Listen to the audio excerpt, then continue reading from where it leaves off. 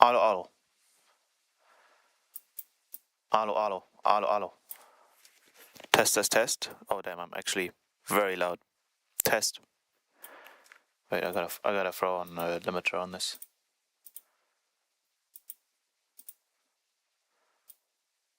This is fine. Let's put that there.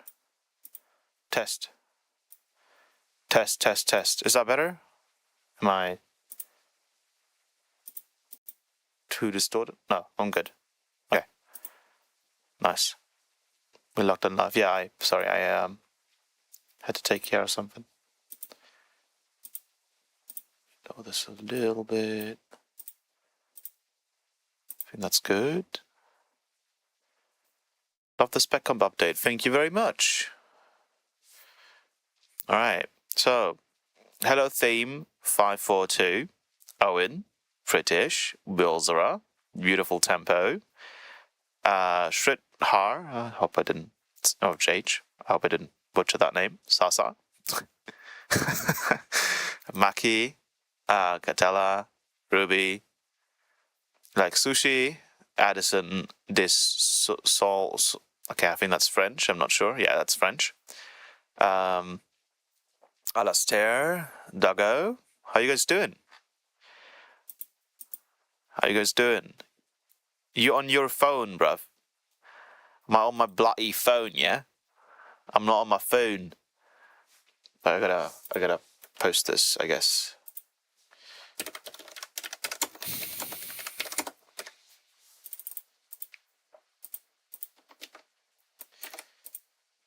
There we go. How you guys doing? Hope you are well, as always. Error? You need to change what? I need to change what? You need to change the video resolution, the current resolution, which is not so perfect. This expected video resolution is 1920 by 1080. Okay, so YouTube wants me to use 1080p. So should I set it to 1080, or can you guys watch in 14? You guys can watch in 1440p. So is that a problem for YouTube? I'm confused.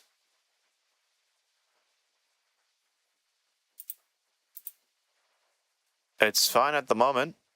Yeah, I would say so as well. I mean, doesn't look like it's not working. Or maybe it's on. It says wait. It says stream settings does not support closed captions, 1440p and 4K resolution. Okay, so I should probably restart. I mean, it looks good, and if it works, that's okay, right? I don't know what's the latency like. I mean, it looks good, and if it's probably not on low latency, like ultra low latency. It's probably just on low latency, which is fine to me. Yeah, we get better bit rate if you keep it. All right, perfect. Hello, Xizix. Or XYZ, ZYX. It's great, awesome. Hello, Seraxi. Oh wait, Doggo, are you on the stream? Yeah. Are you on the bloody stream? Let me see if I can promote you to a as a moderator. Is that okay? Ready, Doggo? Nah, that's not how it is. Can manage blocked words and change chat modes on live, and also has capabilities of standard moderators. Can review and remove chat messages and hyper. There we go. Safe. You're now a moderator. What we cooking? Oh, our finger was lagging for a little bit. Oh, our finger was lagging. I'm good. How have you been? I've been great. Moderator, yes. Hello, Alastair. Today I thought we would probably continue working on the track that I worked on last time, because I actually have a new computer now for that 100th time. let me lower the res here. Oh wait, yeah, I could have the, wait 1 second. Let me check how I can do this. So let me go to stream. You guys can see this, right? No, actually the framework laptop, I had to, what's the word? Refund it. I had to refund the framework laptop, unfortunately. I'll get into that in a minute. All right, let me get the, okay, I can put this to live chat, and then I can probably move this like here, and then just have the live chat on this side. Or on the right side. I guess I like it more on the right side. There we go. Then on the left, and then I'll just drag it here until it fills up the aspect ratio. So let me check what that is. There we go. Can I pull that over the taskbar? No, I can't. Okay. We'll have to live with this. Yeah, this is a 1440p ultra-wide. That's why it's not. So I know this might annoy some people, all of this being on the bottom. But yeah. So let me see if the audio works. Back to stream. This isn't my usual. Oh, I think my Ableton is messed up. Uh-oh. Disable the audio engine. Turn it back on. This is the wrong sample rate, and this is set up correctly. Yes, let's put this to 512. Right. So, my OCD brain. Hello, Magneon, Wazera, Tovin. I'll put this on the left, I guess. Oh wait, I can probably pull this down like that, and then have this here, like here. Something like this, probably. Why is...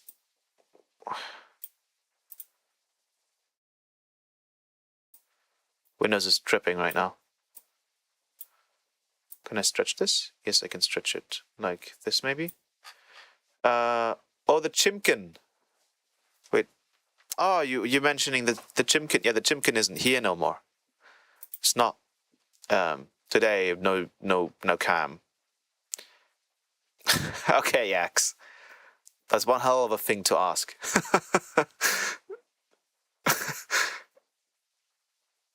Hello. Play any good games recently? Well, yeah, I did actually play a bit of Valorant, which was quite fun. I like the game when it's not unbalanced with, like, you know, some like crazy Reyna or Jett in the enemy team who's just absolutely top fragging and carrying the team, because if you like, it kind of ruins the nice games that you can have in the game, which are like when everyone's like sort of the same skill set or the same skill, the game is awesome. But when there's someone just carrying the enemy team, it's like, right. Spec comp on mic? No, actually no. There's no spec comp on this. But we will talk about spec comp again because I have recently updated it. Oh, that was yesterday. We need an EP from you. Yes, that's coming. I'm working on something. I've got many old tracks, but it's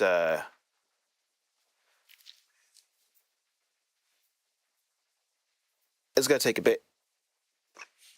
Finally got the framework right.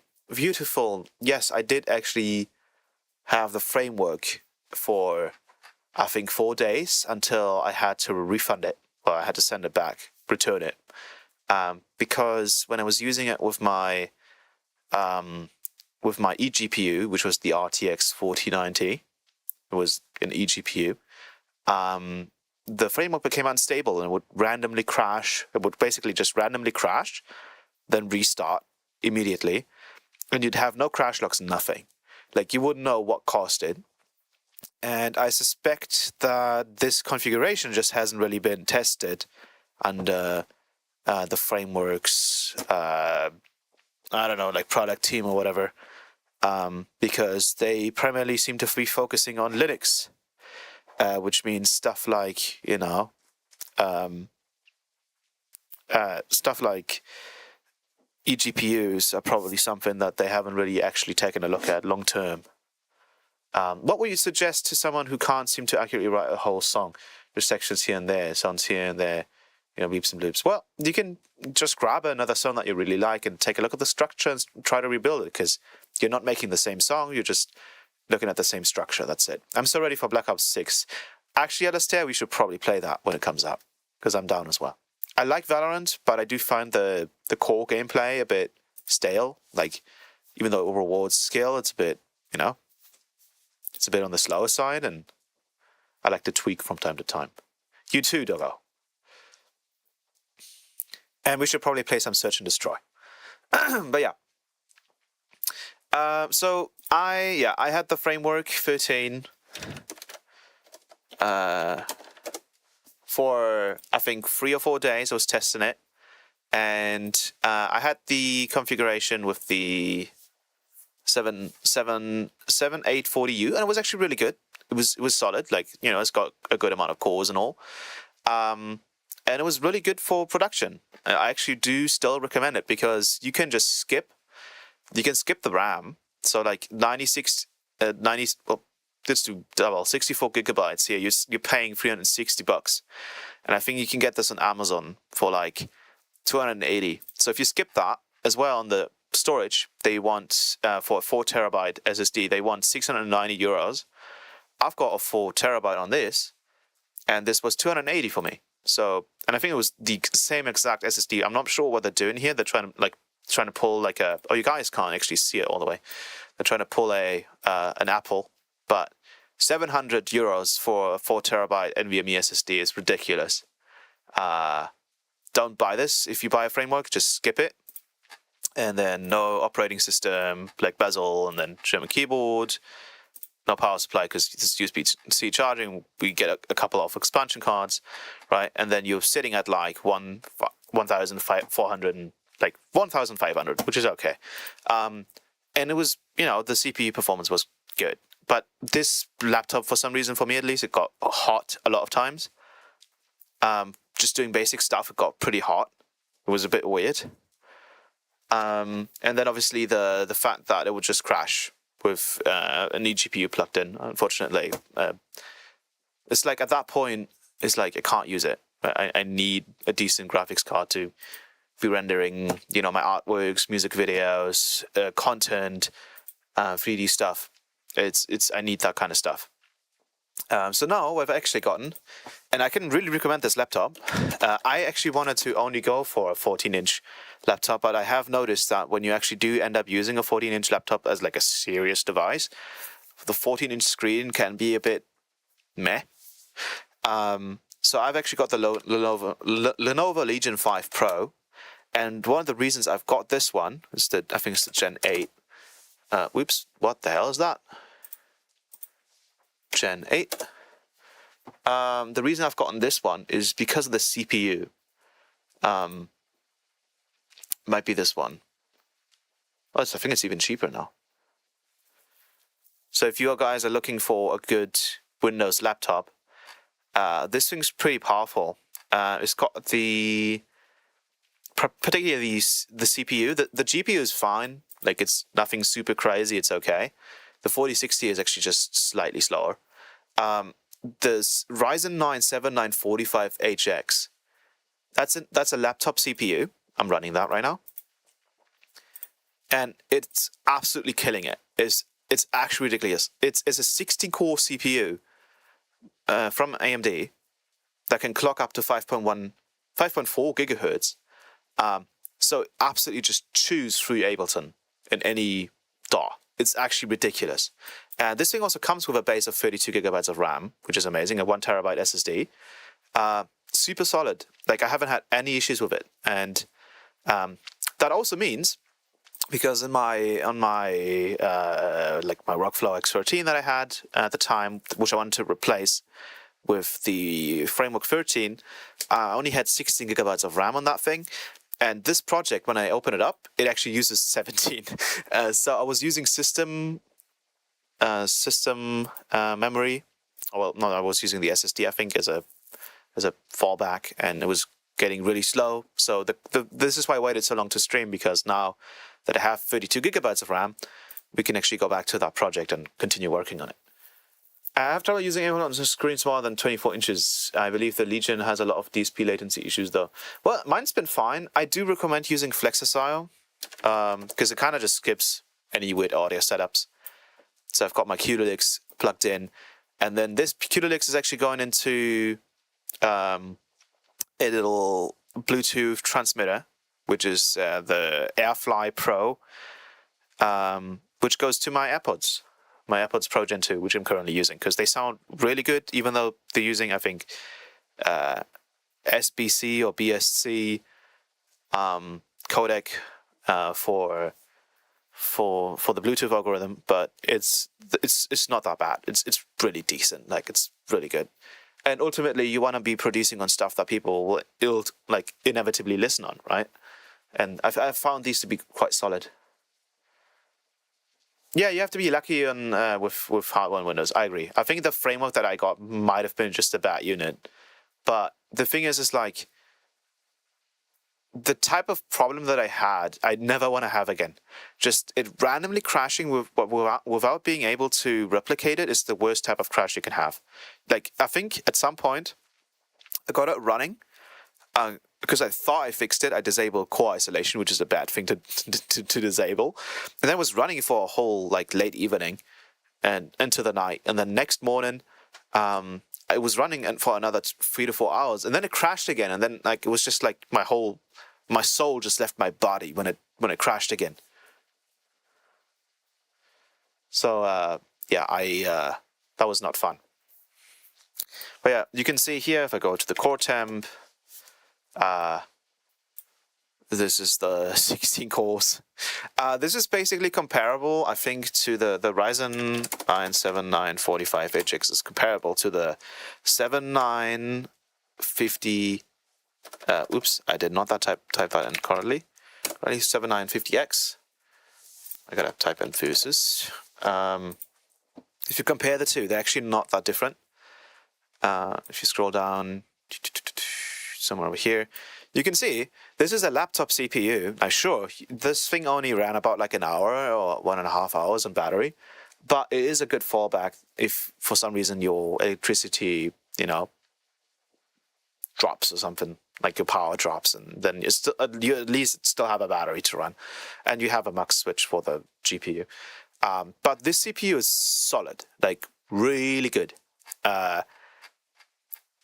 Just not comparable, right? There's nothing really to compare right now.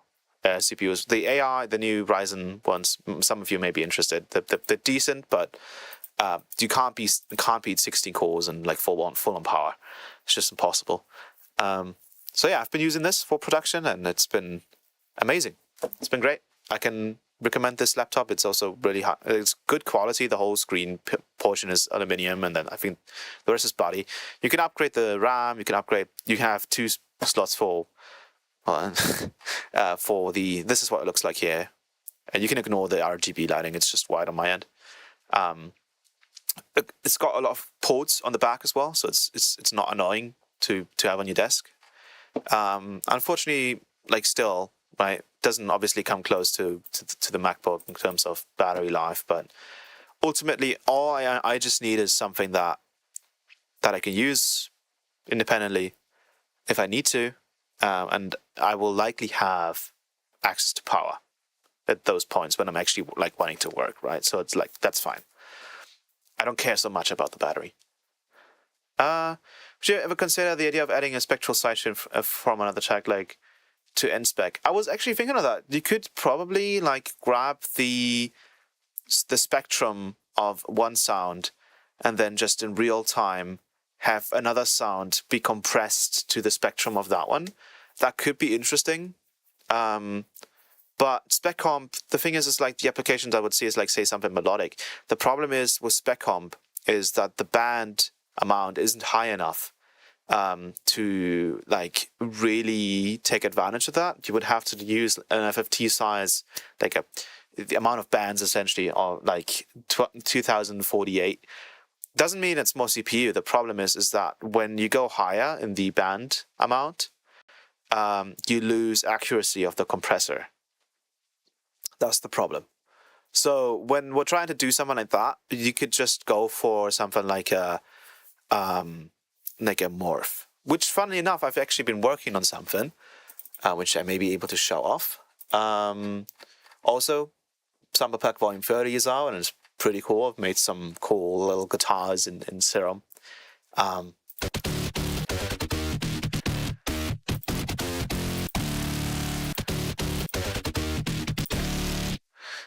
But more importantly, a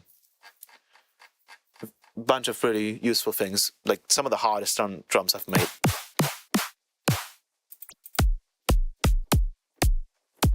Super heavy. But we can bring in, this doesn't have any drop loops though. We've got some bass patterns in the previous one. I think the sub note on this is, whoops, expect Ableton to crash. Oh, no, fine.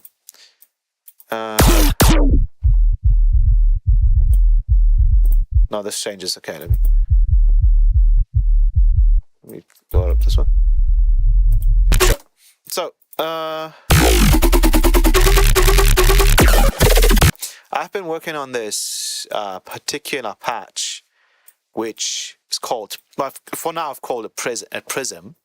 What it does is it's basically doing a morph, but it's doing a morph like usually people would do a spectral morph or like a vocoder morph with like a super saw, right? Oh, it's loud. Oops, sorry. Yeah, I can see that. I can see that being too loud. Let me lower that a bit. Is that is that better? Is that less aggressive on the? Maybe I can actually throw a. Wait, that would be possible if I grab a compressor. I don't know if. Oh, it does have that sidechain. Mic aux. Ooh, let's see if that works. This works. I don't know. We'll see. I'll go to filters. I guess I'll just keep the settings as is. I'll lower the threshold.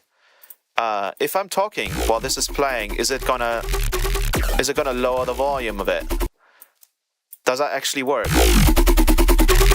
When I'm talking, is it lowering the volume of the ducts? Amazing, sweet, awesome. I guess that's kind of good. Is this volume good then? When I start talking, I gotta check this out. Actually, yeah, that's good. Okay, awesome, sweet. So the way Prism works is, think of it still too loud. Yeah, I'll lower it just a bit more. There we go. So think of it as like doing, let's say you have, like your typical, let's do 145.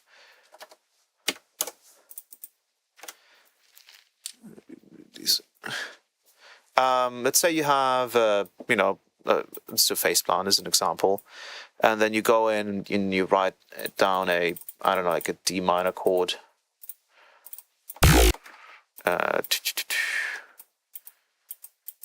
Like something like that. And then, oh no, that one sounds horrible.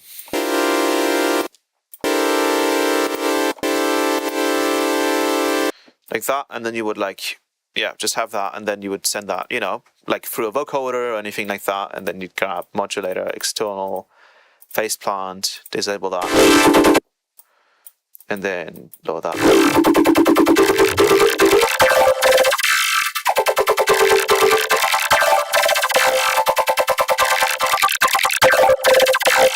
Well, that's hella loud.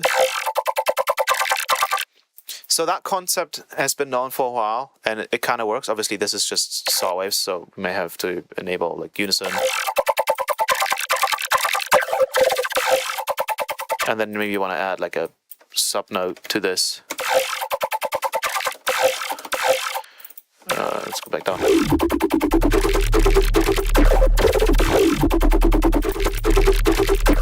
So the thing is like it's always work. You low-key sound British. I actually did just take a 3-hour nap. So I sound very slow. And that might actually sort of help me pronounce my words a bit better, because I do have a slight tendency to talk a little bit British. But the thing is the interesting part, what I wanted to talk about is, like, this sort of method works, but the problem is that we are only replicating a part of the spectrum with strong harmonics, right? So if we load up an EQ8, we are getting 3 notes, and then we're getting the upper notes of the saw wave and all that, which works, but it's not quite as clean as you want it to be. So what you could do instead is you can do this in Faceplant pretty well. Is you take a say a whole octave like this, play it, and then you grab an analog sine wave. So we have 1 octave essentially covered. Then you enable the unison and you set it to pitch stacking, and then you just stack more. And now you're getting essentially almost like the whole spectrum of sine waves. And when you run that through a vocoder, you're now getting much cleaner. The vocoder here in this case might not be the best way to.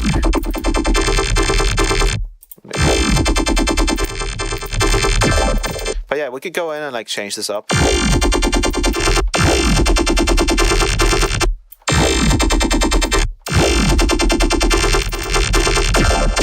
And then you could do maybe like stuff like,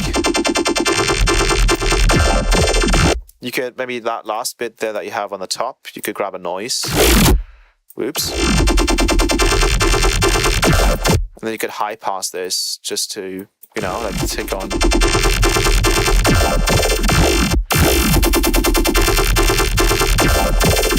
So now if you were to go and like push it down by 1.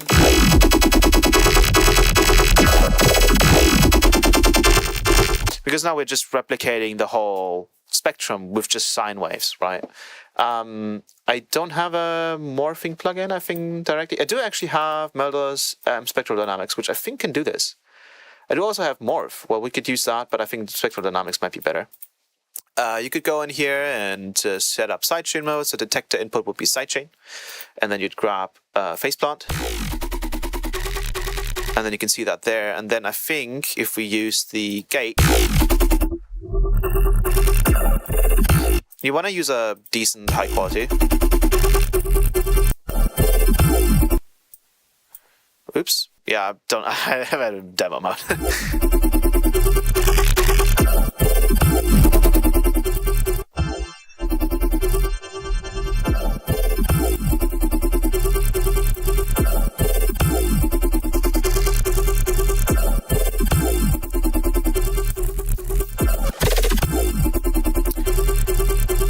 And that sort of works, like it kind of works.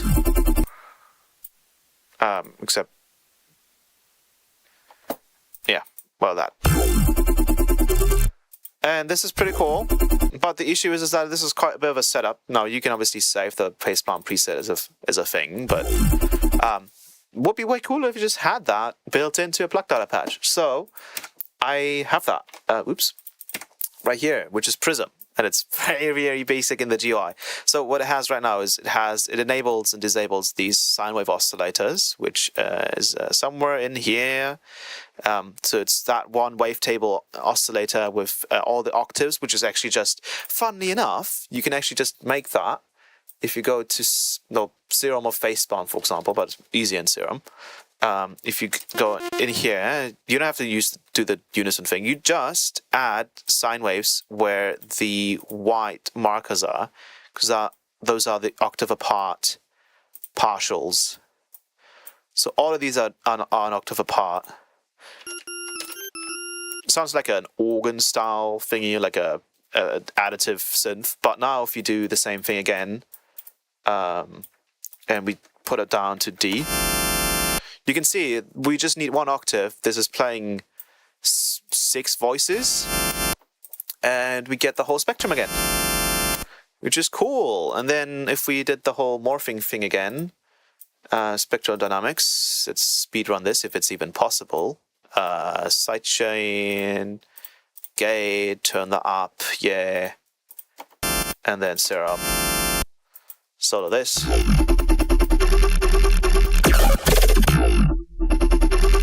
Turn off the slope.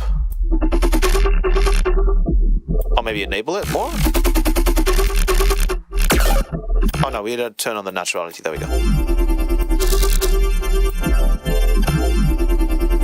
Pretty cool, right? Just a simple serum, just 1 oscillator, and then you can like quickly switch the key if you wanted to.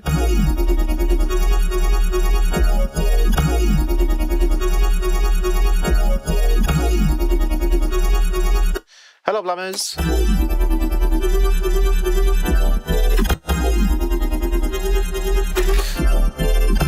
So what I'm doing in the plug data page is actually the same thing. We've got the wavetables here with the same, essentially just frame of an oscillator, and then you've got all of these phasers of these wavetable oscillators playing at a really high quality. So then what happens is we're doing chromatic resynthesis. And this is a bit more complex because here I'm actually doing 2 things. So we're doing just a clean process of applying that. And the great part about this is obviously you don't need an external serum or phaseband. It's all just built in. So without it, you can see I've enabled all the D minor. I think these are all D minor. Let me check with Chroma. That's AP trigger. That's not Chroma. D minor, yes, I've enabled all of these, so it's the same ones. It's also mono right now, because obviously you have to.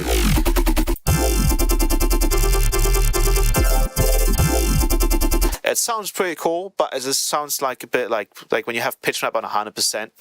And also it doesn't fully yet compensate for when it's hitting notes that aren't in the bins or in the bands that it's supposed to drive.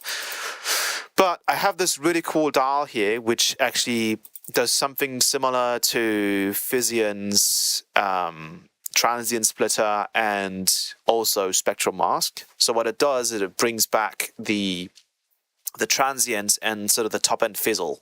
So if I turn this up,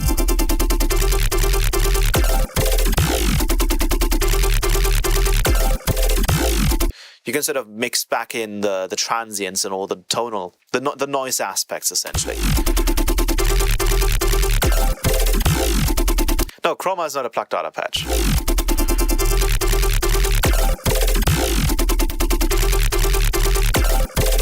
And it sounds really good. The thing is as well is that this is actually 2 FFT processes. This is essentially spectral mask happening on this end. And the cool part about this is, and I was actually talking to the guys from Synaptic at some point, is if you wanted to reduce smearing, you effectively want to use the same FFT process but at a lower band amount, because the higher you go with the bands, the more smeary it gets. So what's happening here is that spectral mask is only running, I think, at an FFT of 512, so effectively 256 bands. And then chromatic resynthesis is happening at, surprisingly, only 1024 bands. So we only get a total latency of 61.3 milliseconds. And we can bring in other bass patterns.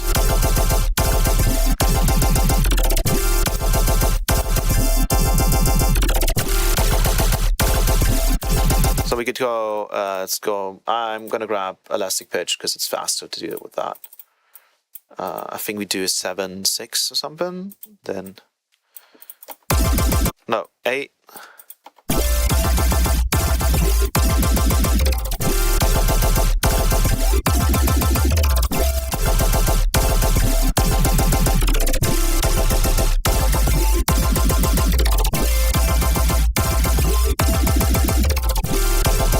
and it's really high quality because the spectrum mask part is actually taking in the dry signal before the whole processing, and using that to bring back the noise and the transients, which some of you may know. You can actually try it with my plug data patch called SpecGate. This is a SpectroGate. You can hear at 512 bands right here.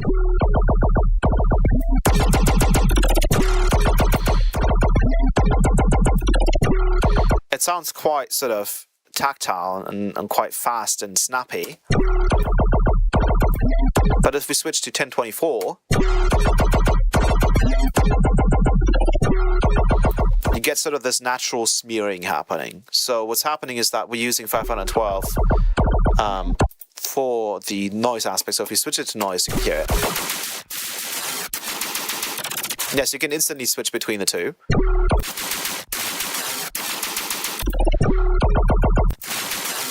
So then you have 1024. And you can hear how 1024 is just a bit more smeary, a little bit less accurate. But on the tonal aspect, 1024 is going to give you more sort of information when it comes to the tonality of things, because it can capture more individual frequencies. So we can combine the best of both, which means combining a higher FFT block size, more bands, essentially the smearier thing for the melodic aspect, and then combine the lower FFT amount for mixing it in.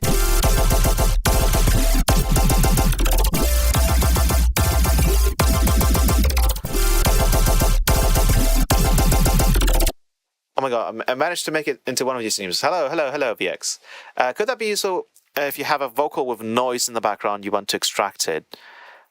Yes, I mean, some of the very old vocal denoisers or extractors actually work just on an FFT denoiser method, but nowadays you definitely want to use AI for it. I do that all the time with SpecMask, using the external signal from Faceband to help chroma smearing. Yes, basically. So that's also built into this, basically. It's currently not MIDI capable. The thing is that it's using the same technique where you are, because you have to think about it. It's doing only 8 up to 12 wavetables oscillators, so that's actually quite expensive, and they're all doing like 8 octaves, right? So it's kind of difficult to set that up. So you have all of them here, but technically I could let you just select the notes, but not individually, just, you know, the per octave basis, similar to chroma, I guess. But yeah, we could like do a C major. We can try, so this might be really cool to you guys. We can try Phrygian dominant. So we'd have these notes, bam, bam, bam, bam.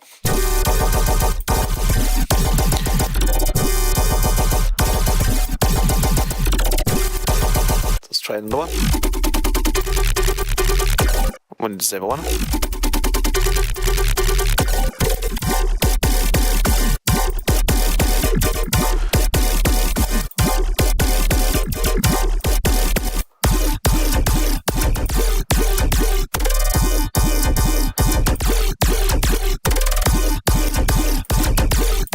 And I've been trying to find an intelligent way to take bands that have notes in there that wouldn't drive one of the notes that you've selected, because they would usually just disappear, similar to like how chroma behaved or how the spectral scaler behaved before I had the idea of shifting everything.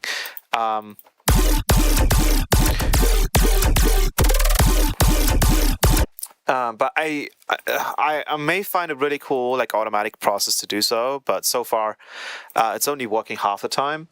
So let's bring in more here, but do D major, D minor again, because it sounds really cool.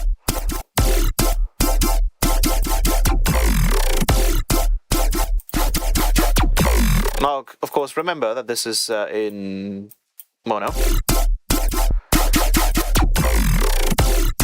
But it sounds really good, because it's like you get, you know, the strong notes in there, but then you also get it to be really goddamn clean, right? It's like super clean.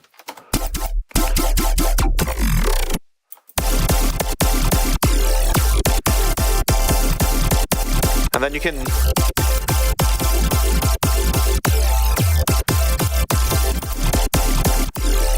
do that stuff like that.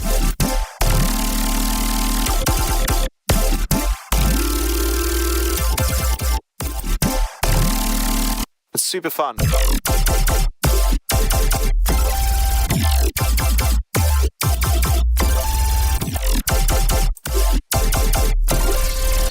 Yeah, we can compare it to Chroma. Let's go here, minor.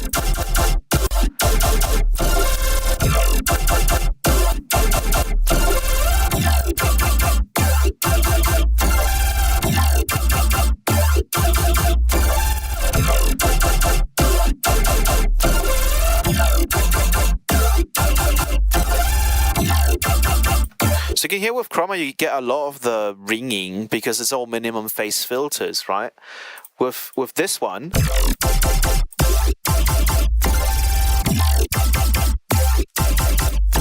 it's a lot more transparent because it's all linear phase FFT, right? So it's all super clean. But once again, I still have to figure out a way to make use of some of the notes. I've figured out some way to do it. It's not quite there yet, but it did take me days to figure it out. But for example, if we bring in, let's go to volume 30 and bring in an ARP loop here. Let's lower that a little bit. One problem that I encounter is that when you use this dial thingy to bring in the noise aspect and stuff, it can sometimes pick up on some of the initial notes as well. But oftentimes it doesn't. New plugged out a patch, loving SpecComp and SpecClip, thanks for all your work on. Thank you very much. I've actually just dropped an update to them because they now sound amazing. I've remade the smoothing algorithm in there and it sounds so good now. The difference now is that when you, and I can show this, is if I bring up like an old pattern, like this one, now what happens is the smoothing algorithm is actually happening before the threshold is applied. So what that means is that when you smooth this out, so for example, if we do something like this, the smoothing, first of all, sounds quite natural. It helps a ton in sounding smooth. And you can check, if you see on the sub, previously it would actually lower the sub quite a bit. Especially if you did something like this, the sub would be lowered like a ton. Now, there's no difference. So I can actually boost this. And everything is now way more accurate with the smoothing, which is amazing. And I think it also made use less CPU now because the smoothing algorithm is way simpler. And I've also remade the spectrum graph. I think I can do this on 200. So you can see the spectrum is now way more accurate. It's way higher resolution. Overall, just better, right? So initially, when you ran a saw wave through SpecComp, it looked really strange, like really weird, because the spectrum analyzer wasn't quite working the way I wanted it to. But now, if I disable it, you can see that saw wave looks pretty normal. It's not quite showing the lower frequencies there. I think it's I'm not sure why it's doing that. Let's reset the shape. But yeah, it's because this only goes down to -64. I think this goes lower, so it's not showing all the frequencies. But let's go higher. The thing is like I'm still a bit limited because the way I have to do the spectrum analyzer in plugged out is a bit different to how you can do them in Ableton. So it'll never be 100% accurate, but it's like not that. It's not that important. At the end of the day, you can throw an analyzer after anyways. And other analyzers are meant to be good analyzers and super accurate, so you might want to use those anyways. But that being said, I think both SpecComp and SpecComp Lite are now in a state where I don't have to really update them anymore. They just look super solid. They sound super solid. Oh, also, obviously, the range has been extended from 0 to minus 64 dB. So now you have a super huge range in terms of how bright you want something to sound, which is good because previously you only went down to minus 46, which might have still been a bit too high for people. You can really hear the subs just solid now. I've also updated the format, so now you can hit the little reset button here and reset the curve if you want to do that. Also looks cleaner. It's weird because the spectrum analyzer uses less CPU. It's lower resolution, looks better, is more accurate, but uses less CPU.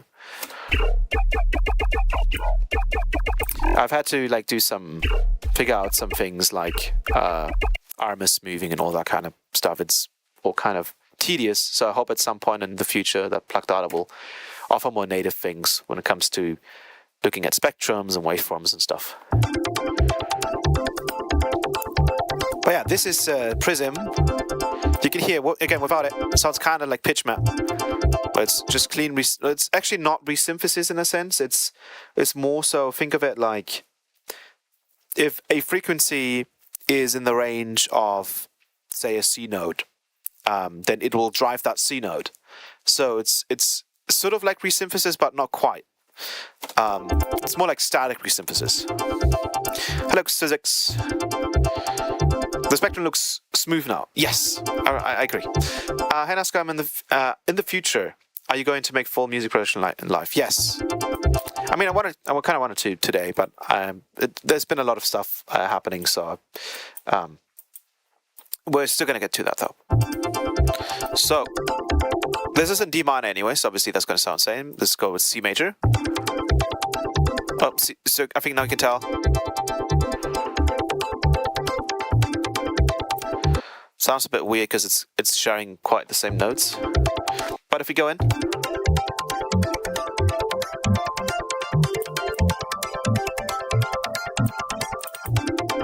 the thing it doesn't do, it just like Chroma, it doesn't quite process the low end because processing low end is quite annoying. It's the problem with processing the low end is similar to I don't know how PitchMap actually does it, because you need a really high resolution in the low end to be able to do this. So this doesn't quite process the low end. I think it goes down to like 200 hertz or 300 hertz. So if we bring in, say, a melody loop, I think in volume 26 we had some.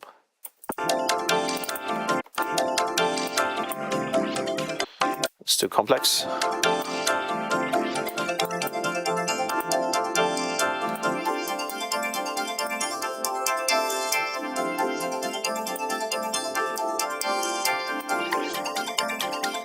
You can hear if I turn up the transient preservation, we get that issue where if you don't have quite the control over, say, how tactile it's supposed to be, it can recover notes from the original pitch.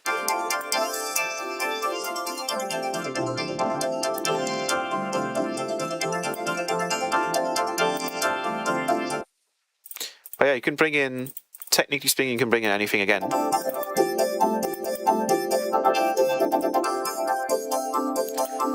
And it'll try and repitch it.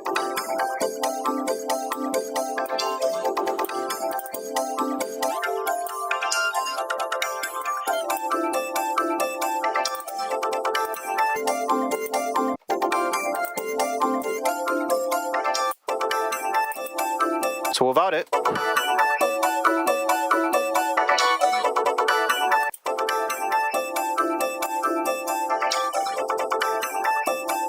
and here it works quite well. So bring in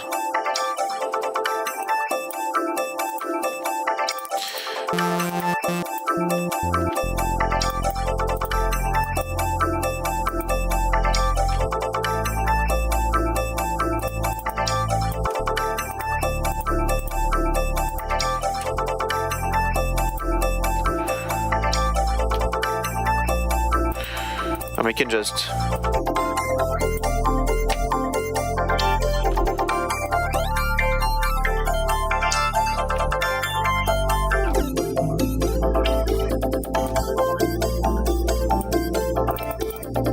What I love pairing is spec 8 in here, smoothing it out anyways.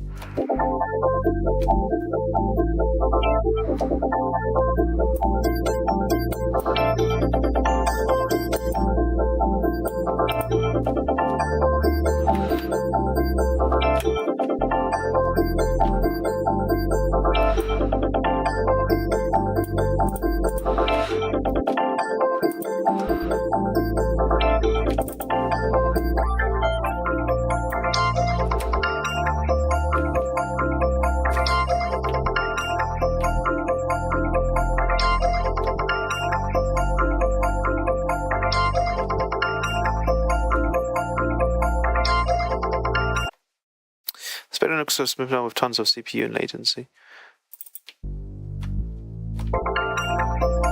Hello, call breaks.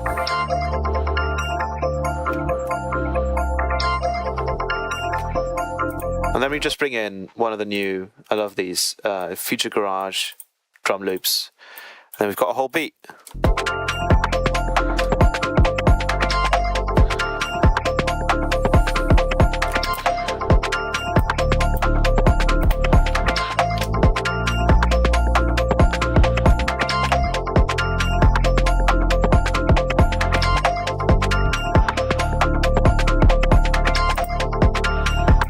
Maybe some delay.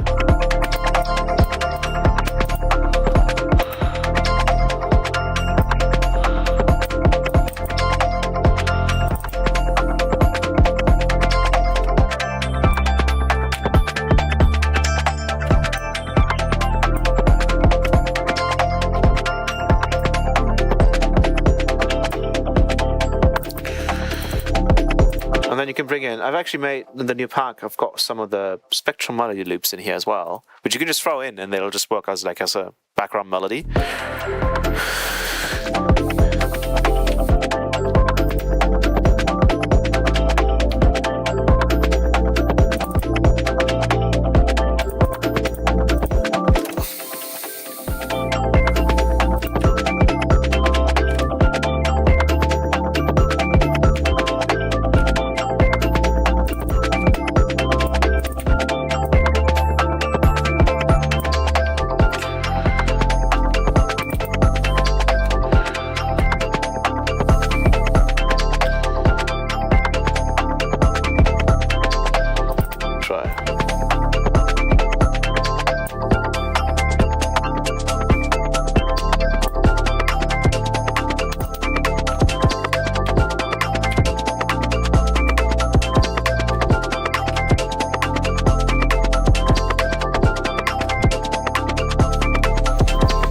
Excuse me for my live playing skills, because the AirPods do have some bass latency, which makes it hard to play anything. But yeah, so that's Prism. It's not done yet, but I do want it to be super clean and easy to use, similar to Chroma. It's just a different type of effect, and I've also found some ways to repurpose some of the bands again. It can sound really cool because once again, it's a different type of process. It's not as smeary as the other ones. So if we bring in, for example, an impact. Let's disable. Let's get rid of this. Oops.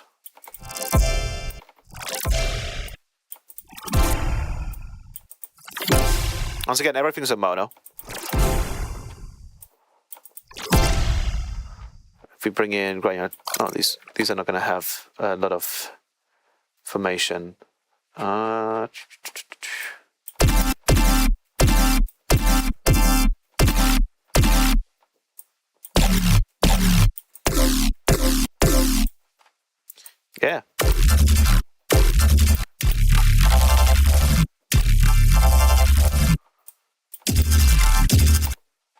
Lots of fun things you can do with that.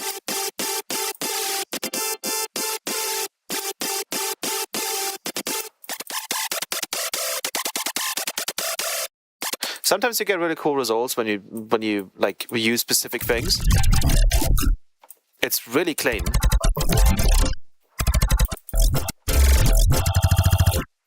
Like really clean. It sounds kind of nuts. Usually you need a bunch of separate plugins to do this. It's really cool. Timbre Resynth is like color-based but better. Yes. You mean Timbre Resynth, the Max for Life device?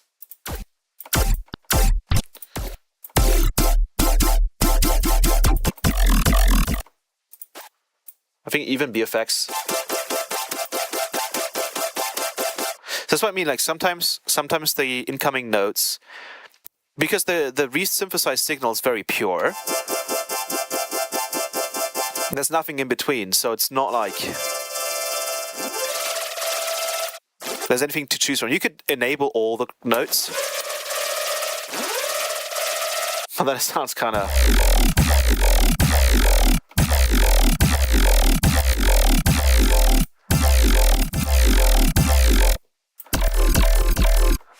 Sounds a bit different. Yes, and the thing is, I just don't use Max for Life devices because I'm on Windows, and Max for Life devices tend to be a bit crashy, so I just don't use them on there. Sadly, because I would like to. But yeah,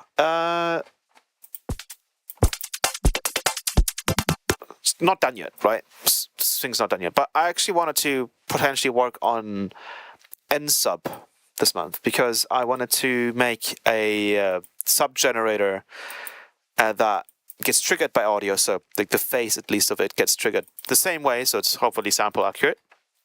And then I want that to be a small additive oscillator, similar to like the one in Current, where you can, well, in Current you can't set the partials, but not directly at least. But for example, in Serum, you don't really need distortion for a sub. All you need to do is make sure that you've got the right partials set up. So like we've got, you know, our main sine wave. You could go something like that, and you can change the phase.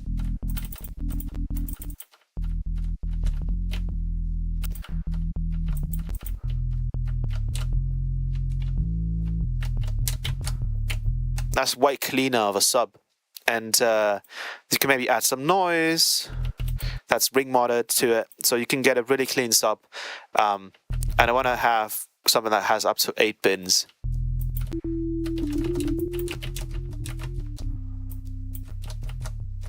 And then you can just, you know, like it's supposed to be super solid. It just re-triggers the same time every time, and you can set it to when it re-triggers. You can send in MIDI and have a pitch bend and all those kind of fun stuff. That's stuff I wanted to, because sometimes there's cool things you can do in Faceplant.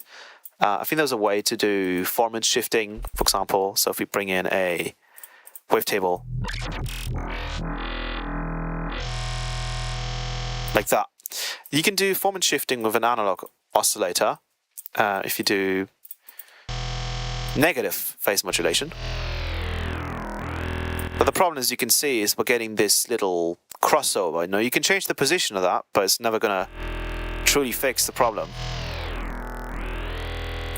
So what you can do is, at least in Faceplant's wavetable editor, you can go into the editor here, and you can go to effects and use the sync in here, because this has an overlap method. So what this overlap does is, if we move this up, you can see that's sort of blending together the different frames.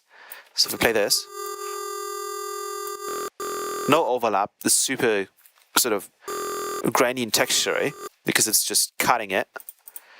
And then if you turn up the overlap, it really smooths out the sync. So what you could do is you could set this to multiplier of 1, and then you can lower it. And you can hear that same sort of artifacting. And then you turn up the overlap to, I think 10% is actually enough. And it's smooth. So you could have, you know,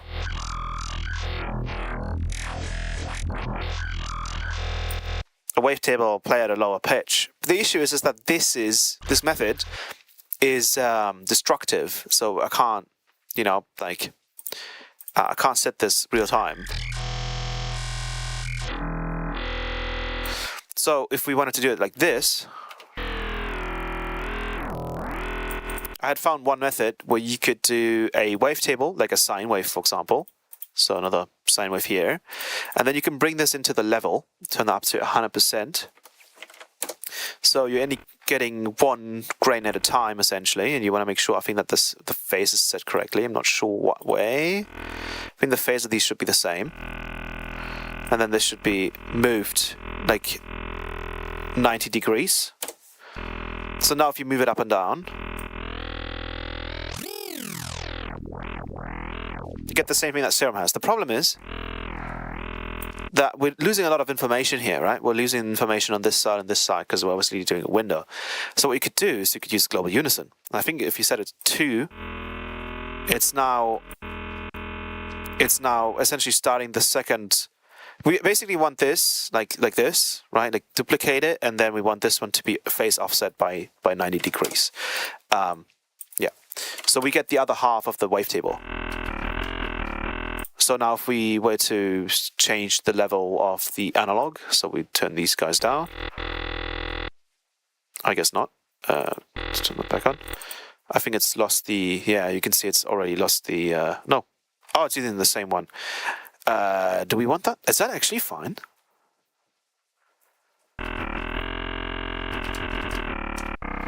No, that's not fine. Yeah. So we want essentially to phase shift everything. So this should go, and then this goes. Let's do minus 90, and then this goes onto level at 100%. Oh, 100%. This one goes away. There we go. So we want to phase offset all of these 90 by 90 degrees, like this. And then these should all be at 0. And then 100%. And then let's do minus 90. Yeah. And then we map this amount here. So now, if I'm correct, which doesn't look like I am, oh, right, because this needs to be offset. Right, so this gets offset here. There was some way to do it, at least. So anyways, if you have it like this, you basically want the other half of the wavetable. So you want this to be moved, right? Like over there at like 90.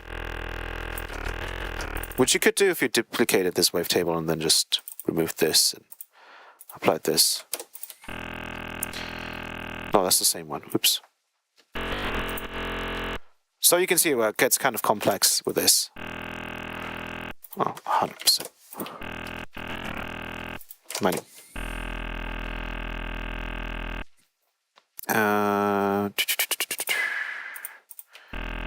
That's already done. But yeah, so anyways, you can have it like this, and then you can use global unison to do this. So you turn on your global unison, and then I think there was one mode to do it. I'm not sure which one it was. I think it was smooth.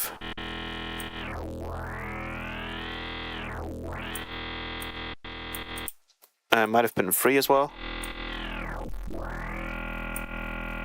I think the phase offset here is not correct just now. We need to phase off the offset this by 90. There we go. Set it to 2.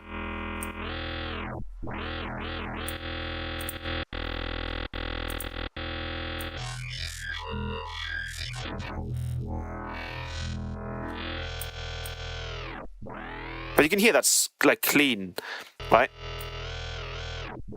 Doesn't have that like that window synced method to it. It's way cleaner.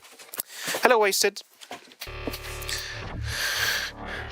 And it would be so cool to have this in Faceplant. Sounds so sick. You could just go through the LFO here for the wavetable. And then you could grab an LFO and change the volume or the amount of phase sync with this guy.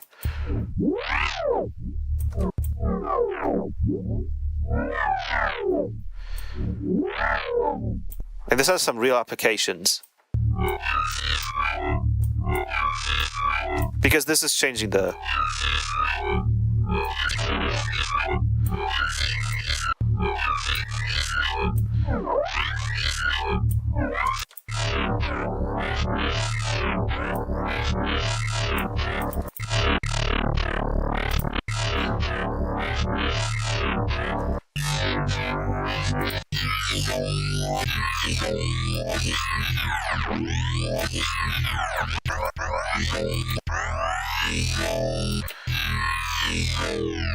Sounds super clean, but yeah, now you can't really use a sub, because if you add a sub, it's going to be like face cancelling itself, I think.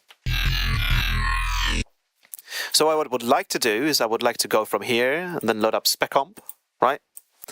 Like SpecComp Lite in this case, or actually I would probably use, yeah, I would use SpecComp Lite, and then just go over basic curve. And then we could keep the sub that it's generated, but we could cut that out. And then I want to have N sub as a snappy patch, and then have it be an additive oscillator with all the harmonics that you can set. So you can load up N sub. And then we want to probably do plug data, no, not plug data, snap heap.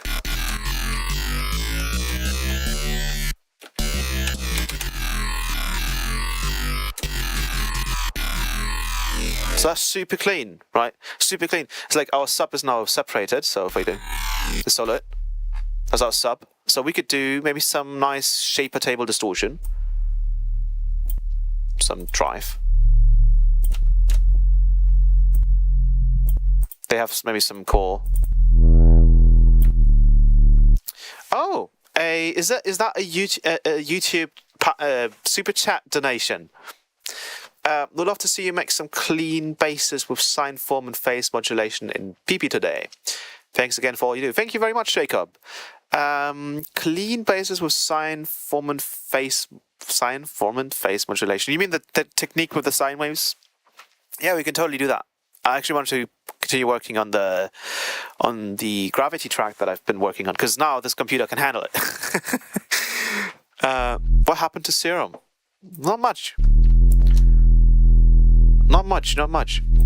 But yeah, so we can beef our sub up this way, right? Which works, but it's not really the way to do it. One thing you could probably do is you could go into N sub. The problem is I've noticed that the way I'm doing the modulation, where is it? Somewhere in here. Node, remap, envelope, audio follower. What? Is it another sub channel? No, it's not. Where's it connected to? Is it? Oh wait, the NSUB is, I remember, right. NSUB is just a, okay, so what you could do, now at least, with Shaper, is I believe you can generate a DC offset, if I'm not mistaken. Hello?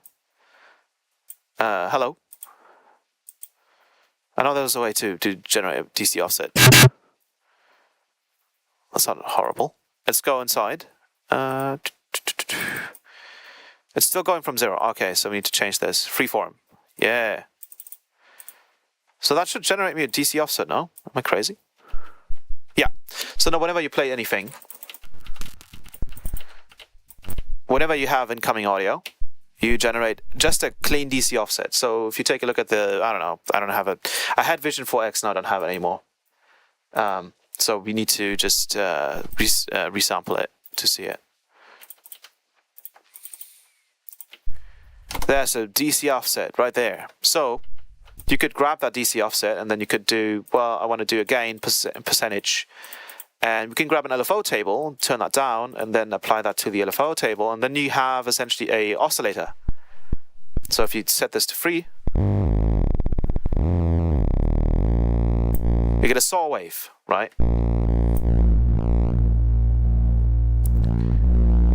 The problem here is that this isn't really supposed to be done because it's I don't think it's sample accurate. So you can hear it doesn't quite.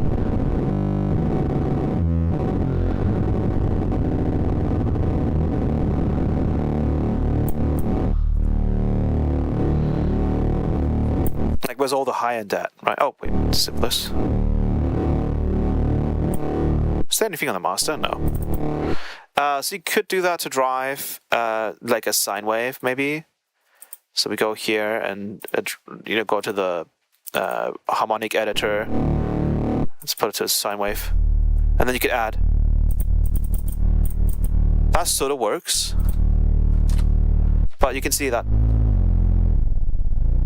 it's all static and stuff, so it's kind of annoying. So you'd have to like properly implement this.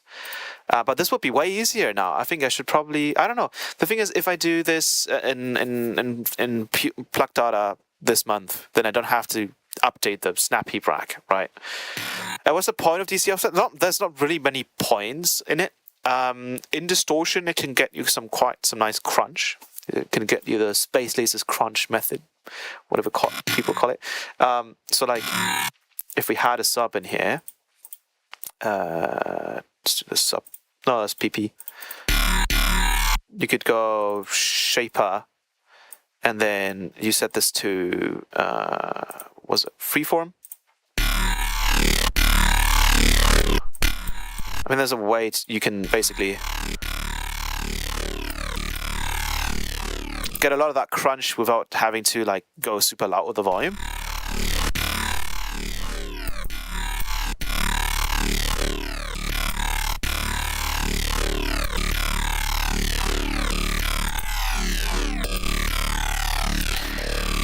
It's always dependent on the sub, right? But yeah, that's basically a DC offset. If you enable the DC filter, oh no, it's actually fine in this case.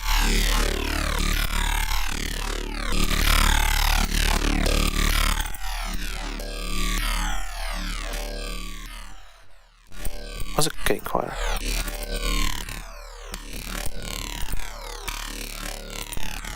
Oh no, we're good. But I think if we load up an EQ here, we should be able to see. Hey, you see that guy down here? Look, down here. Right there. No, he's a bit more aggravated. So. But in this case, actually, it doesn't have pretty much of an impact. Usually use DC filters to get rid of them. Yeah, I think distortion did this as well. If you use distortion and then you use the bias, as far as I know, it created a DC offset as well, but I'm not sure now.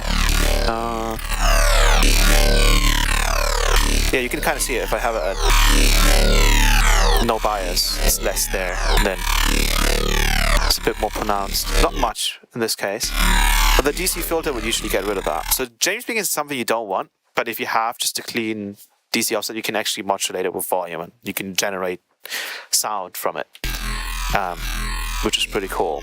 For example, like a post added sub. But unfortunately, once again, Snap Heap isn't quite made for doing this. But Plug Data has oscillators straight in the effects section, which is amazing, because that means it's... Wait, am I recording? Just stop recording. I don't want to... Let me try this. Okay, for some reason it was recording on my computer. That's strange. But yeah, I think I'm just going to make a Plug Data patch, make it look super cool, like super easy to edit the sub, and then maybe add noise, crunch, and all that kind of stuff. And then you won't need NSub. But for now, if you use NSub, you can combine spec comp with NSub, and then maybe at the end, you can use... so one thing you could also do is we can delete spec comp here. We can use, spec comp light. We can use spec comp. We can use the format section to dry wet the sub, and then we can compress it.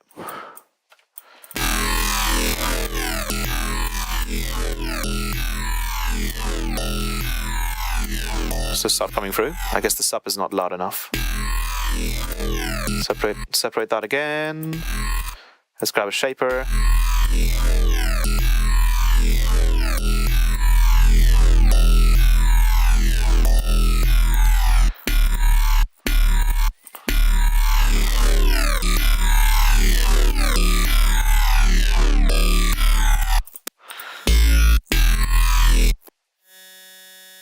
Oh, there's some... Snap Heap is causing some... Look at that! I mean, is that the shaper doing that? That's the shaper. Wave shapers are a bit weird. Sometimes they do some weird stuff. As you can hear.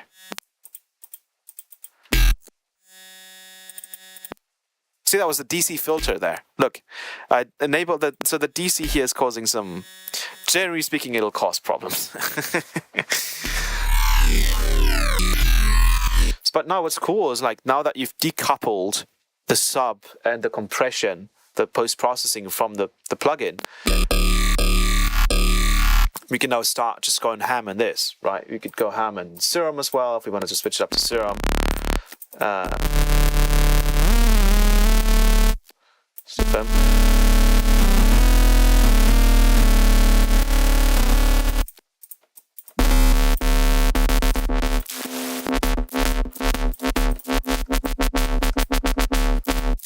Still high pass.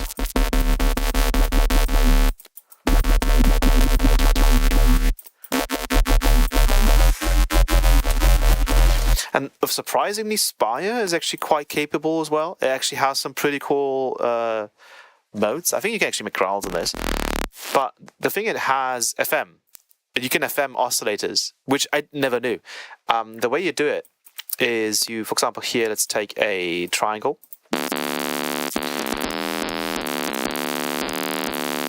And then oscillator B, you just slightly turn on. Obviously turn it up a few octaves. And then you go to the matrix, I believe. And then you go to a source and you can select oscillator 2. And then you can drag I think it's this is the face, right? So if you wanted to do phase modulation, you right click, hold right click, put this to the trigger. Now we've got phase modulation.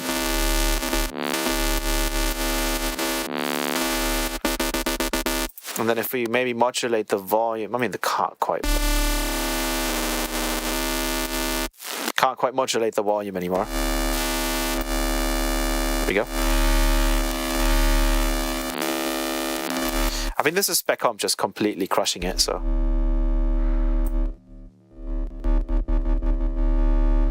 That's Inspire. I never knew that Spire could do this.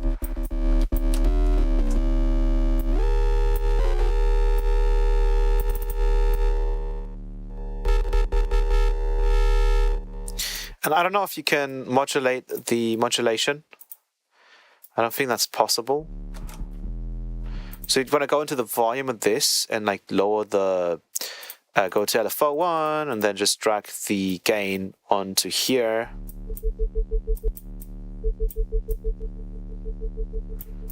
But yeah, we would actually want to control this, which I guess just doesn't, that's not a possibility. That kind of sucks. But let's grab this as well.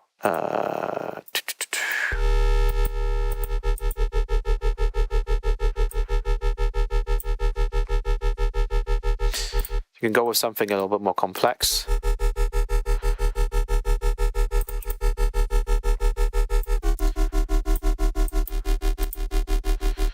And then they got a bunch of really interesting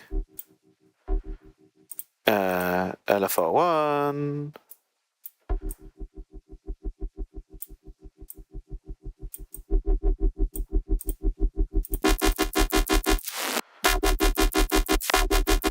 And then you want to change the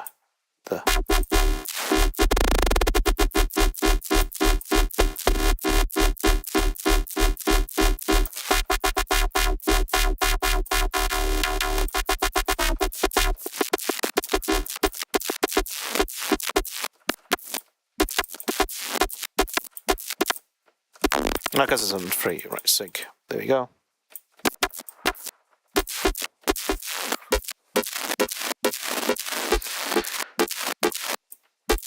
This might be a bit much. Let's go Vector Pimper.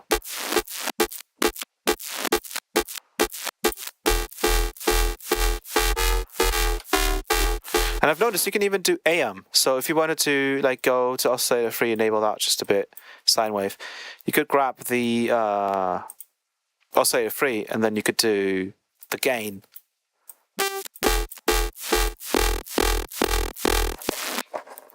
And then you get ring modulation from the different oscillators. So if you were to like lower this and it's not do any FM at all, you can introduce the phaser,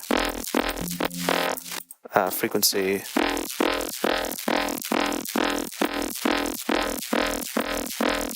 You could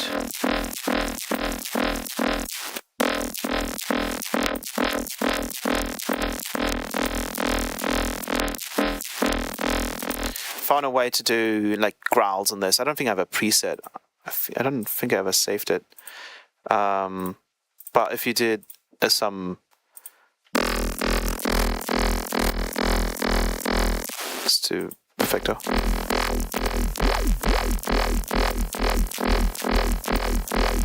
You can sort of hear it. Oh yeah, what we want to bring in is a convolver. And then we load up some of my new ones.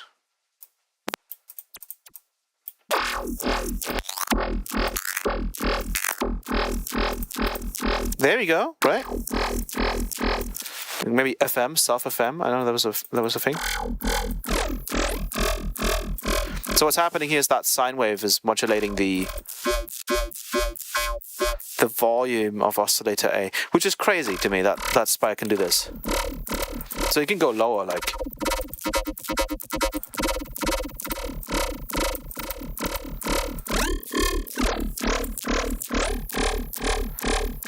And then maybe some distortion.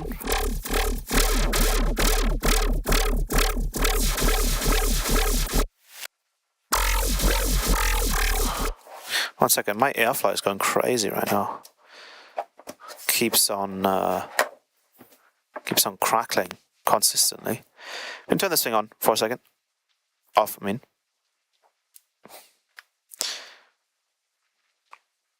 And then back on, please.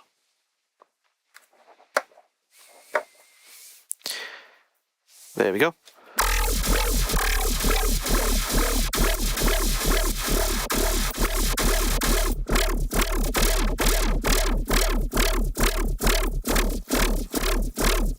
It's actually quite capable. And then you can like mess around with they have like a PWM mode, and I think if you go like this, you can do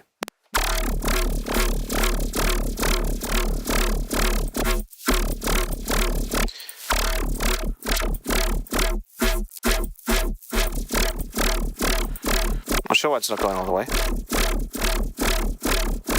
That's strange. Seems like the sine wave probably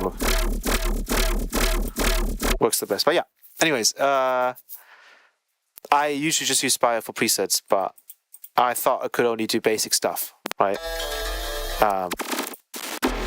Apparently you can do more. And I can't hear anything for some reason. What is that? Huh? Is this thing empty? Let me check.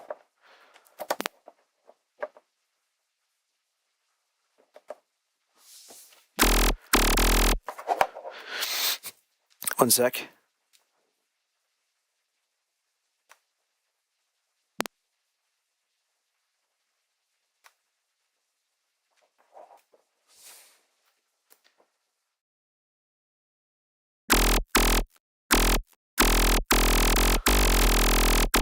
Okay, now it works again. That was weird. But yeah, I've been slowly just migrating completely to Faceplant because, like, the fact that you can just do more complex effects, like the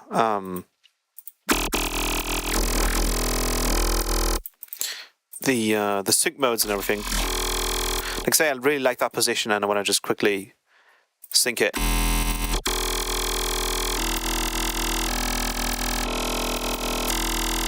and it's all high quality. It's awesome. But I really wish just Faceplant had some like real-time warp modes. I'm kind of missing that. Kind of missing it.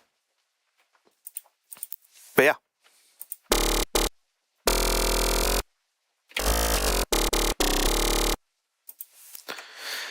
So that's what's up.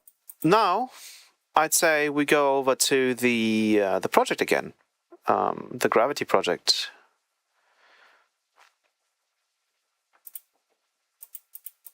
So let me open that up, and you can see what the CPU usage is like with this computer.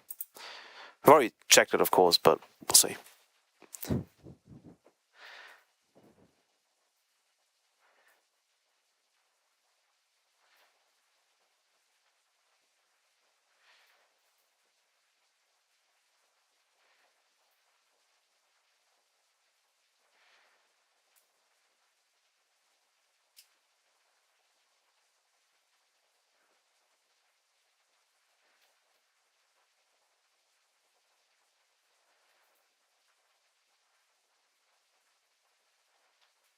It's taking a bit. Oh, let me actually show you.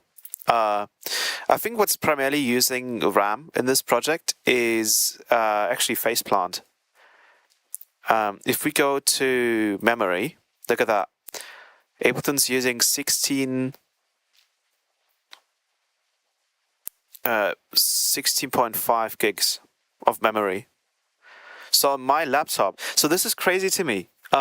This project is using almost 17 gigabytes of RAM,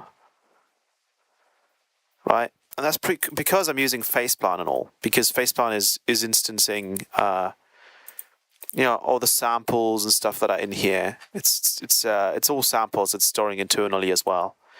And regardless if they're stored internally or not, it has to grab that sample regardless, and even if it's just, linked, and it has to load it into memory for you to play it, right? So what's interesting about that is you would not have enough memory in most, like, can I just check this real quick? I think it's okay to check, right? If let's get an like Apple MacBook Air M3, right? Oh, this is all in German now. Don't be scared of the prices. The EU prices are actually nuts for Apple devices.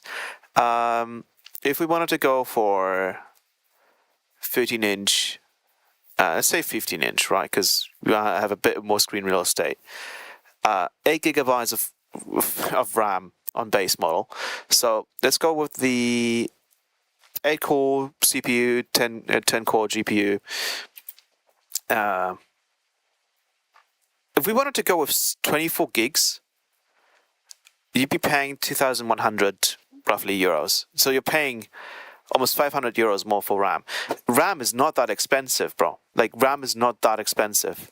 And with MacBooks, at least, your storage or RAM is set in stone, right? You can't change it. So if you were to get the base model, a 1,600 euro machine would not be able to run this project. A 1,830 euro machine would not be able to run this project. Only a 2,100 euro machine would be able to run this project. So that's what's really cool about Framework, is that the entry cost is not that high, but it's still high. But I honestly, nowadays, I would just recommend, if you are getting a laptop or computer, get at least 32 gigs of RAM. You need 32 gigs. Absolutely nuts to say that on like, let's go to MacBooks, right? If we go to here, starting at 2K, that's ridiculous. So it's like only the wealthy in Europe can buy Apple devices, it seems. 60. This starts with 18 gigs, which is decent, but that means you only have 2 gigs left. Let's say we want to go with 16, right? Let's go here. Sorry for all this being German. Let's go to 36. Yeah, that's roughly 32 gigs, right? Now you're sitting at 3,460 euros. Just if you want a MacBook Pro with that amount of RAM. Now, if you say, well, let's go back down to 14 inches, even though I don't like it. Let's go down there, and let's go with the little bit stronger CPU at least. So coping a little bit. M3 Pro starts at 3K already, and then we want to go to 36 gigs so we can actually open this project. We're back at the same price actually. I think this is 14 inches. What the hell? All right, and then the Lenovo Legion that I have has 32 gigs by standard. Right, I have 32 gigs. And I can upgrade this to 64 at some point if I need it. You can see I'm using 24, so you'd need at least 24, if not more, because we're obviously going to be adding stuff to projects. This is one thing I don't like. I like MacBooks for everything but the RAM, because you need a lot of RAM for nowadays projects. But yeah, just a little side note. Your silhouette in the skies. So you can see CPU is fine, right? We're like sitting at a base 33%, and that's just because some plugins, they kind of run in the background even though they shouldn't. As always, I can go to Flexosire and maybe do 1024, so we're just absolutely set. We don't really have to because the CPU can handle it, but I'm just going to do it. 112 gigabytes DDR5, baby, and a Ryzen 7 7800 or something. Yeah, basically, right? That you should be set. Even the 7950 is super solid. Like those are not. I wouldn't go with Intel, by the way. Intel, it's kind of stinky. But yeah, even the 8 core CPUs from AMD are still super solid. I think if we so this is interesting. If we compare my 7945HX versus let's say the M3 Max, right? Let's go to CPU Monkey. Let's not care about efficiency. We just care about raw power. You can see that the Ryzen is slightly better.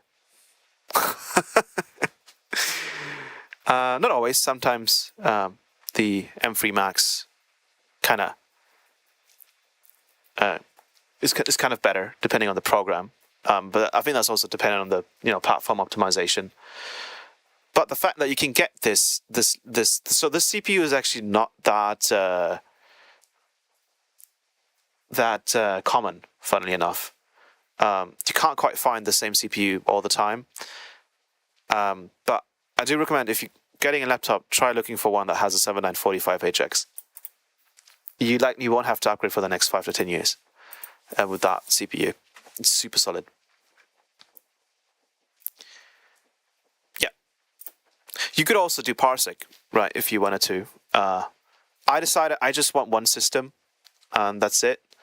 And in my case, obviously, with Starlink, Parsec is not the best thing to use. Your silhouette in the skies.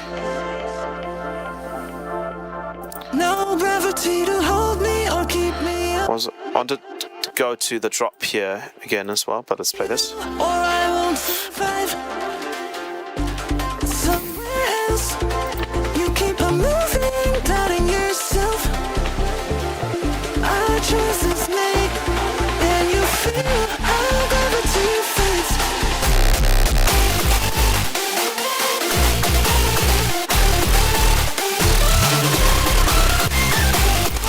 I want the clap to be a bit more upfront. Oh, there's no clap here.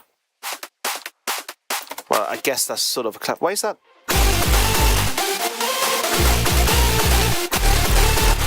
Let me add another clap.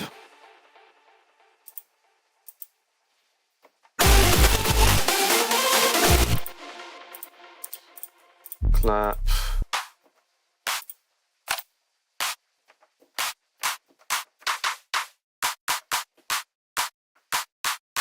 I like that one.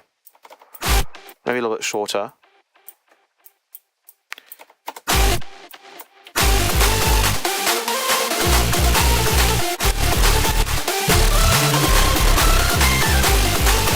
I want to clean this up a bit. It's a bit too much for me. Just a bit cleaner.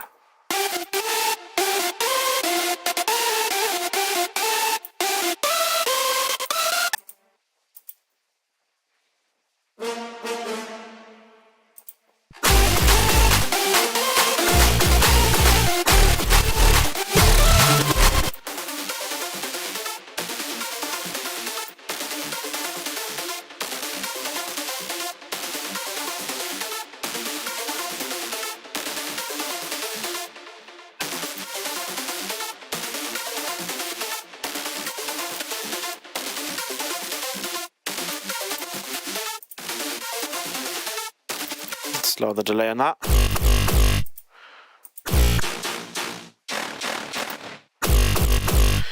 I want to go back to the space a little bit. So we've got a phase shift on this. We've got a spec comp.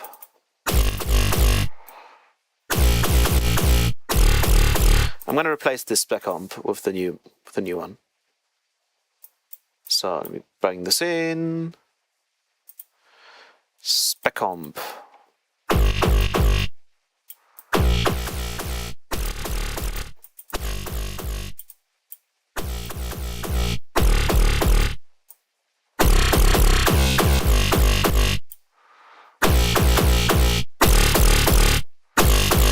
That's just a bit cleaner.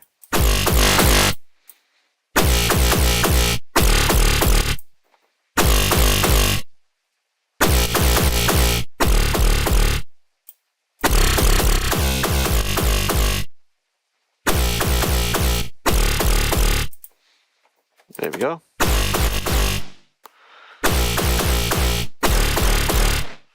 Boost this one a little bit. This one has a bit of release to it. Let me do it on that.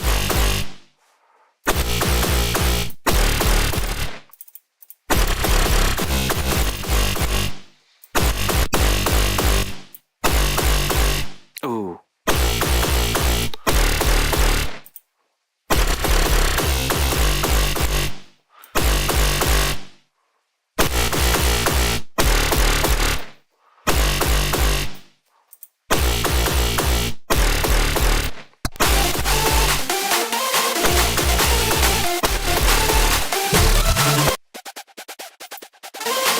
So I think what I don't like is these guys.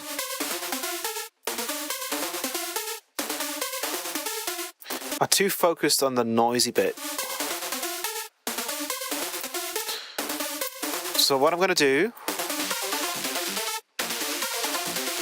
I'm going to grab a Pro Q and I'm going to do tilt.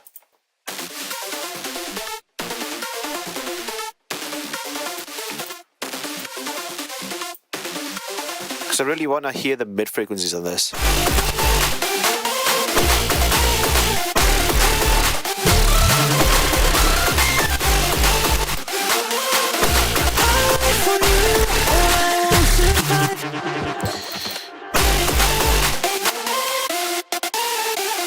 This is nice as well, but I think we could probably add another instrument. And I'm going to try and see if maybe like Spire will work with this. I just want more voices. So let's go open up Spire.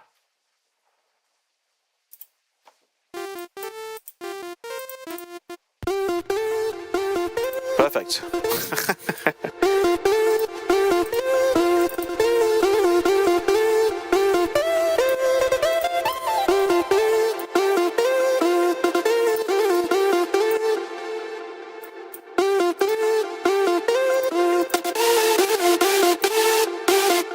I mean, we can probably mute these guys.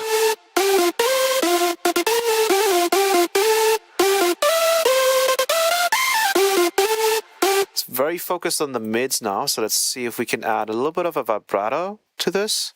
I think it already has one, actually. Yeah. Oh, it's the fade in right here. Where is it? Let's do more.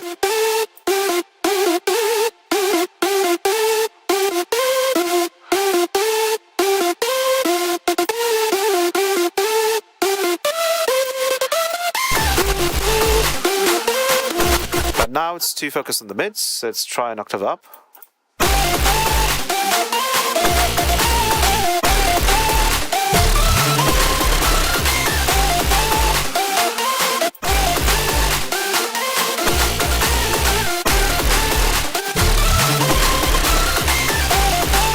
I like that. It's just too loud.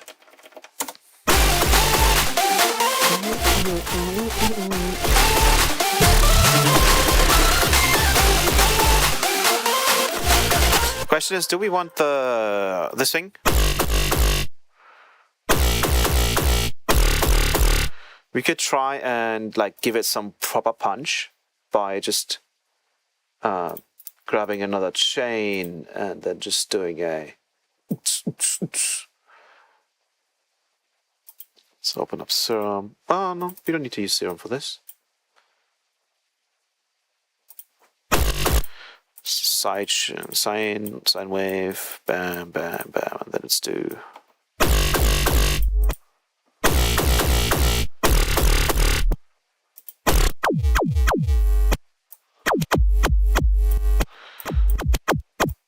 I see. So we probably want the phase shift to go just on the serum, so we have a clean sine wave on the other side. There we go.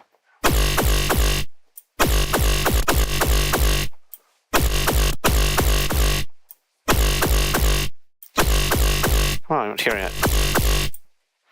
Give it some distortion.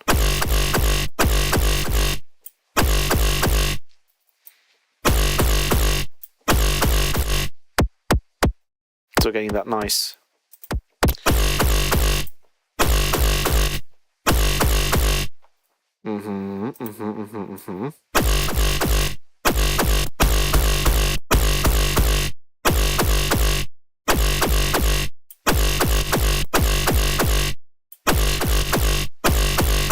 I like that. Gives a bit more punch and still goes into the compressor, so.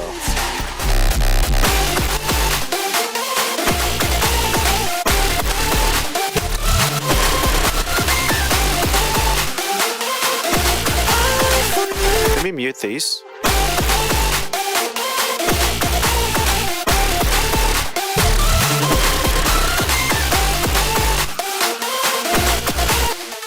Yeah, they don't quite add much. They don't quite add much. Not in this section, to be honest. It's too much. I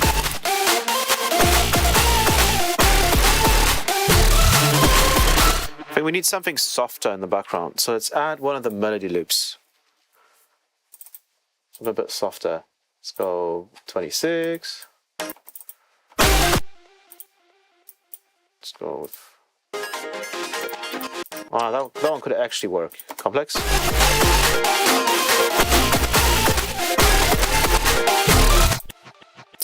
What key are we in? F major. Okay. So let's go with major F. See, it has a bit more character. Let's go with transgate. Why is that so distorted? Let's actually go with autopan. Autopan right here.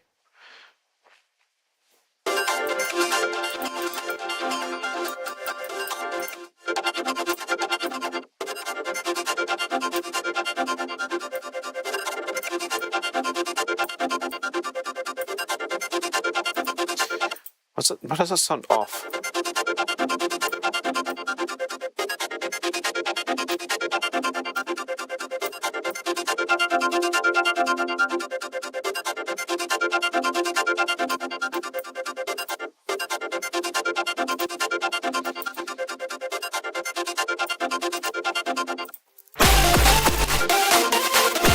Let's pitch it around.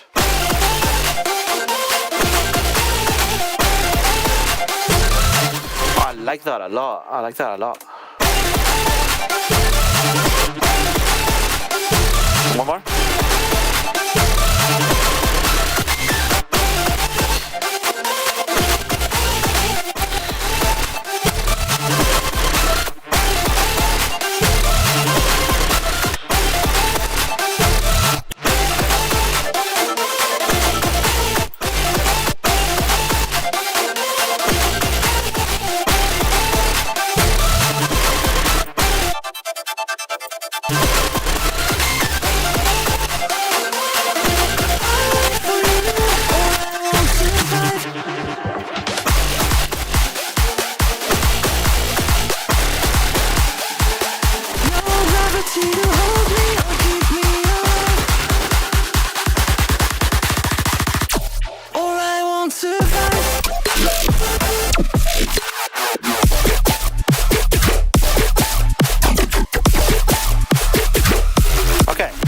this is a good example of the new update to Spec Comp. You can see how, in this case, I am turning up the sub, right? Above like 0, up to like 6 down here. And the compression is at 80%, so that's 100% downwards and some upwards compression. And the smoothing here is at 80. So if we, this might get loud as well. If we go ahead and I'm gonna lower the channel volume. If I go ahead and turn on the smoothing, actually it might be the clipper as well. You can see that the sub is still, oh, you have to disable this, not hitting, well now it should be hitting roughly that 6 dB, but if I turn this up, actually in this case it's quite fine. But if we did something like this, where this was significantly lower, you can see how the sub is getting pulled down.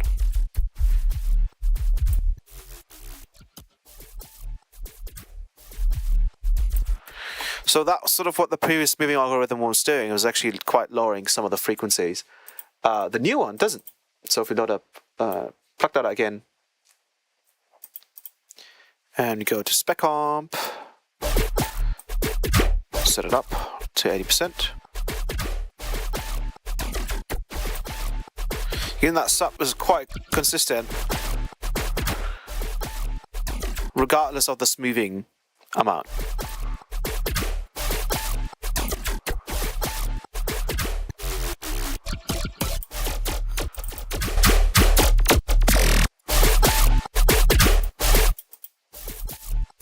So let's set this back to what it was.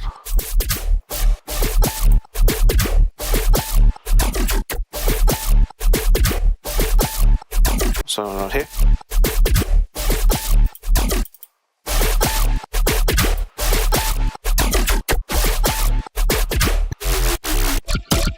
Yeah, just more solid, right? The smoothing algorithm is just better. It's also way simpler. I had some big brain moments when it came to that.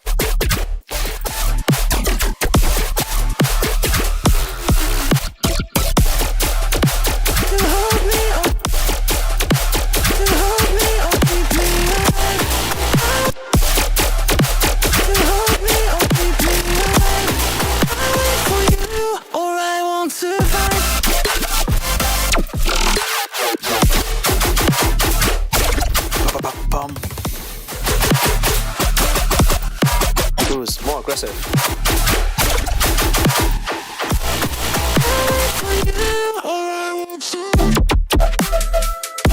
There's some distortion on this one. You can kind of hear it.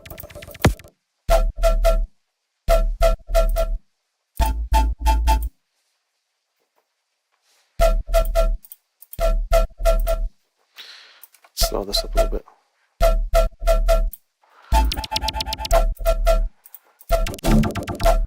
Oh, I was boosting it here too. Ah, I see. Okay, that's why. Why not? So boosting it? Oh, because I was doing the whole thing. Okay.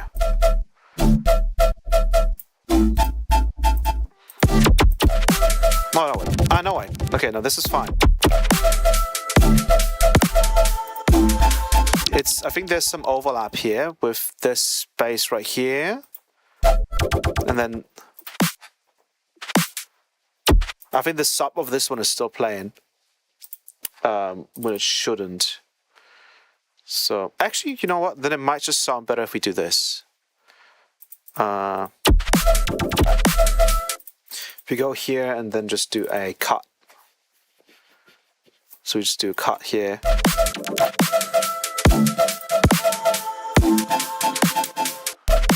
And then just have it enabled for that section. Like that.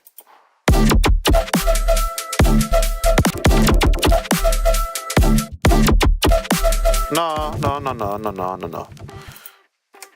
I don't think that works. Hello, who in the hell? Let's go and lower it then. Like this. A little bit later.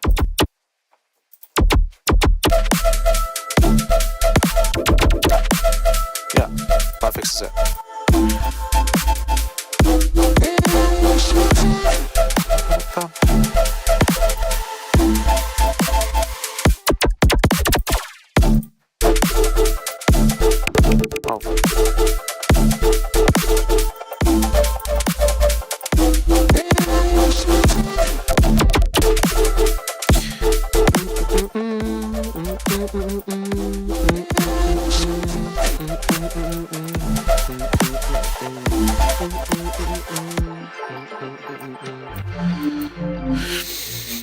Let's try that.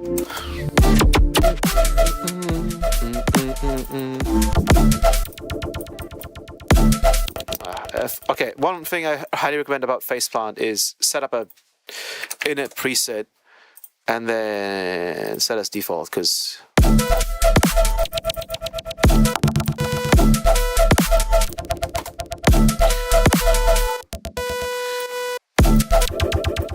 I think this has like a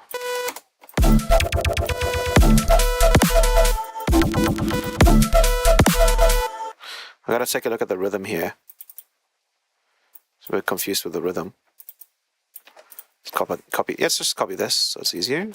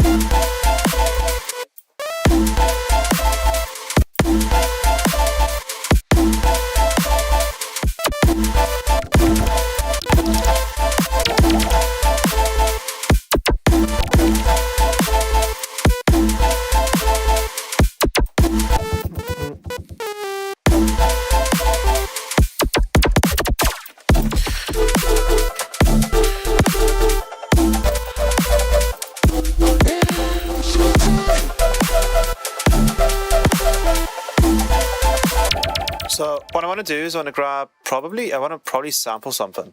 Like I want to grab maybe one of the melody loops, and then just like grab a short bit of it.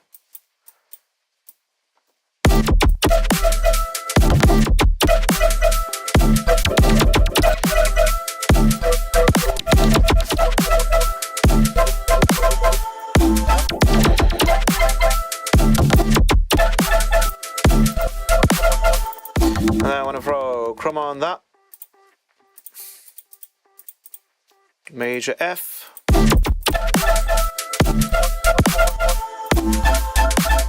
And then it's final composition.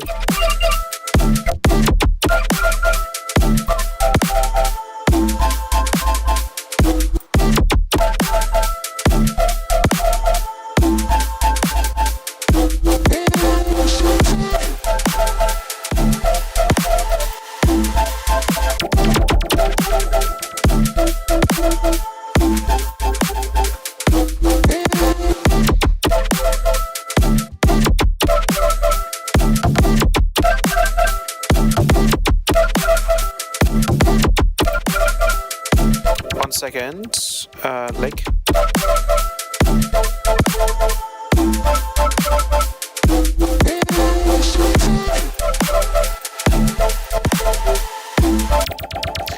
Kind of like that.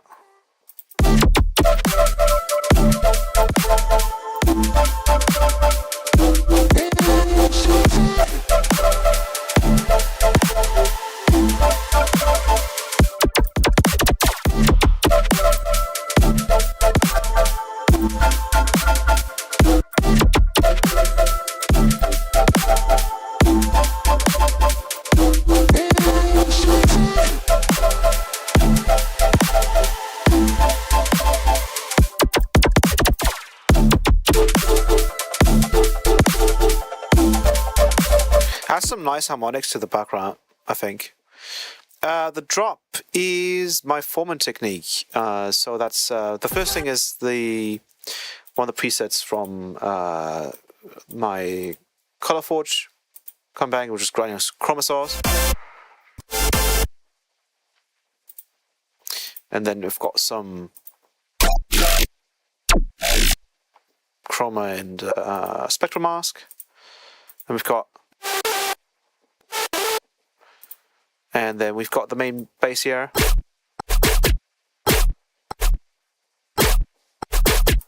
And that's a one-shot with a glitch layer, which is just a tonal bit. So if I mute this section here, we get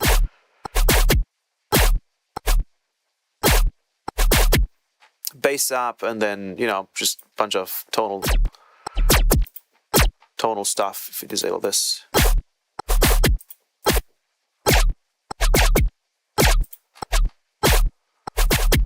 Then we've got the sine wave here, which gives you the tonality. So if I mute these guys,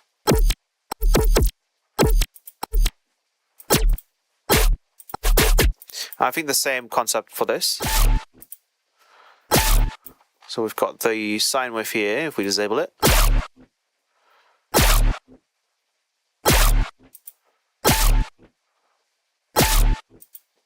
And a lot of these bases are based on that technique. Here as well, if we disable the sine wave. So I could go in like...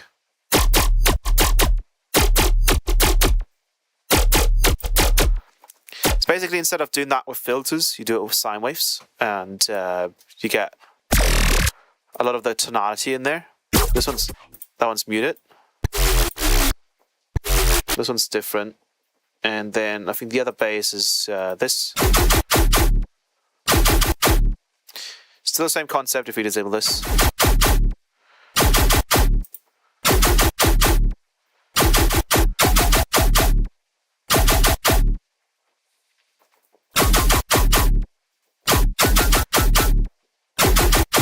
I've also figured out just recently, if you wanted, say, the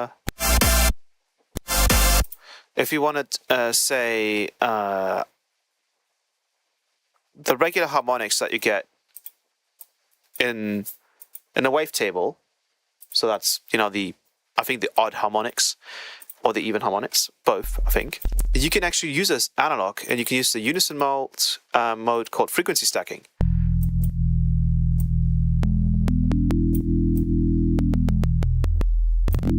So I think these are even harmonics, I'm not entirely sure, but if you turn the range up,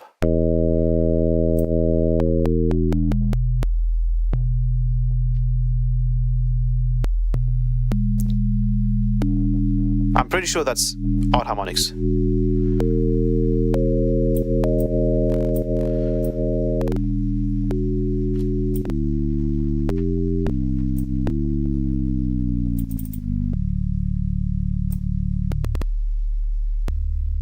And these are even.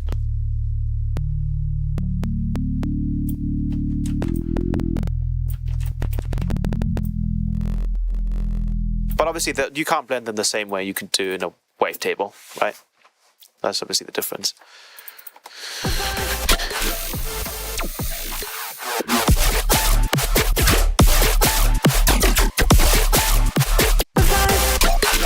I also want to try if we could do this first and this after. Ooh.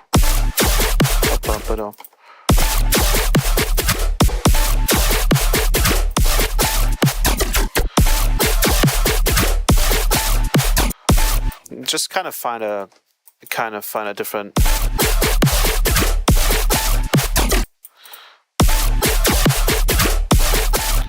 Maybe we do a thing there.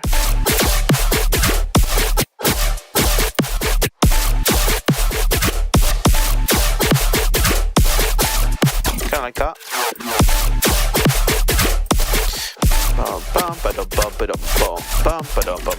Kind of like that. Bum ba dum bum ba bum. Bum ba dum bum ba dum. Kind of like that because it gives you kind of a cool rhythm, a little bit more interesting. Bum bum bum bum bum bum bum. Kind of cool.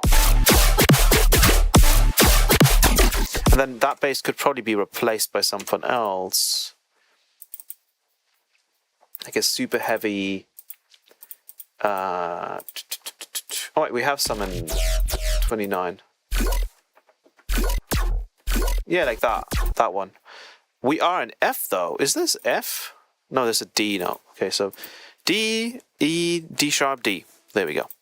So if we put that in there, and then we do a complex pro, you can do.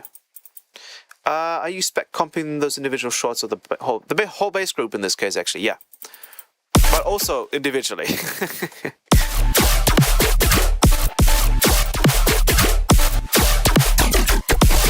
That one sounds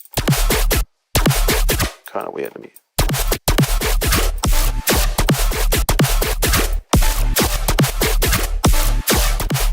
No, it's too much. That's too much. Let's go. Oh, that's too little. Let's replace it.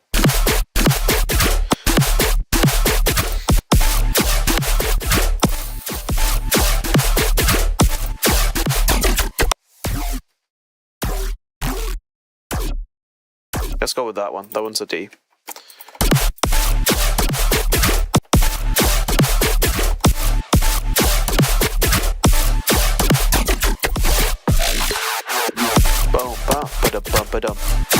I think it's going in a decent direction. Sounds really clean. Thank you very much. Yeah, without the spec comp on the group.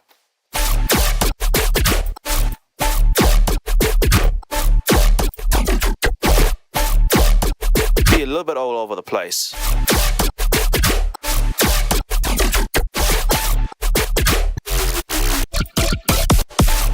I want to improve the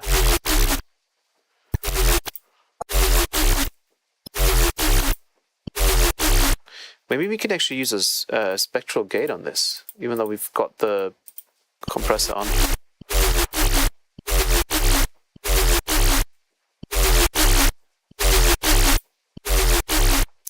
Wait, does that have no impact? Well, I guess we don't need that one. The less the better, of course. Ah, right, because it's all distortion based.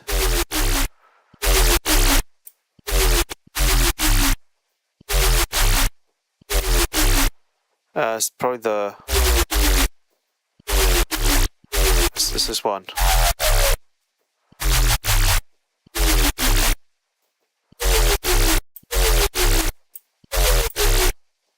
$51 phaseband track sounds like it wants to go one down. 51. 51. This one?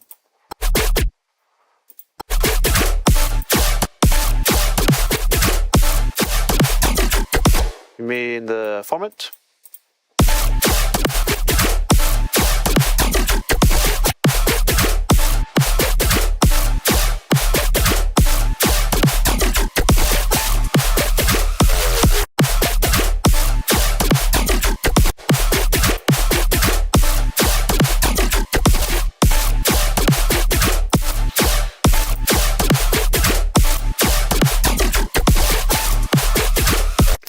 I think we should get a rhythm down that works, because I do wanna I do like the sounds. I think they just need to be rearranged in a better way.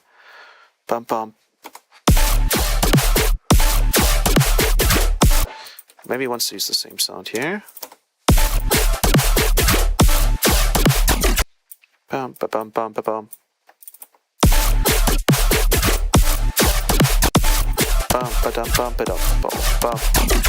Yeah, maybe it's changing up too much, so you're not getting enough of the main sound.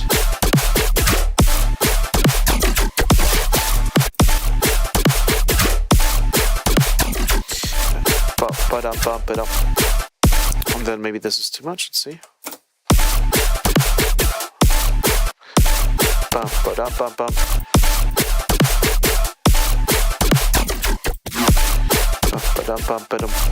What about this one?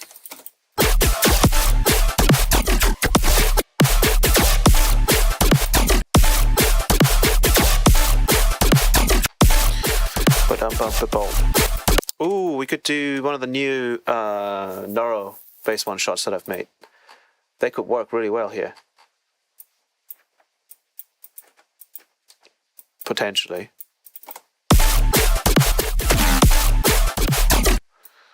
This one.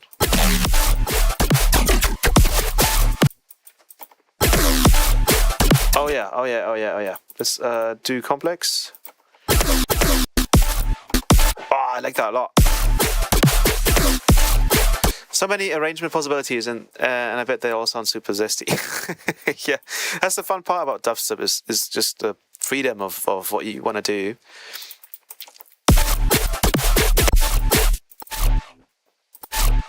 I want to push this a little bit harder.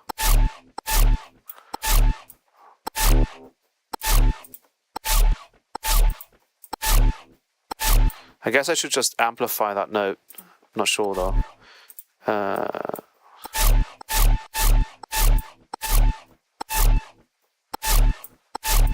Can you show how you made that somewhat screechy bass at the first part of the drop? I got a really nice format, it seems. Oh yeah. Well, that's the one, right? So it's got a few things.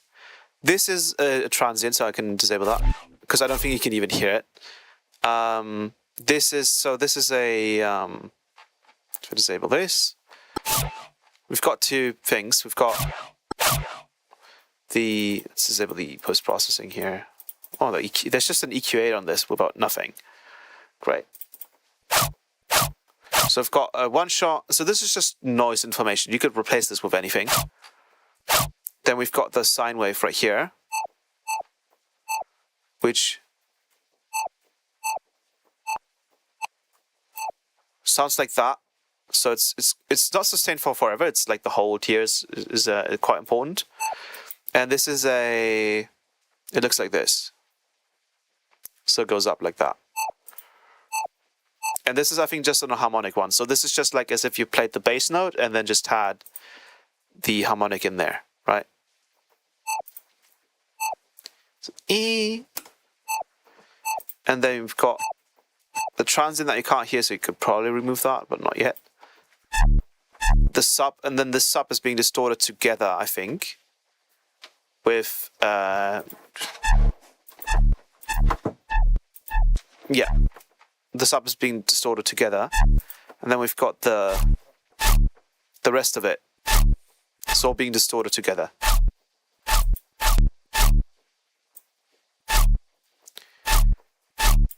And then I think what you really like about it is the delay, actually, that's on here. So there's a delay. This is essentially a slapback, so it's just a sync 2 with no feedback. And then it's run into Valhalla Room, which is completely wet, so it's just kind of diffusing it. So that's sort of fake extending it. Then we've got phase shift, which sort of gargles it. And then we've got spec comp. Kind of flattens it, right? What is even going through the comb? I think the comb is, yeah, the sine wave is going through the comb, because the sine wave would otherwise be mono. So it's going through the comb. Because sometimes you want a mono formant, but oftentimes the formants that you get from, FM and stuff, generally speaking, aren't always mono. So I've just stereoized it a little bit. I'm dreaming of living in the future, but I swear I hear this music before. Please tell me this is real time. Yeah, this is real time. Makes sense. Yeah, like adding the comps to make stuff stereo that way. Yeah, especially just isolate it, right, and then listening to it in conjunction with the rest, so it doesn't sit weirdly or sounds panned.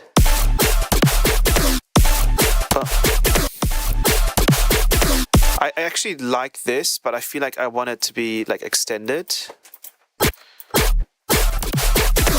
So I may just have to like duplicate this patch to do this without having to like have the patch work that way. So I want to basically what I want to do is I want to extend the hold times for these. Wait, I have the velocities all the way up already. So let's set up the hold. It looks like there's something modulating. Oh my god, what is going on here?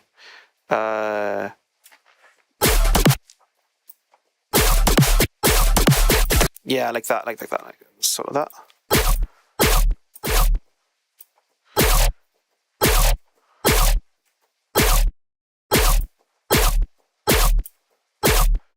Sort of like that. I think this is being modulated by something. By that and by this. This is causing it. Okay. So let's extend the hold. Yeah, that's it. Maybe also.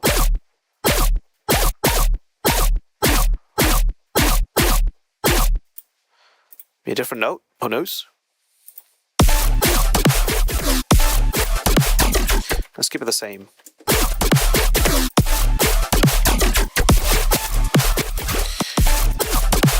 I do want that to be a bit of a stronger. See, this is the old Spectrum, so I can't even quite see where that fundamental or that format is sitting because of the Spectrum version, because of the Spectrum graph. So let me load up the new one. I don't even think we need the regular Spectrum. We can use Spectrum Lite.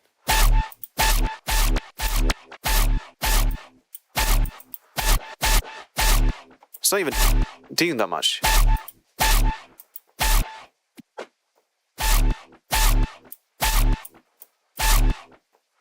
So now you can sort of see the see now you can actually see it. So we can boost it a little bit.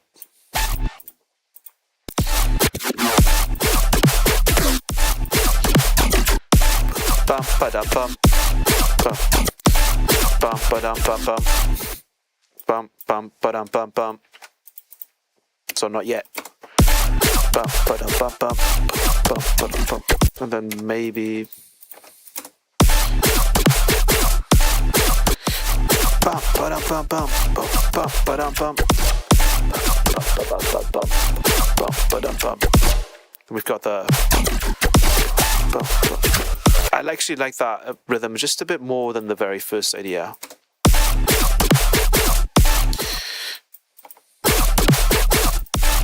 Though I do want to replace this sample with something else. Maybe we've got some more one-shots somewhere.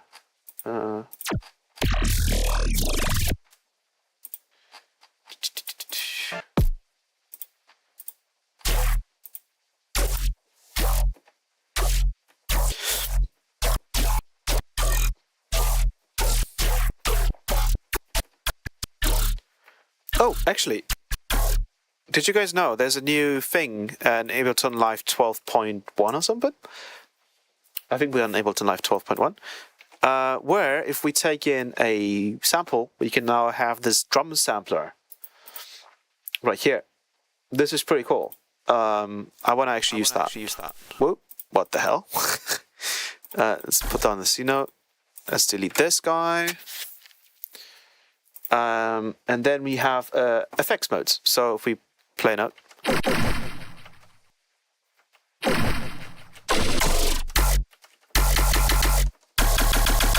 you get like looping, and then pitch envelopes, which is the one I'm going to look for. So it does that. We've got punch.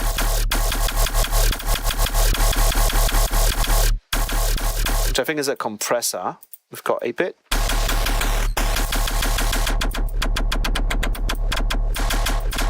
We've got FM.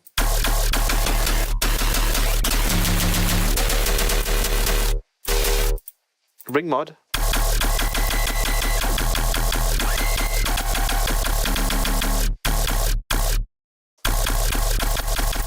Sub oscillator. Which apparently is not key tracked, so it's kind of useless. Noise.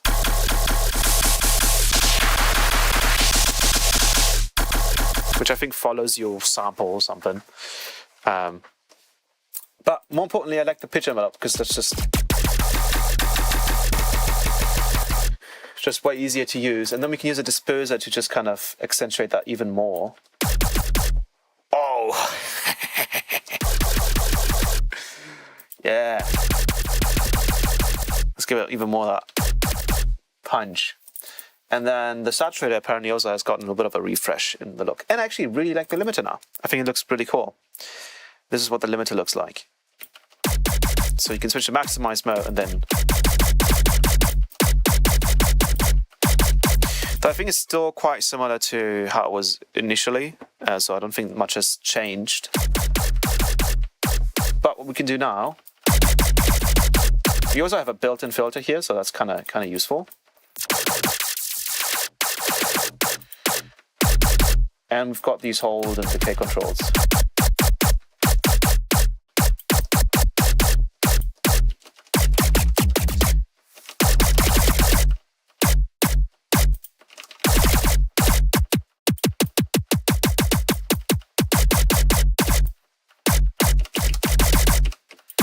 I'm not sure.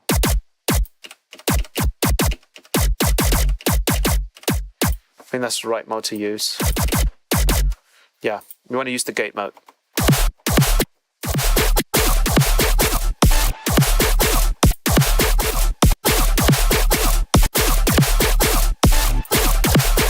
And if you have the decay high enough, I don't think the actual bass note matters. You can just like start replacing this sample.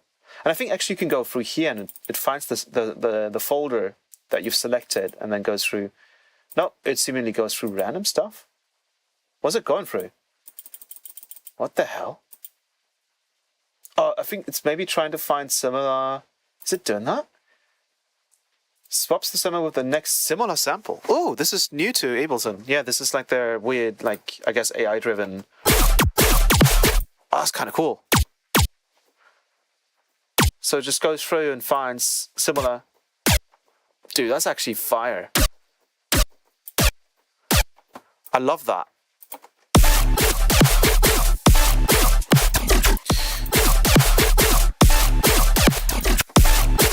Ba-dum-bum-bum. Maybe this time he wants to play it like... Boom, bum, ba-dum-bum-bum.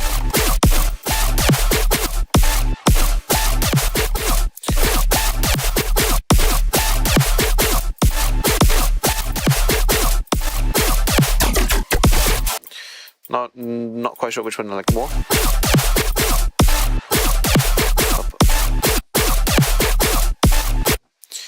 Let's go.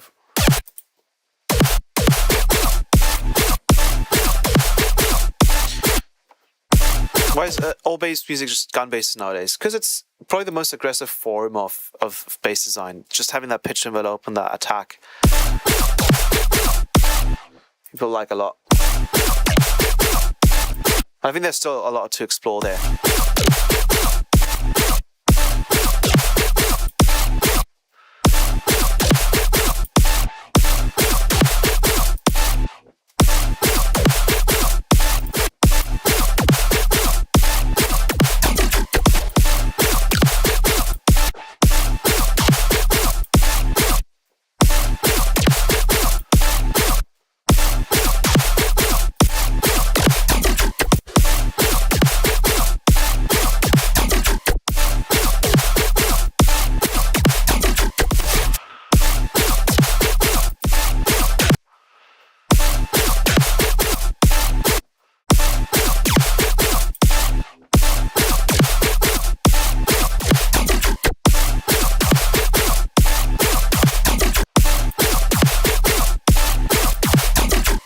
I kind of like this one, and maybe a bit shorter.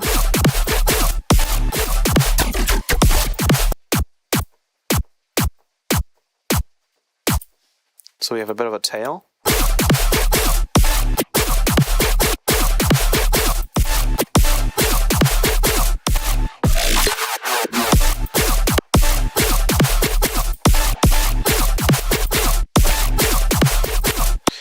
Bum, bum, ba-dum, bum, ba-bum. Bum, ba-dum, bum, bum. Let me find...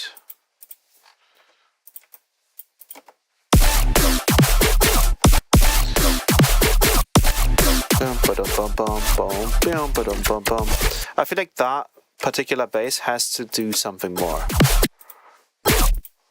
I have a feeling... Oh, this is not doing anything. I have a feeling that maybe pitch enveloping this would give it a bit more character. Let's do plus minus.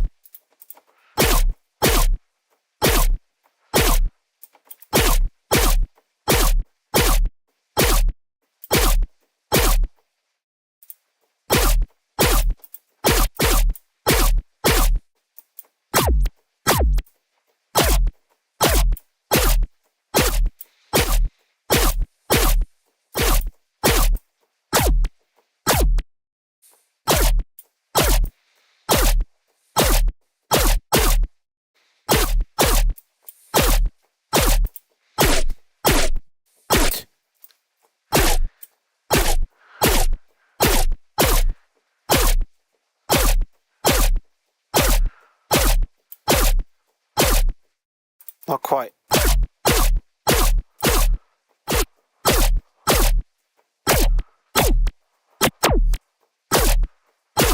I think what I'm liking about that is that this part is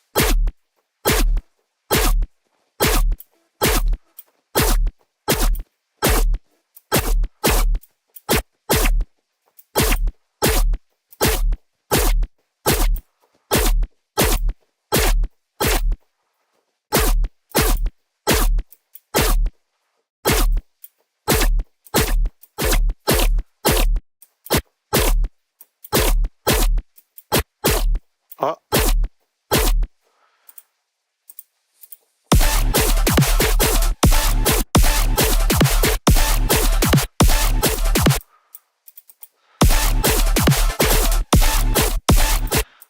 Let's try that.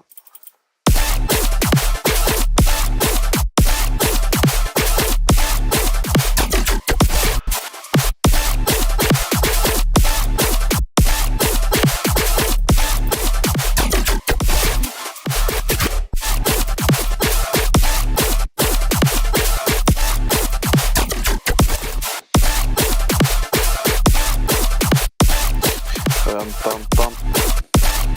Ba-dum bum bum. Bum bum bum. Ooh, wait, if we had like a note in there. Mm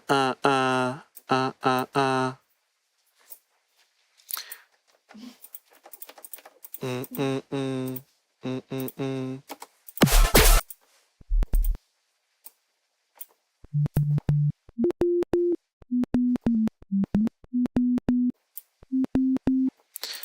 And let's have it hold, no sustain.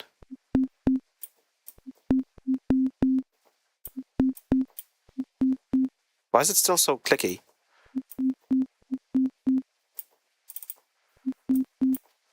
Sorry, spec comp.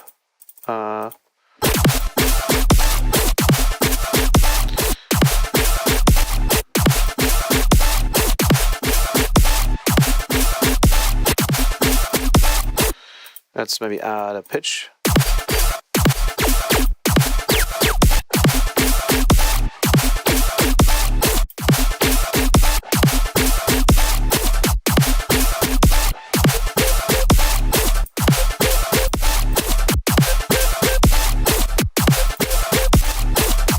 So what do we not use? Well, we could change the pitch of this one.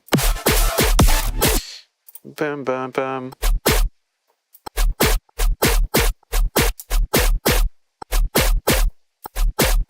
And that was the note. And okay, so this is strange. Why would I do this? I'm already controlling that with this envelope. Like, what am I doing?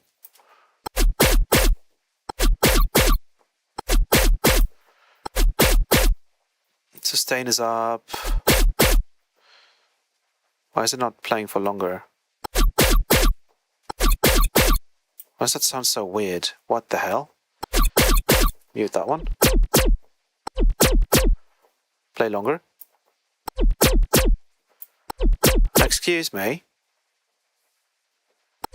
Okay, get rid of that. Still playing short. Oh, it's because this is being icy.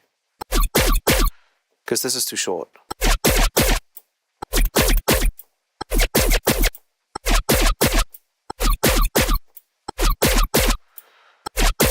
Well, then let's not do that. and then 100%.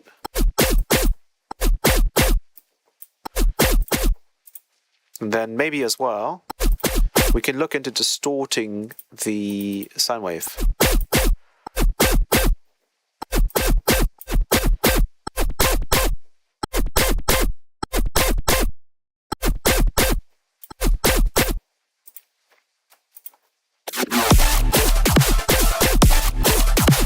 When will Prism be on the Patreon? Either this month or next month. Bum, bum, bum. Bum, ba-dum, bum, bum. Bum, bum. That's not the right one. Let's do...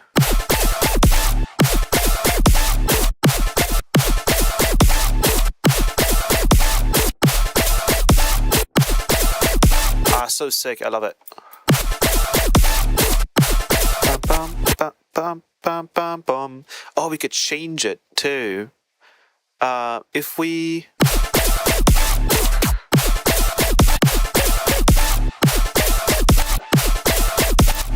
If we grab a remap, no, not a remap. Let's do this LFO because it's not being used, right? Let's have a no trigger. So just this ending part here changes. Let's do like that, then disable these guys. And then we do -1.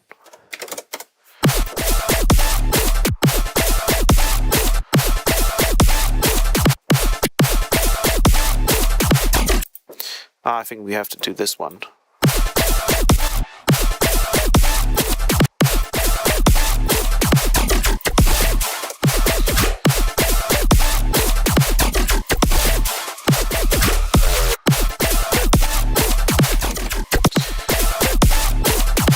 Ooh, we're getting somewhere.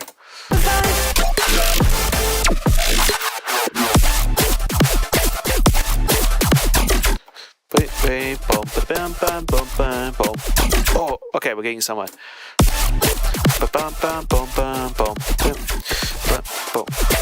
And then we do the same thing. Bam. I want this to sustain longer. And this as well.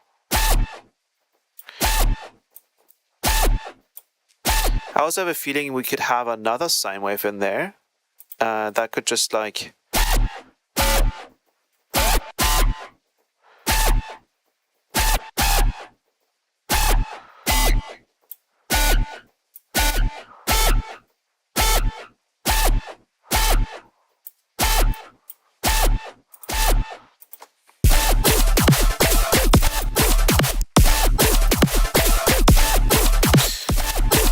Bum, bum.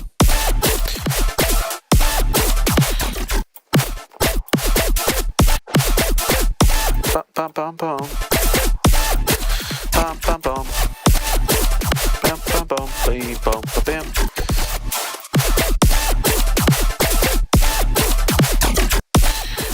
Bum, bum, bum. Yeah, I get you now. I get you now. Yeah.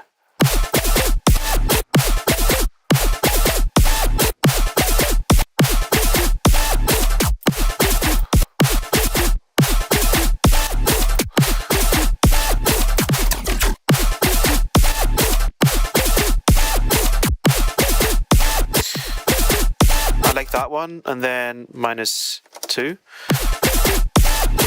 or it's 0.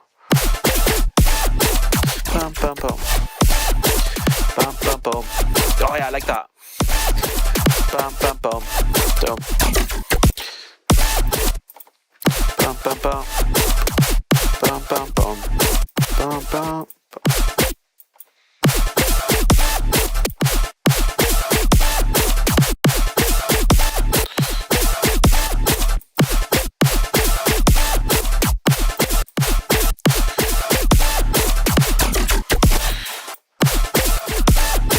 Maybe higher, let's go with 5 and then back down to 0.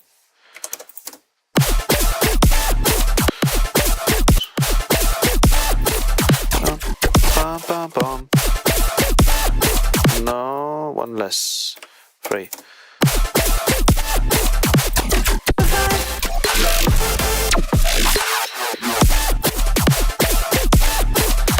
Wow, wow, wow, There's actually no reason for this to be a Gunstar thing. We could actually just make this.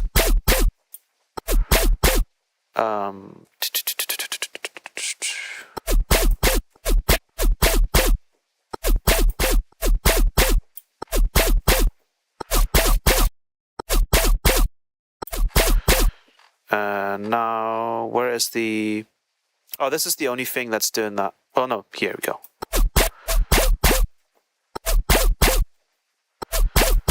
I'm gonna sustain that.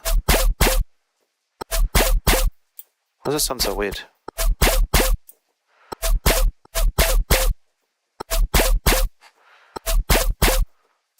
Oh wait, we may have to set this to 12.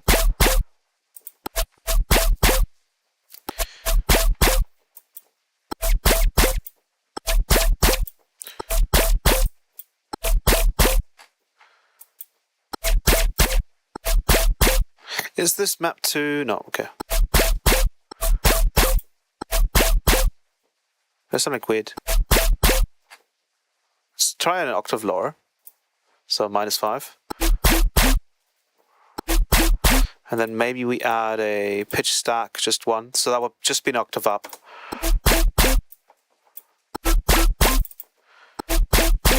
The thing is, at 2x you can't mix it in, which kind of sucks. So at 3x we can.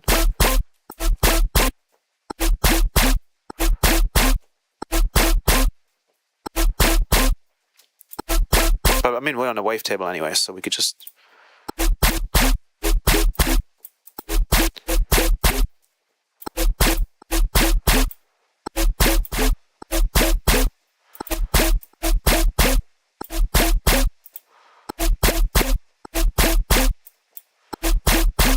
Like that. Ooh, whoops, sorry.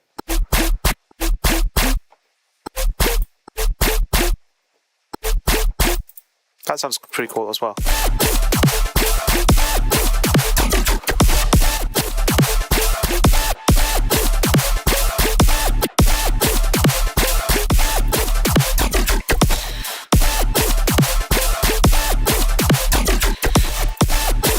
Bum bum bum bum bum bum bum. -2.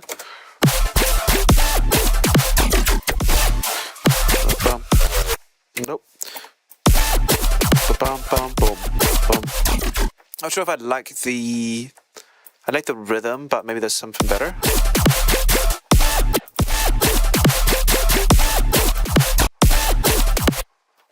That's too much. Let's mute this one.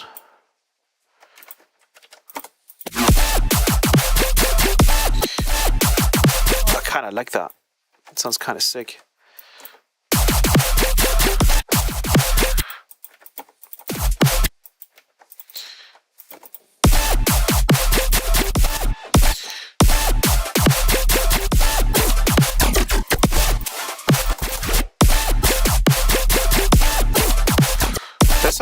There's so many things we can try and do. That's my problem. I've got not sleep paralysis, choice paralysis.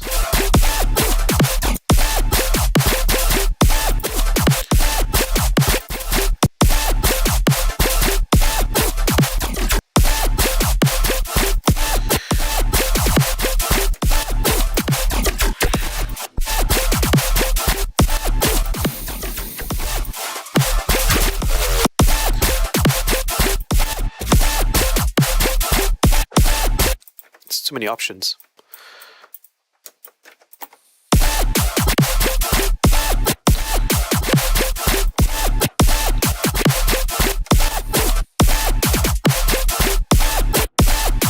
I actually kind of like that. That's kind of sick. We're doing a ba-ba-bum.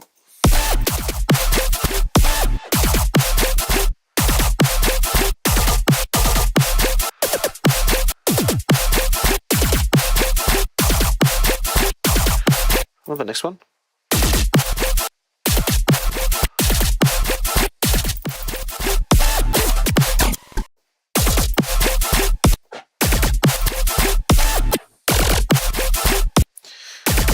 So that's E, which means it would need to go down 2.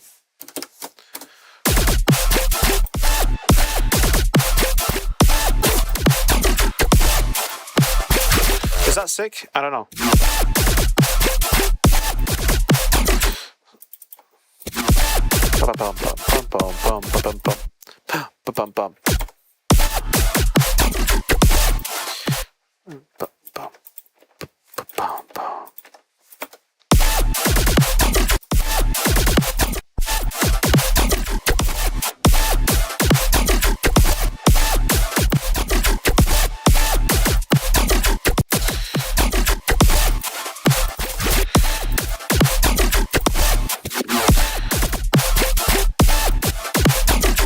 Try the next one.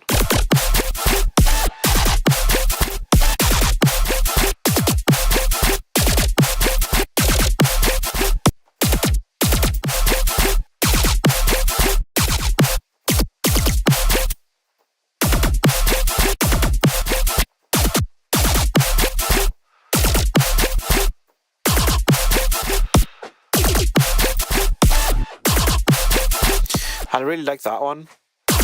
I like the tone. Maybe we can throw on a phaser, get more interesting tones out of it.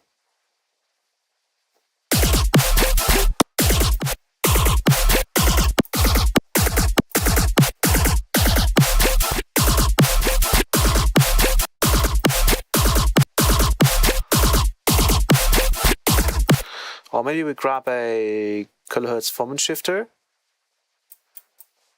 Foreman filter, I mean. Not Foreman shifter. They don't have a Foreman shifter.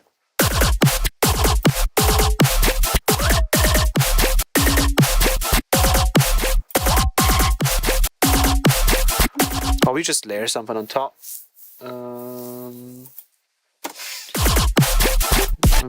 don't quite like it being clean. But I do. I can think of like just layering another one. Like we could bring in a glitch. And then it should find other glitches for us, right? I think. So let's go with drum sampler. Let's not use this section here. High pass filter. Nice. That's very useful. And then switch it to a gate. And then we can sustain. Get louder.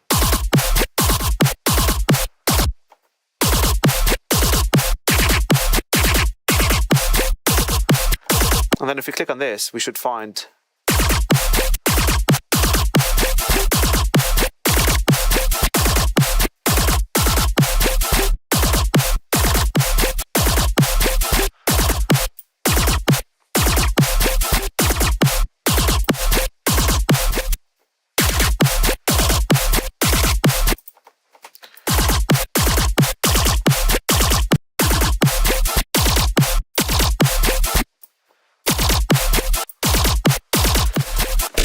context.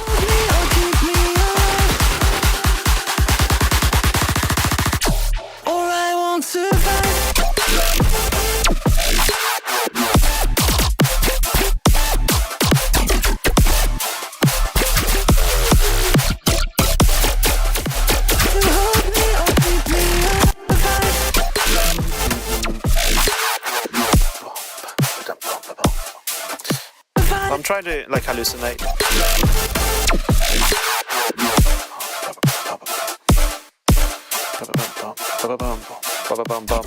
I'm thinking of like a ba ba bum bum ba ba bum bum ba ba bum bum. So this needs to mute. Ba ba bum bum.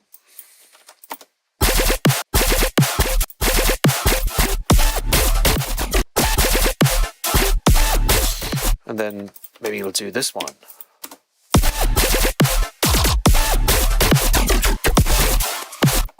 That could be a B section there.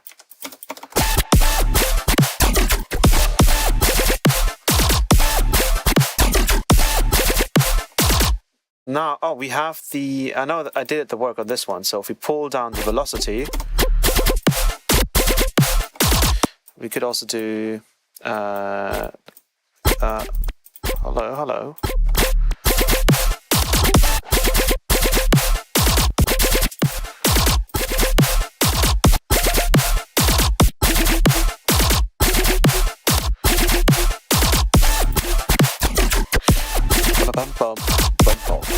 I kind of like that. But oh, we do like a ba ba bum. And then maybe we can also mix in a. I don't have a sine wave, but I could try an 808. Who knows? Maybe the 808s work. Drums, 808s. Ba ba bum. Ba ba bum. Hello. Hello, Raven. Let's go with plus 24.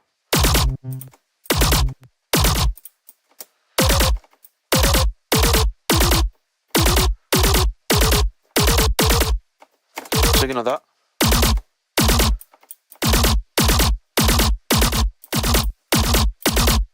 I mean, just put it to trigger and then have it pretty short. Do we actually get a pitch envelope in the negative direction? We do.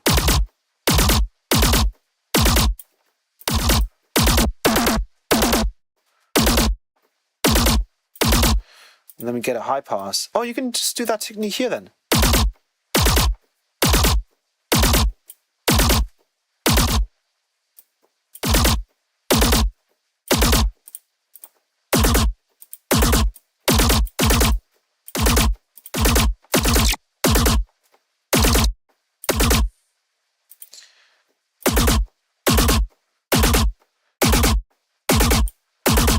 And then maybe we just have another 808 just as the sub.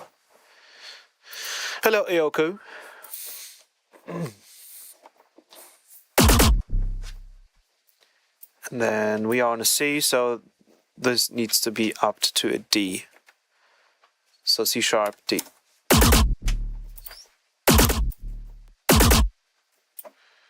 Let's play this a little. Oh yeah, let's switch to hold.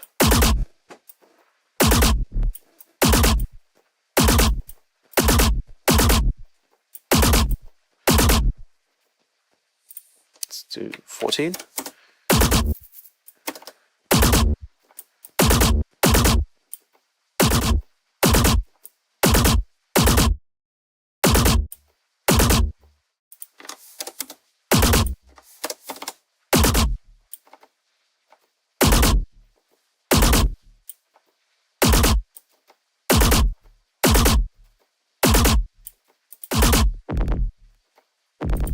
I think that's too much. Like now it's kind of muddy.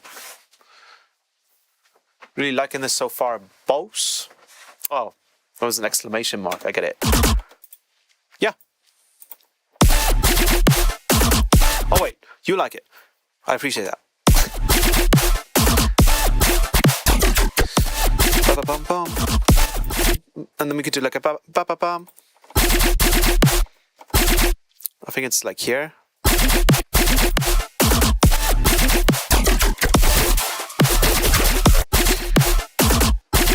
Ba ba ba ba bum. Oh, that goes up. Oh, I go -5. Ba ba bum bum. Ba ba bum bum bum. Then I do like a bum bum. Boom boom.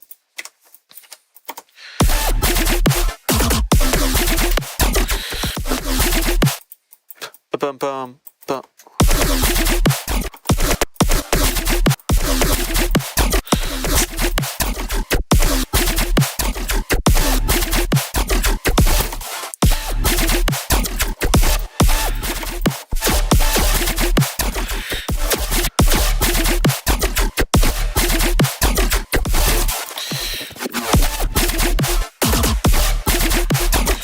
I'm kind of liking this. Ba ba bum bum. Let's go up to no. Let's go up to 2.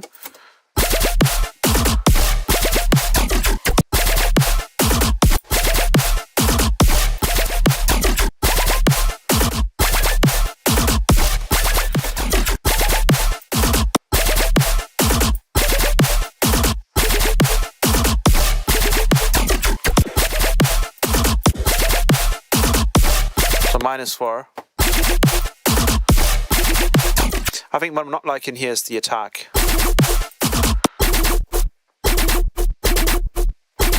So I want to pull back the envelopes.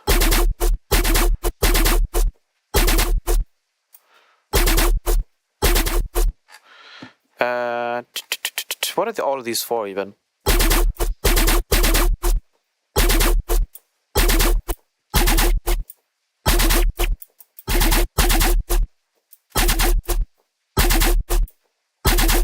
Let's try a different one shot in here.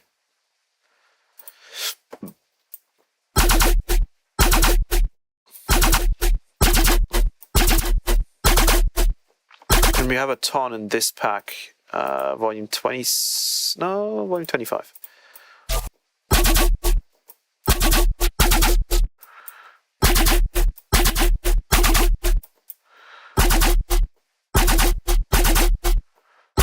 Let's make it louder. I think they may want to be distorted. Like, I probably need to do the whole thing with the... You can also just do, if you want it to be cleaner, you just do a sine wave and just do a little bit of volume.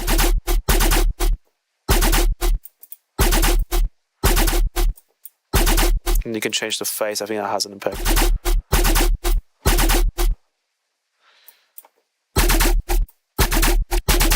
I like this one.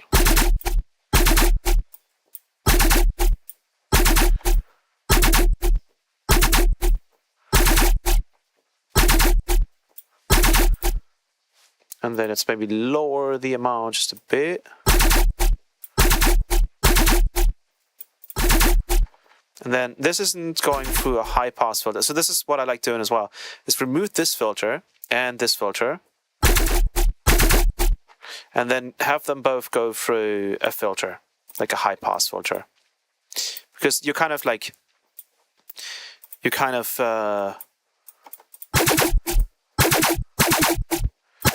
what I mean? Is like, that's kind of blending it together. As soon as you start processing things together, it kind of helps. And send this to line 3.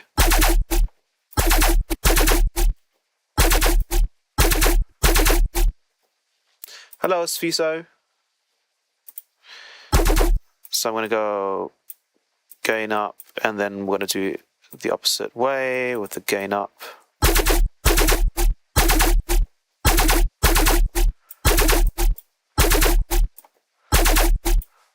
Maybe more gain. And then we can go back in here.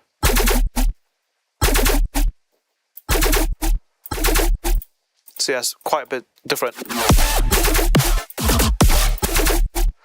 We've also got the phase shift here to mess around with.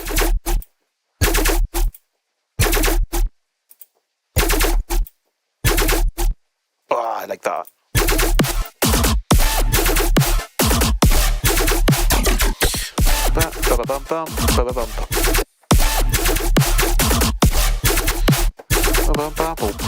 So this needs another bass here. Meet this one. Whoa, that's actually fire. If we like pick up a random, okay, with a vision save as, show gravity. Oh, I see. Okay, gravity 2, 12, 121. Okay, I'll set this real quick. We need a completely different sound in that bit. I think that's gonna help a ton. Maybe like a, I think I know what kind of sound would fit. Something like, I think you can do this with two sine waves actually.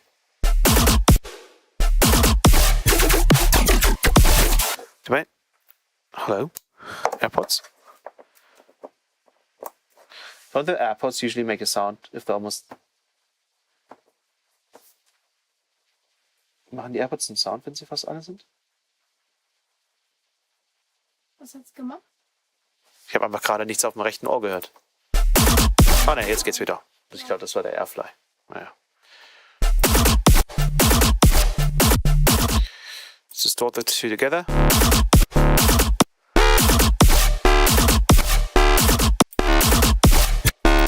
Let's do like a sync.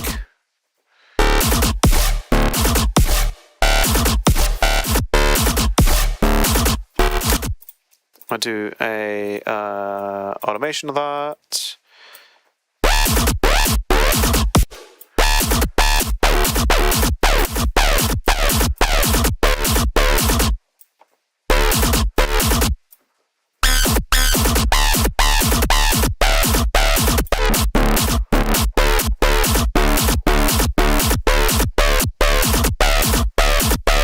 I like that. And then let's add an envelope. It's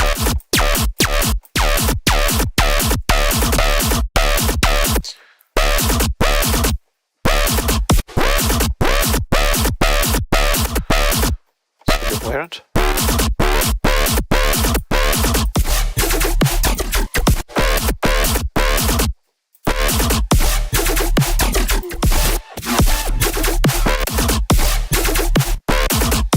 Let's do.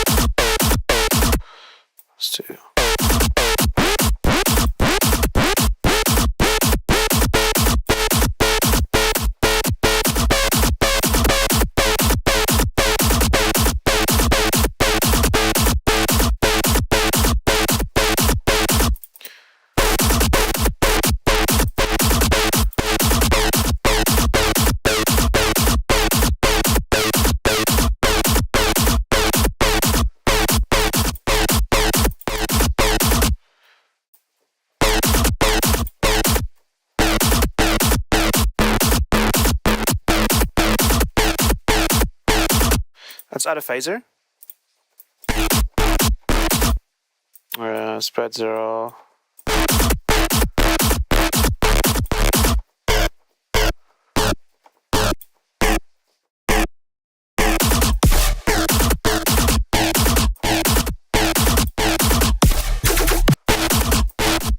Solid shaper, please.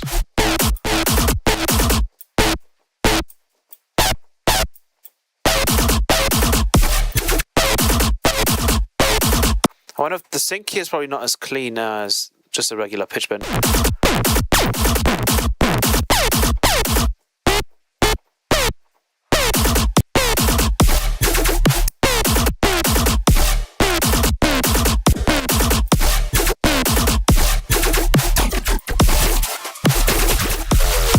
Oh, that was messy over there.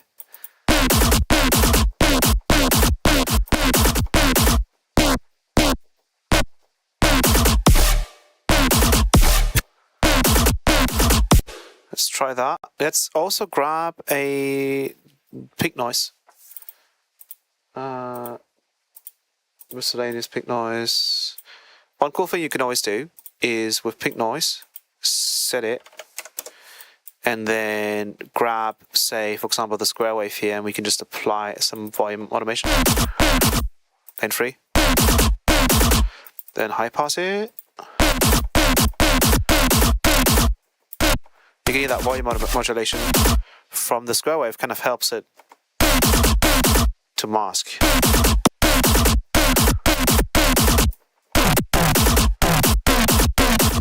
Oh yeah, I love that. I love that.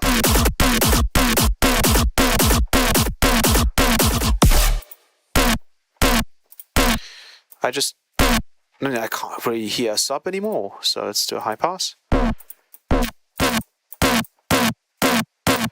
And let's grab a sub, just a clean sub into the master. And then this is on the master pitch, so. Yeah, that's fire. It's mono though, so let's add some stereo.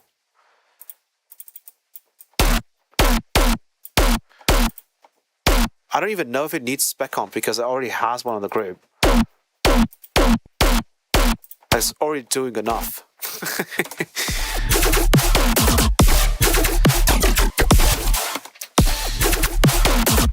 Come on, Airfly. You keep on messing with me. What are you doing, yeah?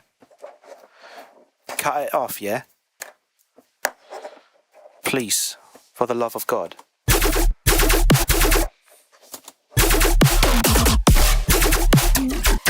Crackle. pretty consistently. Hello, X-Gravity.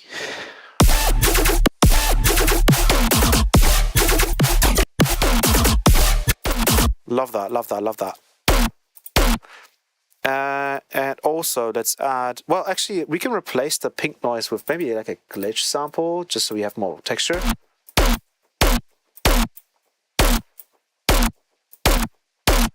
See what I mean? Just like more texture there. You can also grab a filter and maybe just like lower...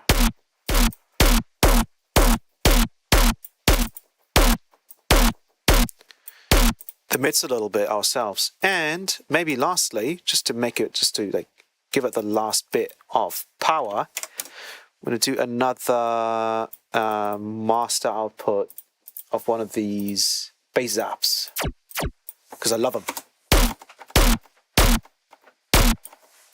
I can't hear it, and that's because the main bass needs to be delayed. How the hell are we going to do that? Oh, we can do... Fine. Get rid of this. Move this. Add another channel. We'll just do an audio channel.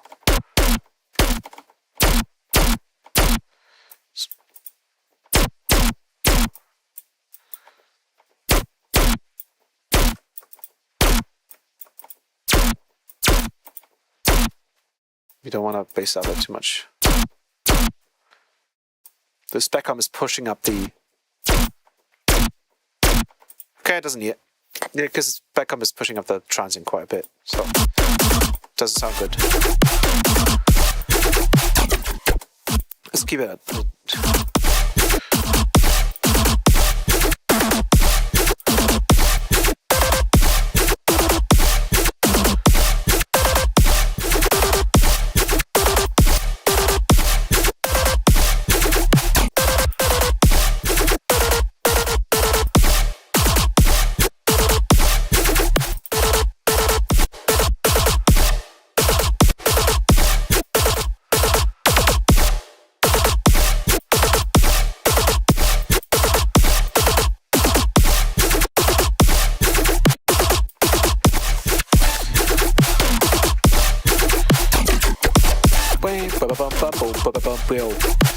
Make a...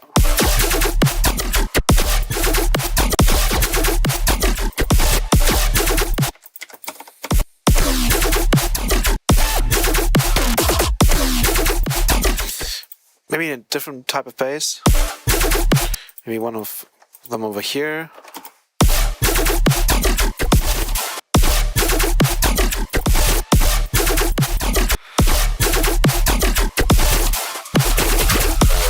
What the hell is going on here?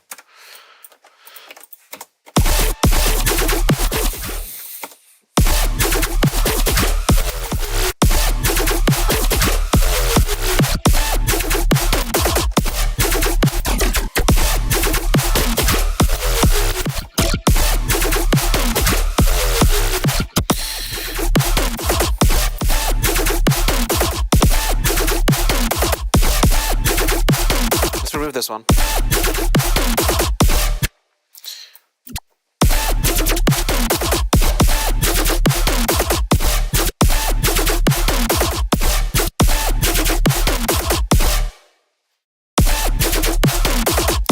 Hello, CeeLo Colt.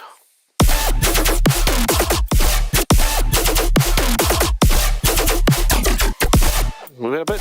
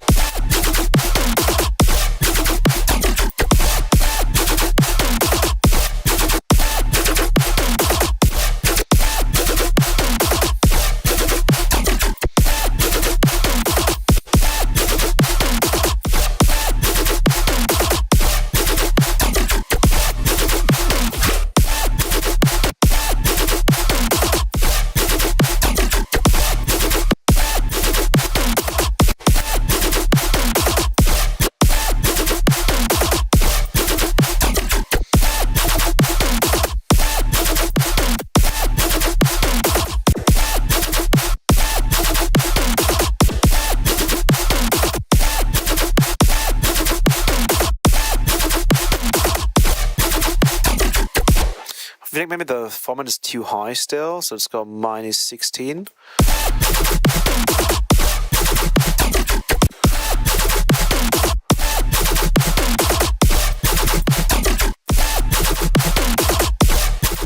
But now I can't quite hear the overtone.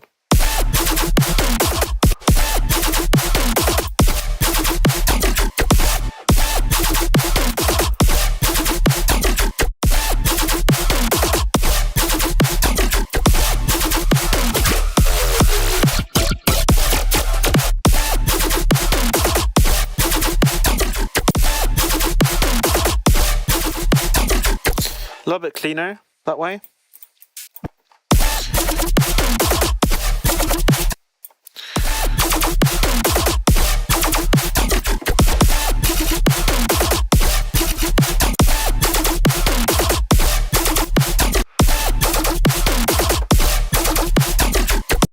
And then where's the envelope for the volume?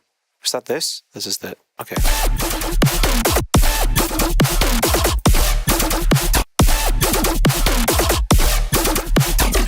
Okay, that's maybe too low though.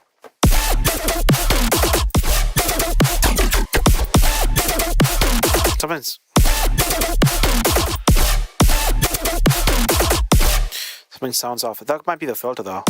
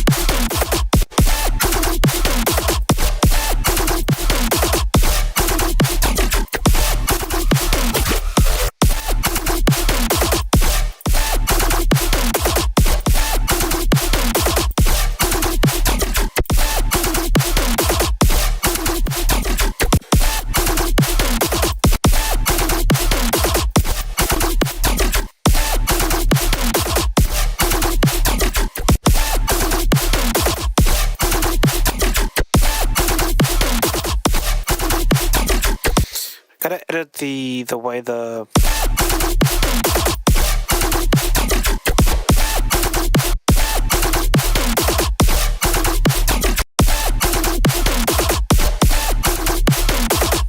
it needs to be different notes.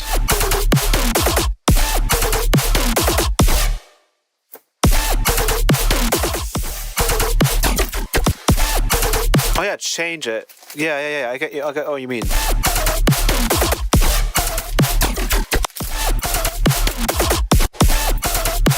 The thing is, I'm hearing some like really strange.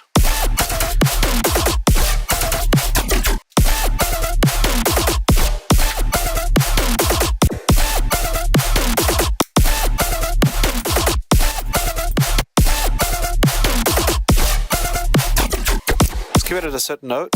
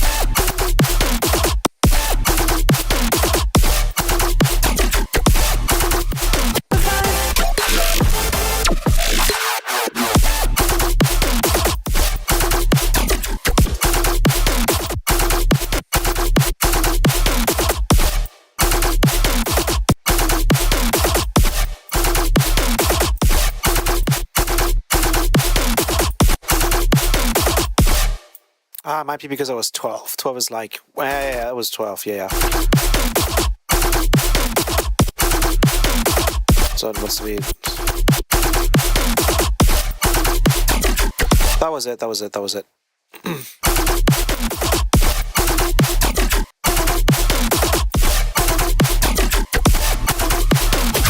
So let's simplify this. I'm going to go away from the wavetable. I'm going to go just with a sine wave because I want this to be clean. And I'm going to go to 0 harmonic, 1. Then I'm going to go to 16 straight away.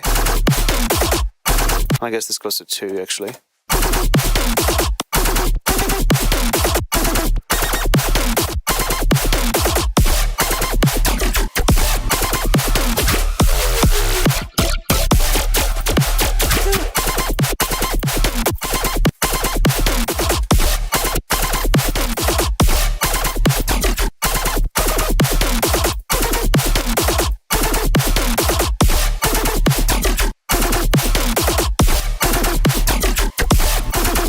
This was actually at 4.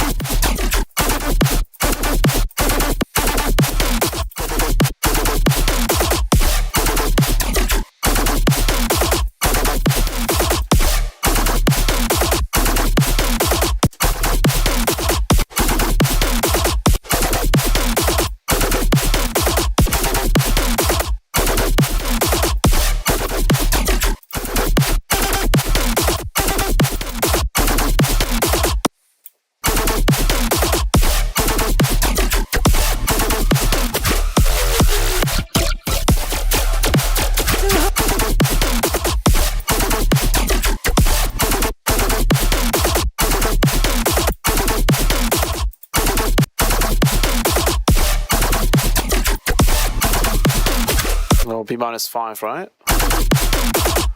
Oh, wait, 7? I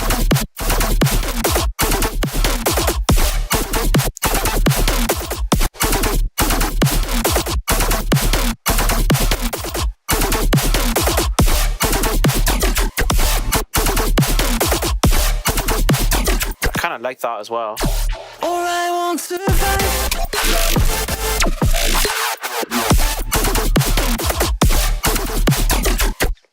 Sure about the note though.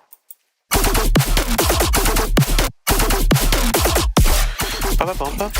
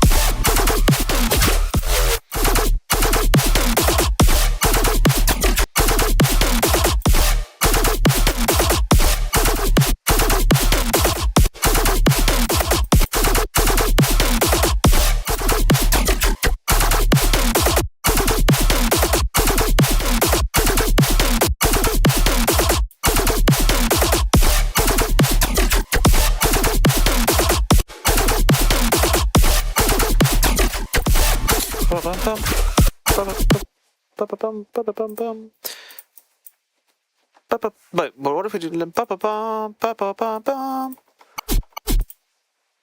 How do we do this? It would actually be easiest if I just like disconnected the two, but.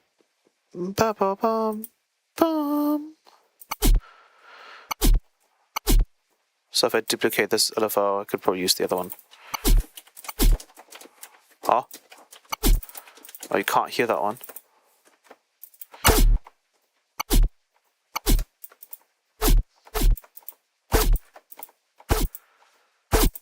And then we do bam, bam. So let's do +7 first.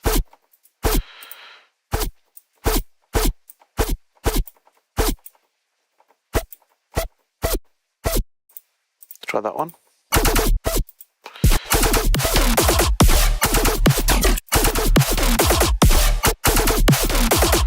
And then we can do maybe only 5.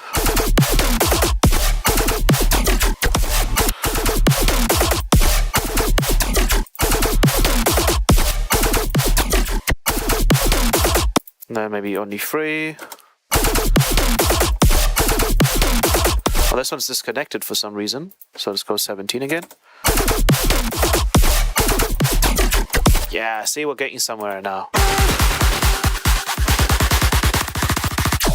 All I want to fight.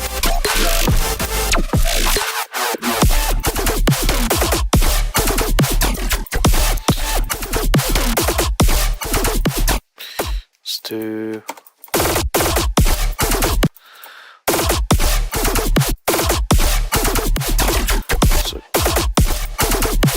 I do want another sample in there, you know, just to like kind of round it out.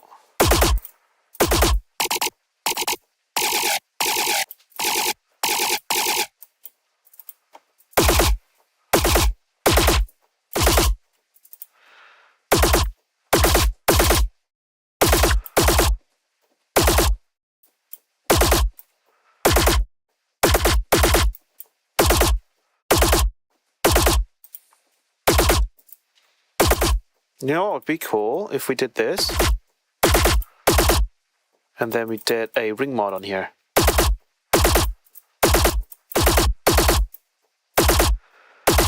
I can't hear it. Let's do FM. No. Actually? No.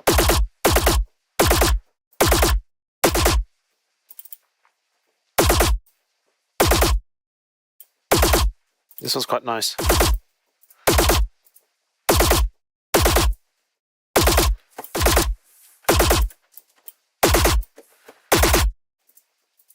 It's got some nice sort of top end texture to it.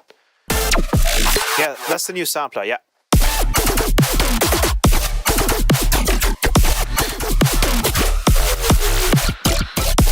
Bum, bum, bum, bum, bum, bum, bum, bum, bum.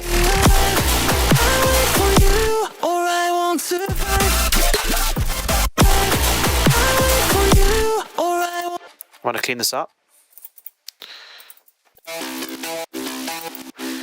It sounds like a bam boom bam boom bam boom bam bam boom bam bam boom bam boom bam boom boom bam boom bam boom bam boom boom.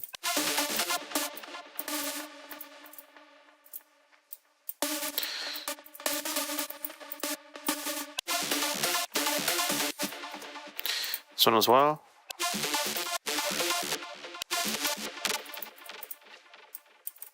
Move it.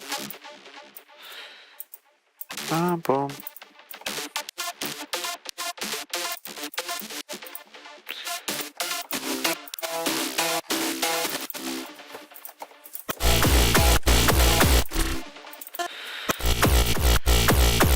I want this one to have more ring mod.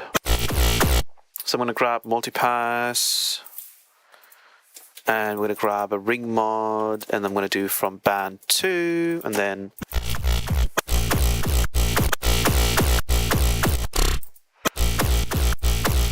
just want that, and then shaper.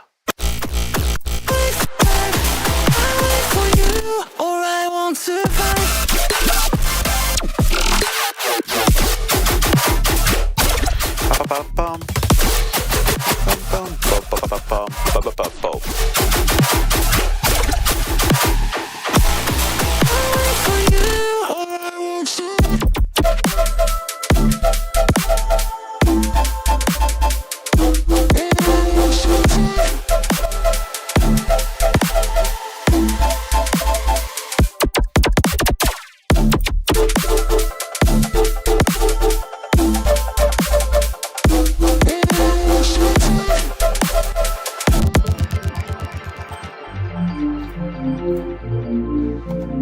Let's listen to the first drop again.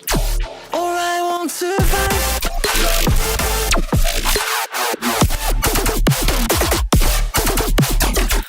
Maybe just not double. I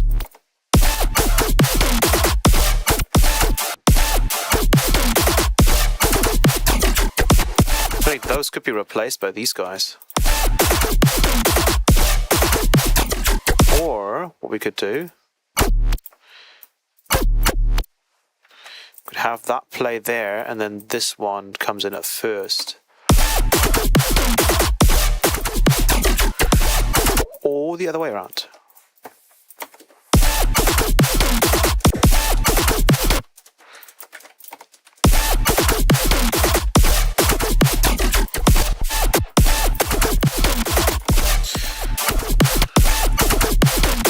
What if we do? Ooh, that could be kind of cool as well.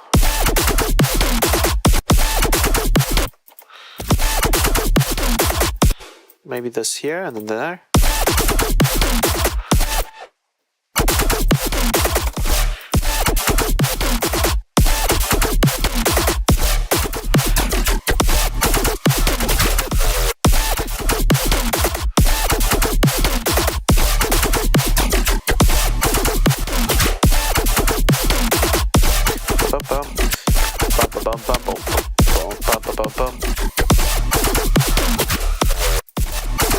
Because this one's a bit too straight for me. That rhythm is too simple.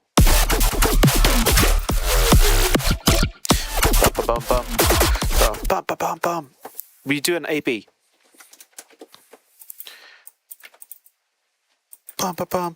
So this one can probably pitch. We can take an envelope and we can just pitch this by like 2 and do it like that, and then just have the decay.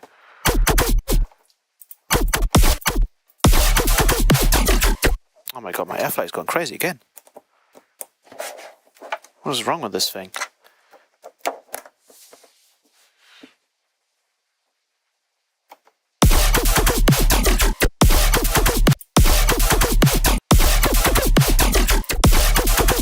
This is over this one.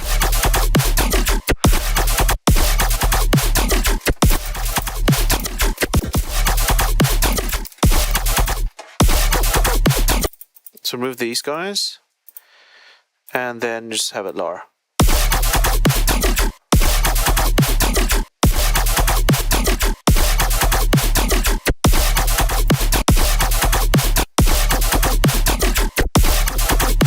And then maybe replace the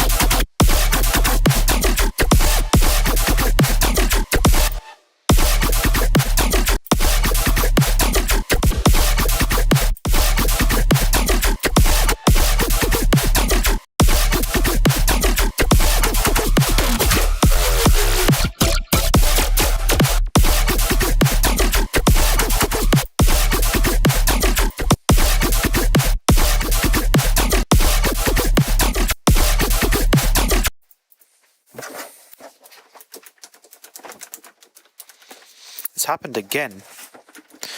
This thing keeps on No,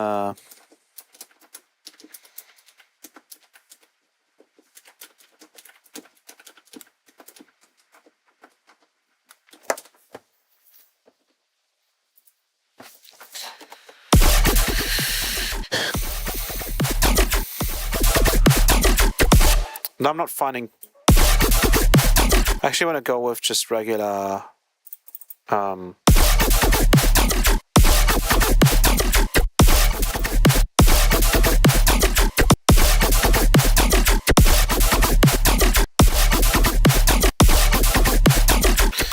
actually going to go with a wavetable in this case, and then we'll just like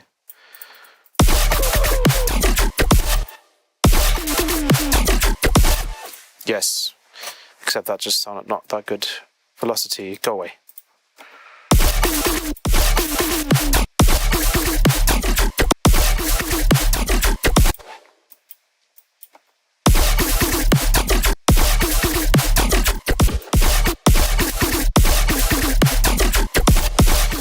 The Archmage.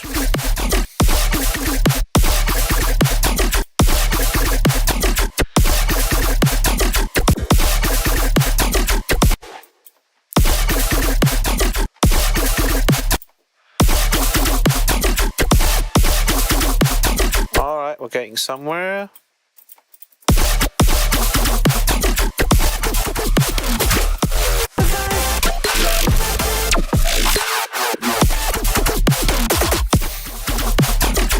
Yeah, that's kind of cool. But I want it really to go.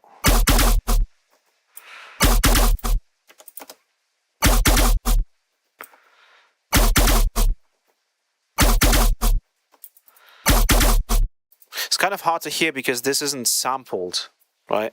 So if we get rid of this, we might be able to do a quick resample.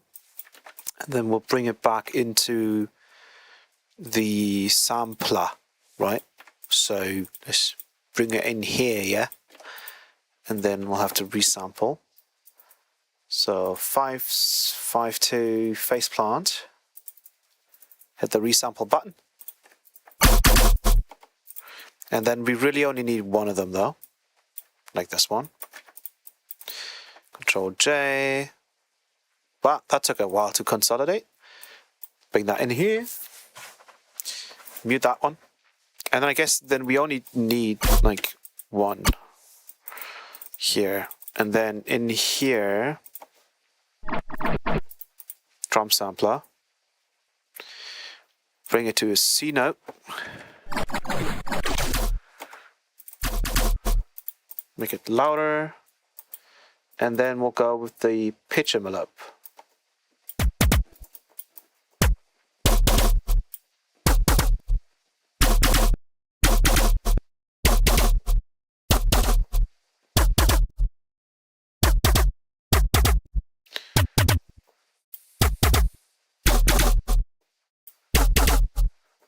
And pitch it down to compensate. A bit more.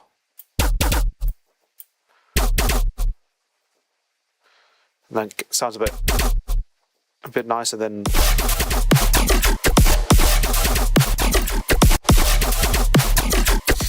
Now we just gotta edit.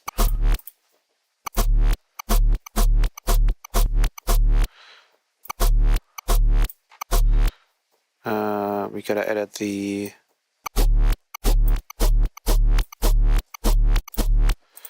It's playing right on the sidechain.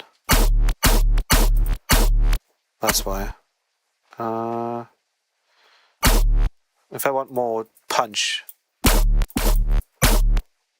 let's do.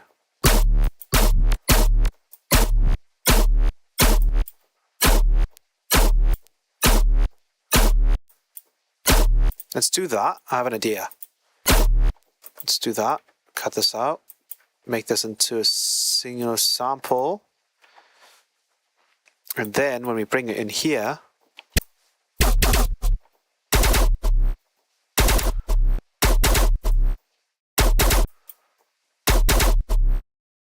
we can change the start position. Yeah, like that. And then probably change the length.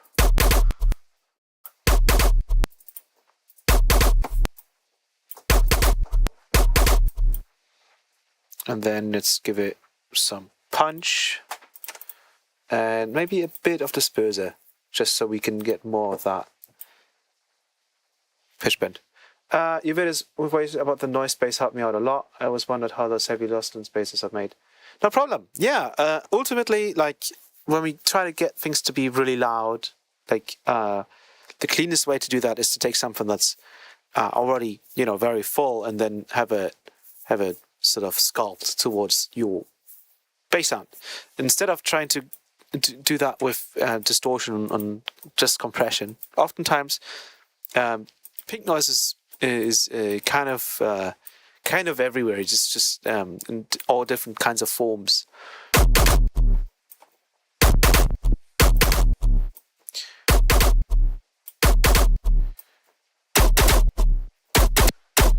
There we go.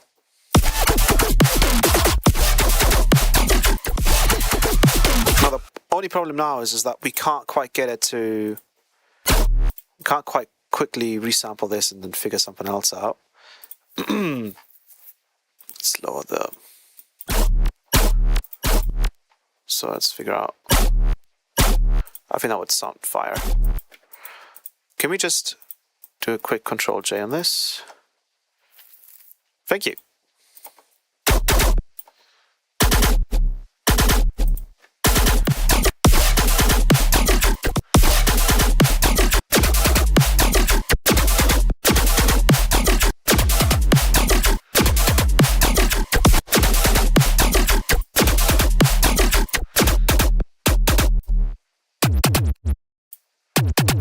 Yeah, I think you need a lot.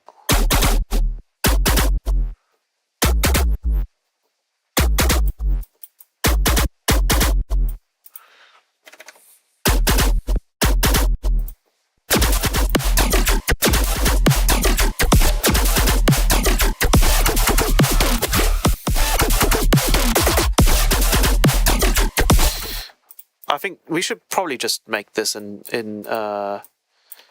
we should probably just make it in Faceplant, to be honest. Let's make it entirely new sound, because we should be able to do it in there. Let's delete these guys. So let's bring this back in. Disable this one. Let's delete these guys, because we already have spec comp. Need all of this crap.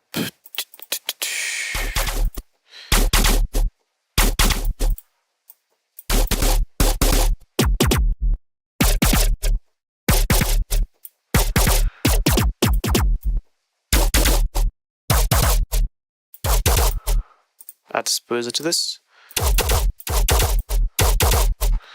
And then we'll grab, I mean, we have an envelope here, we should use it.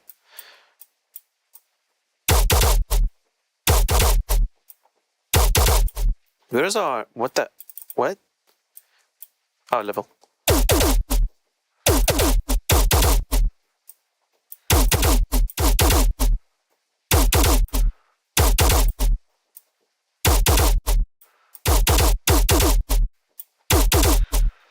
Yeah.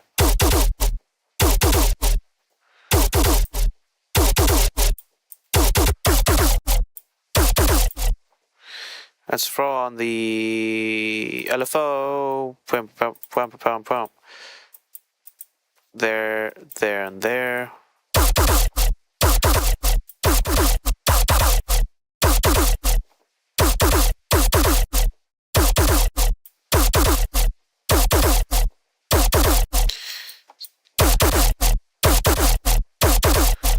And then it's find attack.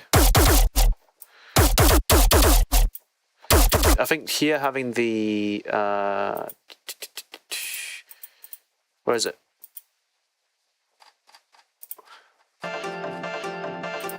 Bass ups in there.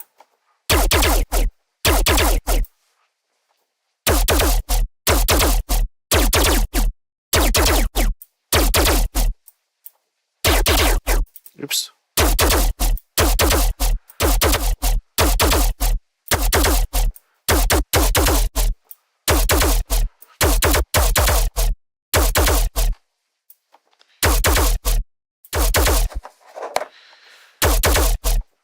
There we go.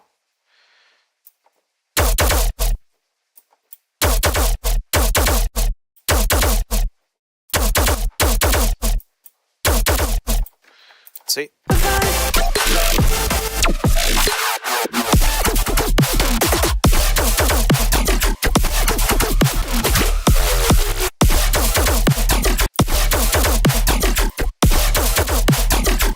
Slow this.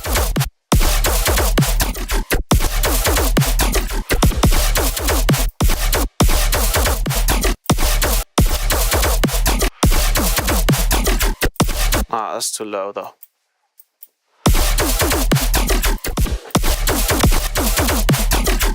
This needs a bit of sine wave AM.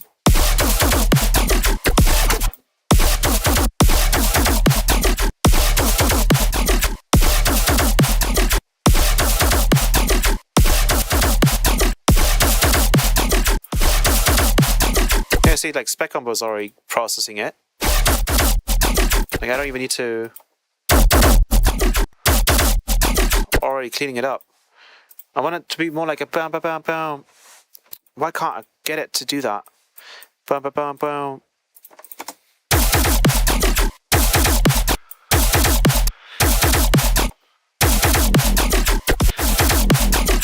Bam, bam, bam.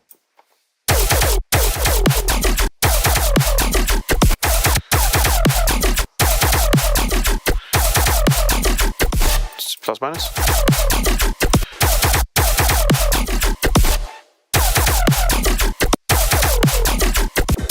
Bam, bam.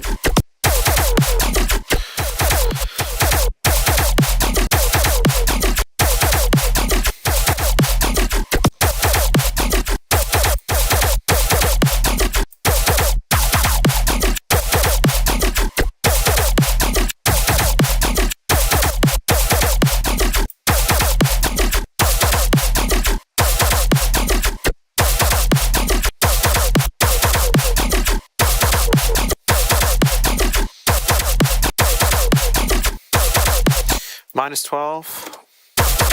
Oops, I mean it's 3.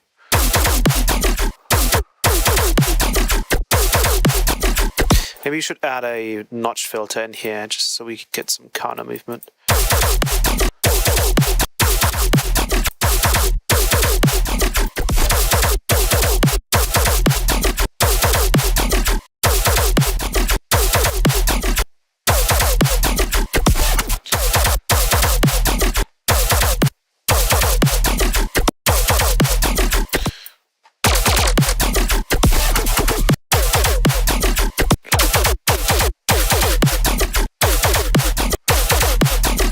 Oh, we're getting somewhere.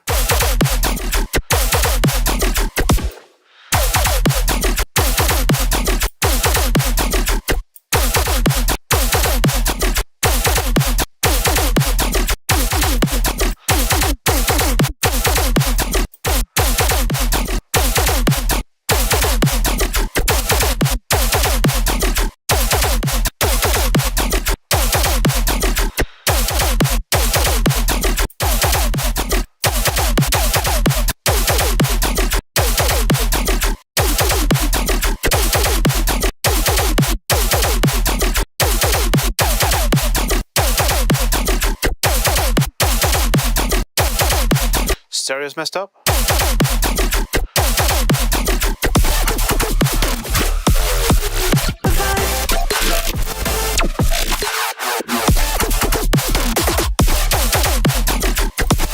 Bum, bum, bum, bum.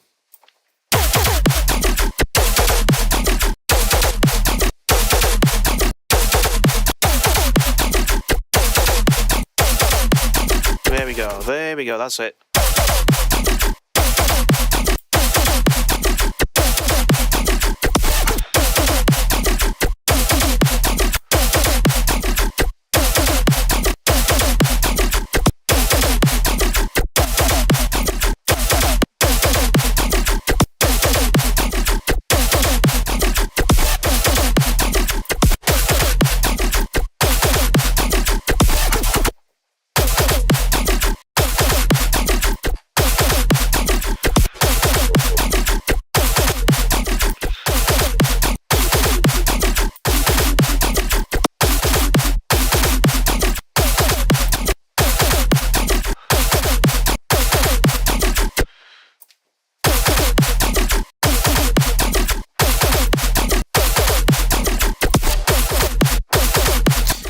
This doesn't contain a sub, so we could try and frequency shift it.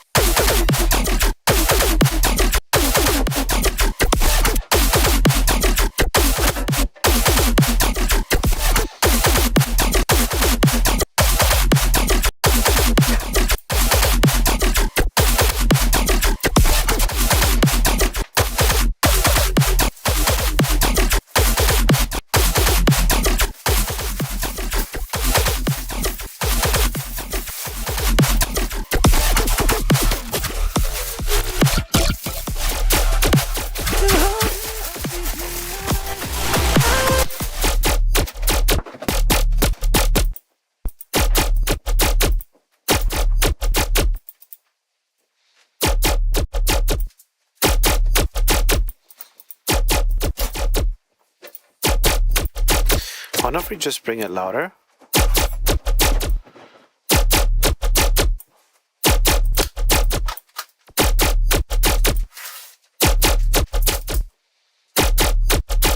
I mean, it's compressing it more, but I think we can get away with just one if we just do some upwards compression.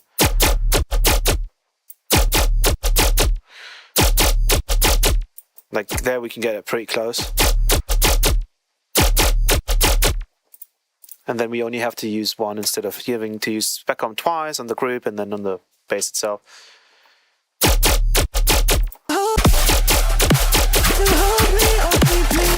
The dedication that you have for music inspires me a lot. Thanks for all the live streams. You absolutely go. Thank you very much. I appreciate that. Hold on.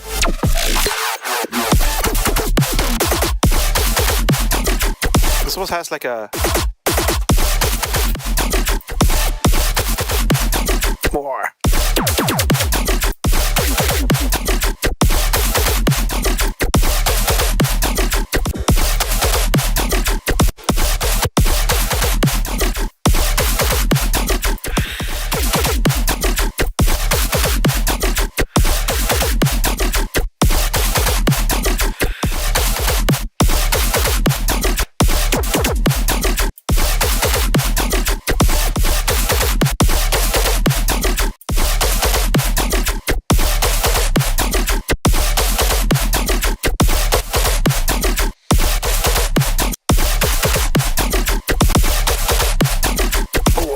I like that. That sounds awesome.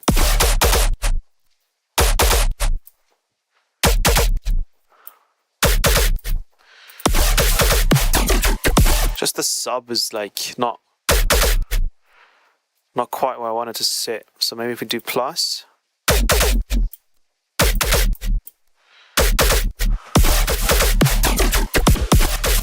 And I do want the sub to be affected though, just not as much maybe.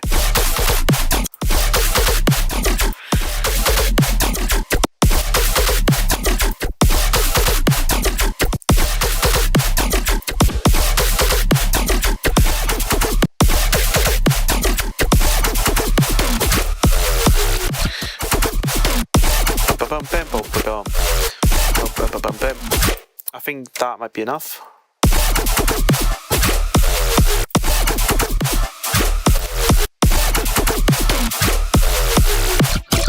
Then maybe we'll move that one there.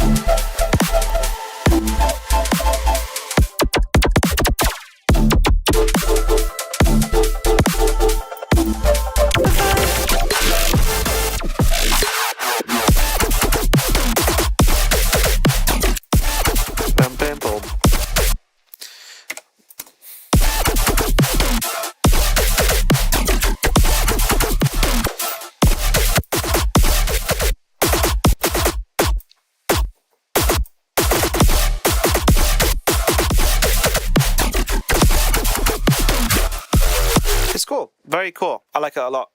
I think he's experimenting more, which is great.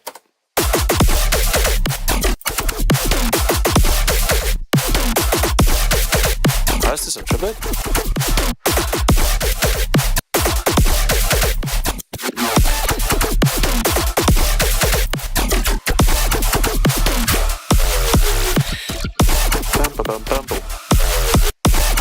That minus 12 is 7.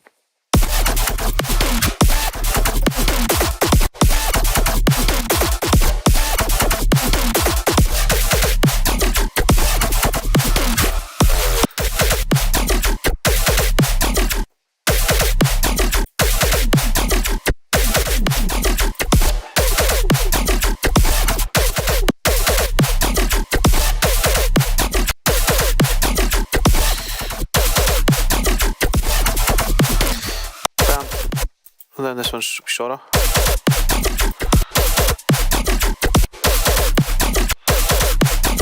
No, the first one should be shorter. No, it's all good.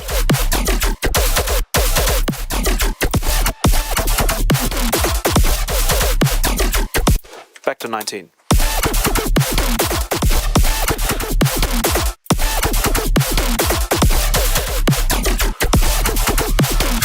Why is that one so much quieter though? Oh, this one has those become as well.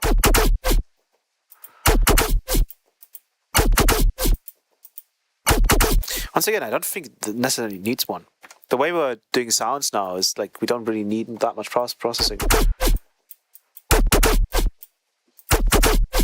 Like if we want more on the high end, we just like upwards compress it.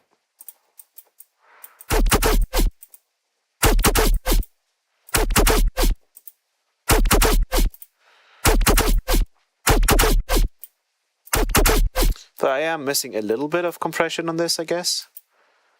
So we should probably just load up Spec Up Lite.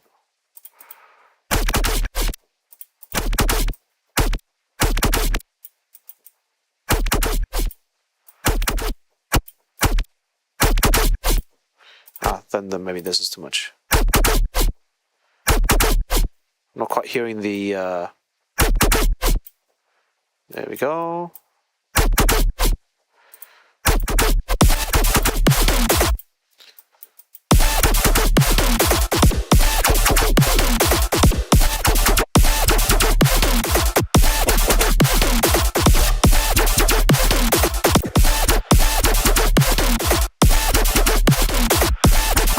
Let's have a phase shift after.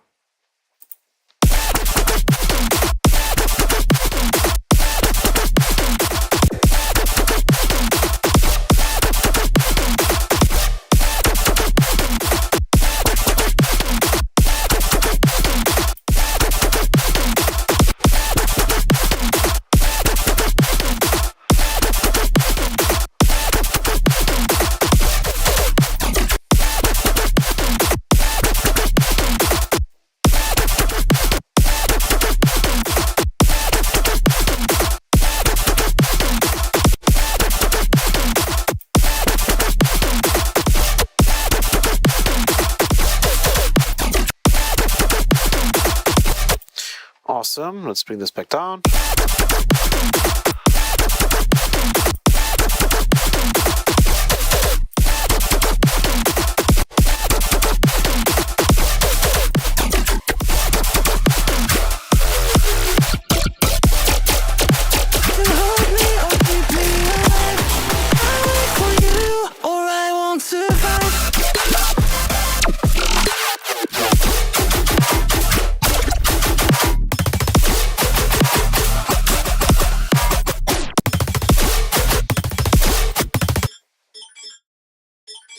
Remember this, the decay needs to be lower.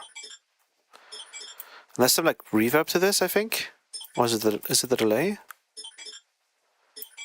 No, I hear some like reverb. Yeah.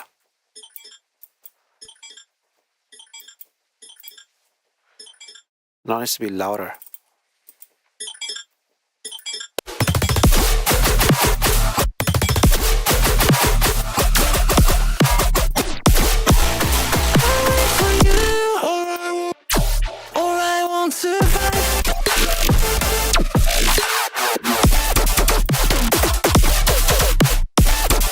Also, I want to quickly try out the new drums, the new kicks that I have in here, the newest bundle.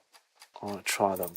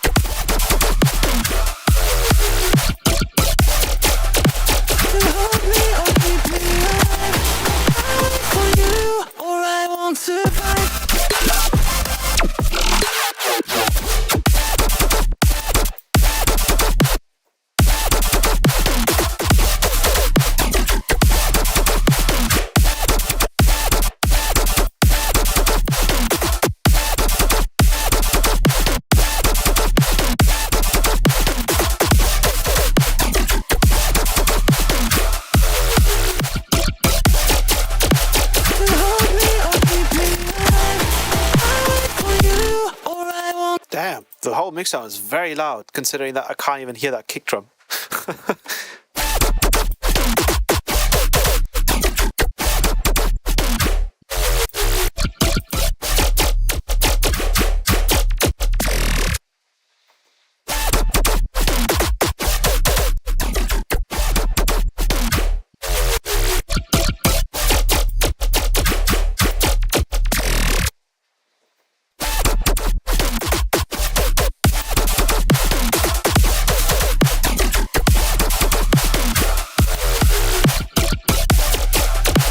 To hold me or keep me alive, I wait for you or I won't survive. Yeah, I usually do just use a flat curve. Generally speaking, you wanna have things towards something like pink noise, right? And generally speaking, pink noise is a flat curve. It's just tilted. So the smoothing actually helps kind of smoothen that out quite a bit. So you can see it's a lot more aggressive, a lot more noisy when the smoothing is off, and if it's on, it's sort of like averaging out the compression curve. So it's a little closer to the original, but still it still abides to the pink noise curve, which is, or whatever curve that you set, which is really cool. I appreciate that.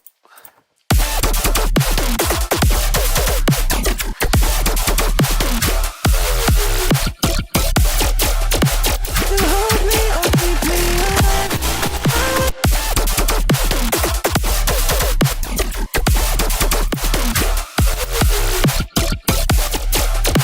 to hold me or keep me alive, I wait for you or I won't survive.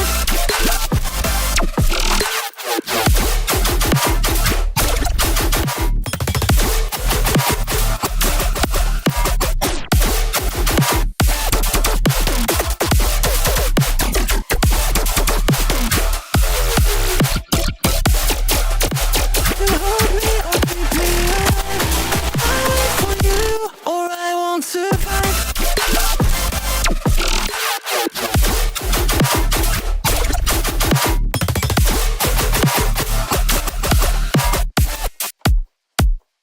So I don't really think the kick drum needs any more punch. Like, it should be loud enough, but it's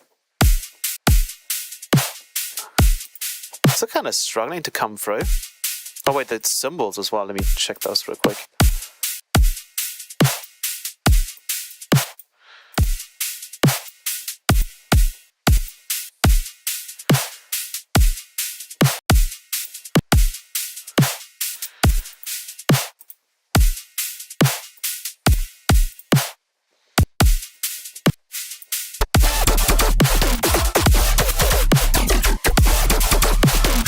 I think the drop was just pushed way too hard. To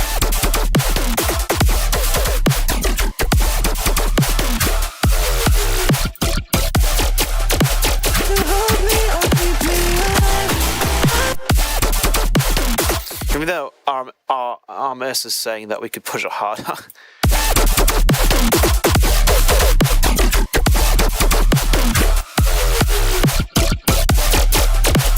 to hold me or keep me alive, I wait for you or I won't survive. So maybe, I think what should be cool about the new analog clip, the new saturator, is the color mode. If you go in there, you can actually push I think you can push the high end into the clipper. So let me fix this.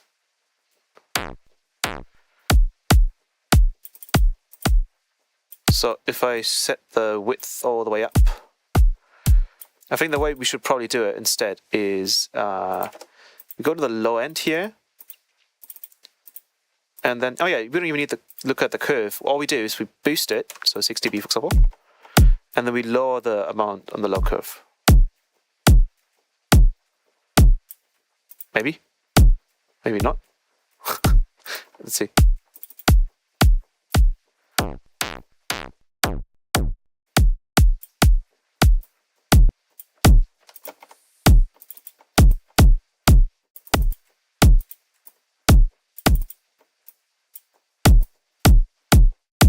No, why does it not do anything?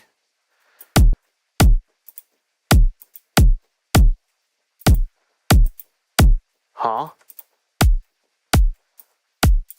What? Why would you...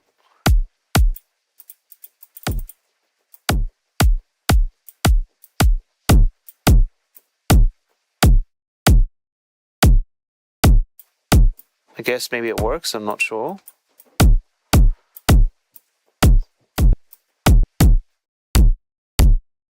No, I'm not hearing...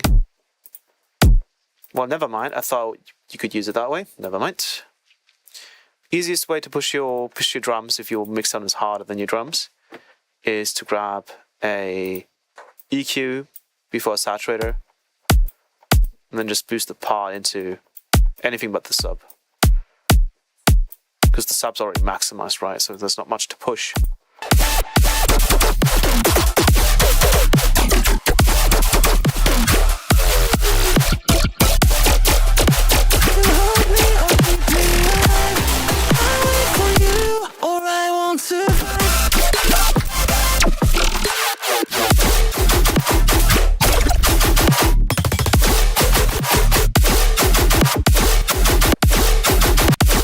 You can hear that kick drum is like coming through now.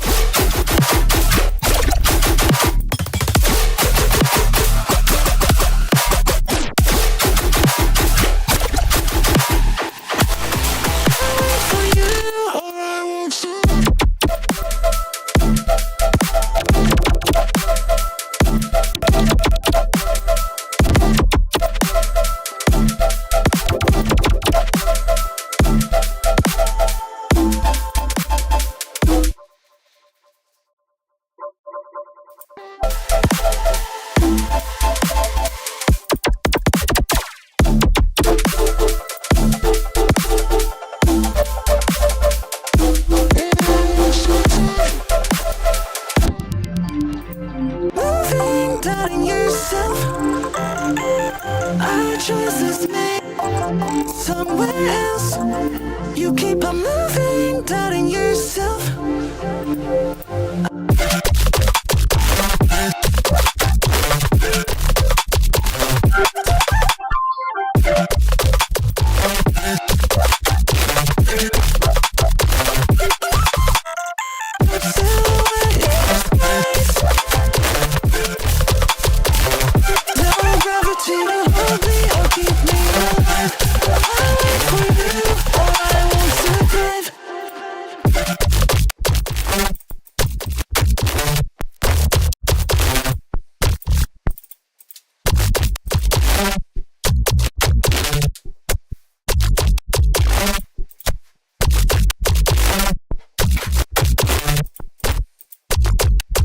Same goes for this. I don't think it needs the extra spec comp.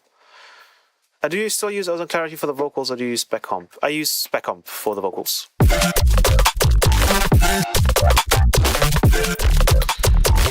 Are we just doing sweet. So this plucked out, this spectral mask is being used as a spectral gate. So we can switch this out now for spec gate.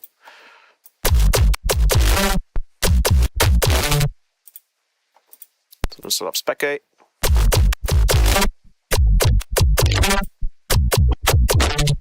Already sounds cool. Let's turn up the smoothing.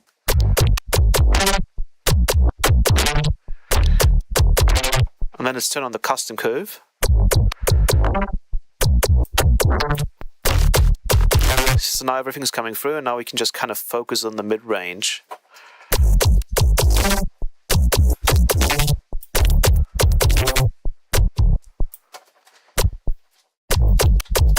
Thank you so much.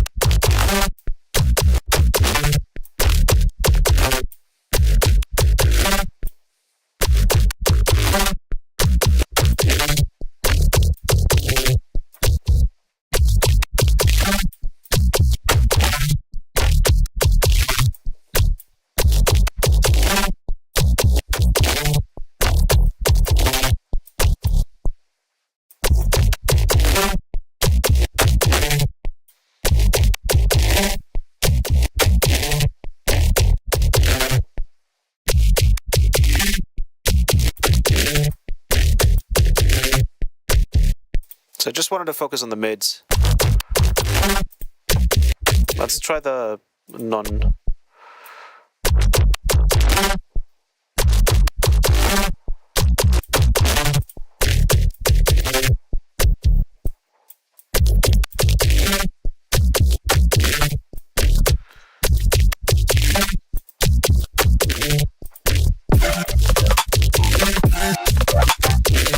Too much.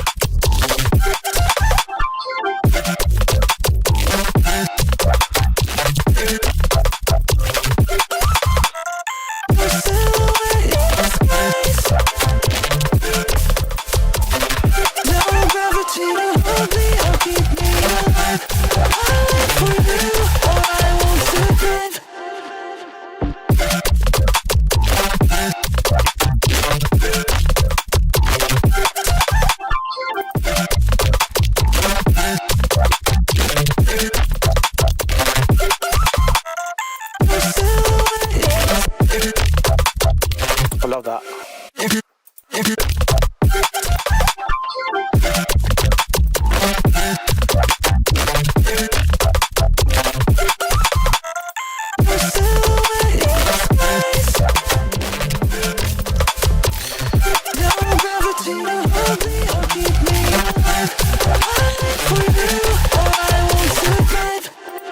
Which plugin? Which plugin that I'm using? Oh, you mean SpecGate? Yeah, SpecGate is a patch in PluckData that is free, but SpecGate is something I've made, which is a spectral gate.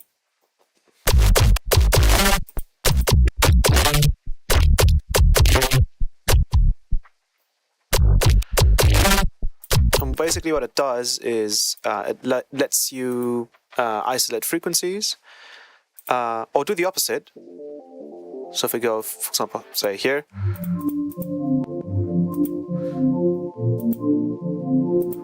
Disable this one? Well, that's just sine waves, so let me go.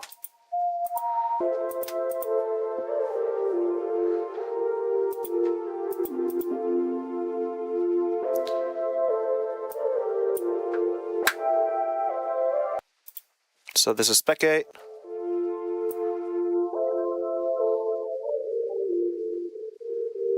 And then one thing that I've done with this one at least is you can switch between 512 and 1024, which sounds quite nice. You have a decay. It almost sounds like a weird spectral reverb. And a smoothing algorithm that kind of just, depending on the signal, lets you smooth out some of the curve. And then you have a noise mode, which filters out all the tonal components and leaves you with just the noise. So this is, for example, quite useful if you wanted to, say, go somewhere over here.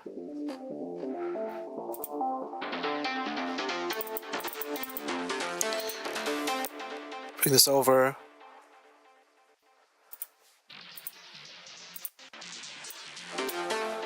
So you want to isolate the tonal components.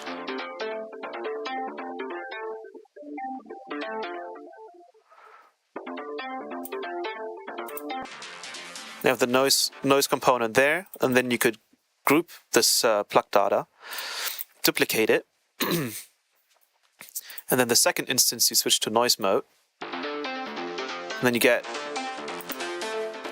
perfect isolation. So now you have the tonal aspect which you could change, right? From, for example, we could use auto shift that's new in Ableton. And we could do a pitch up.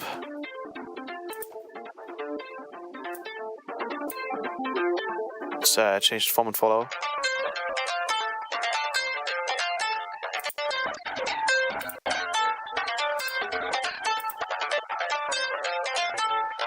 Okay, well, auto shift kind of sucks at this.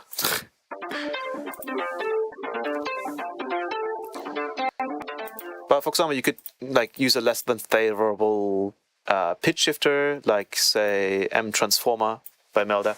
I'm still wanting to make a pitch shifter, but they're quite difficult to make. Plus 12.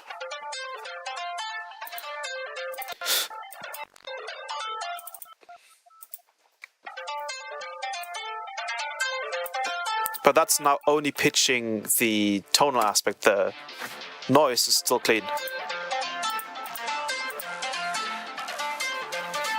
But it's better to hear over here.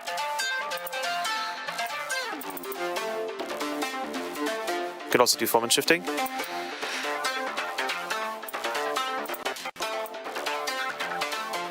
Well, that doesn't quite work on this. So you can hear how the noise stays.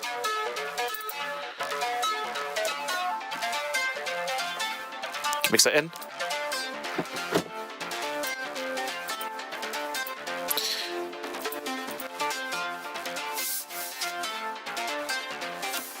You have Chroma at home. Actually, I'm also working on a plug data patch, which I'm going to be calling Prism, and it's somewhat similar to Chroma and PitchMap and all of those, which looks like this. So you just choose the notes, and then you have a dial to dial in the original transients and noise. Oops.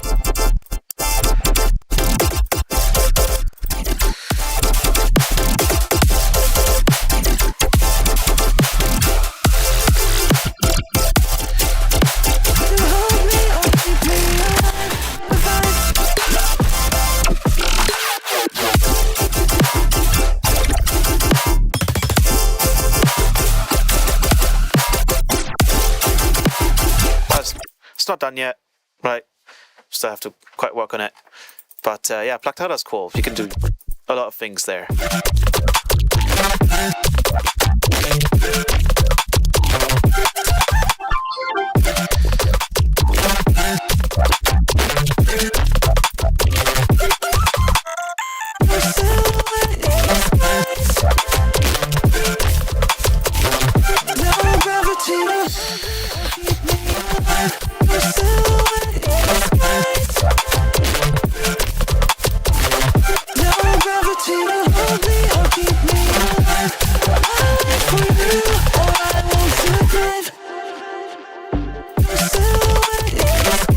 Hello, Soundboy.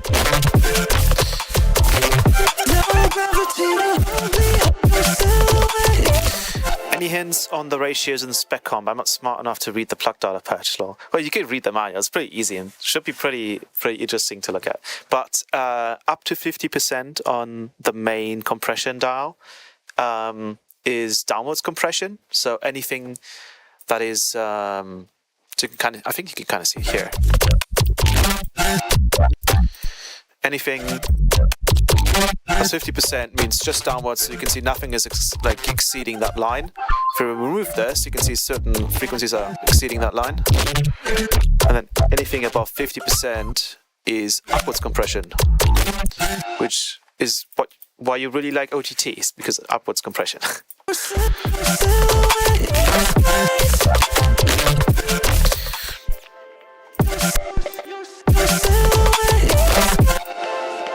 Well, that was quiet.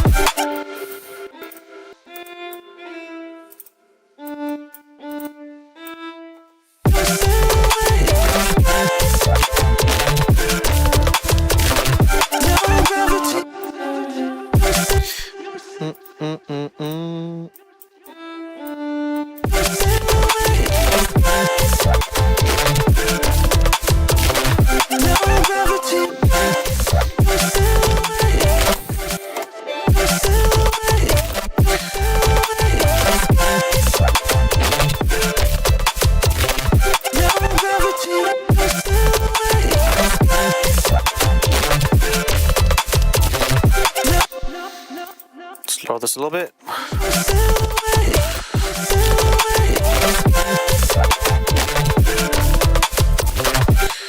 No spec comp.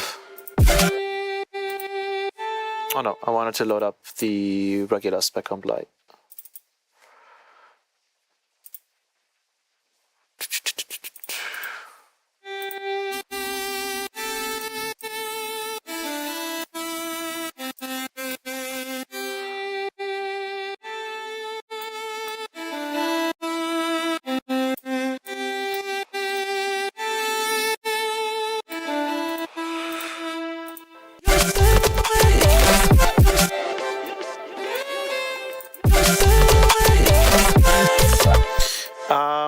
The way the visuals work is that they're sprites, so you can see the sprites. So if you move a dial, essentially, it's going through the sprite, and then that also allows you to animate stuff.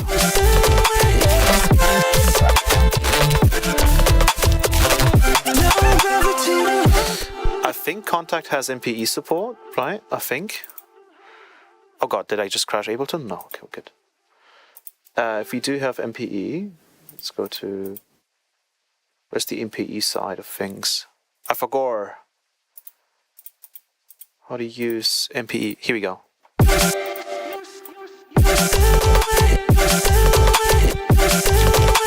Nope. That does not sound like MPE.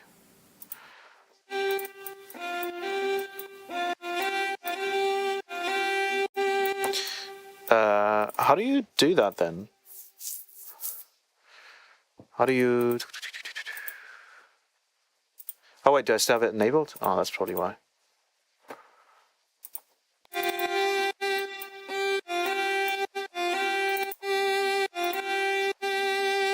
So let's do... There we go.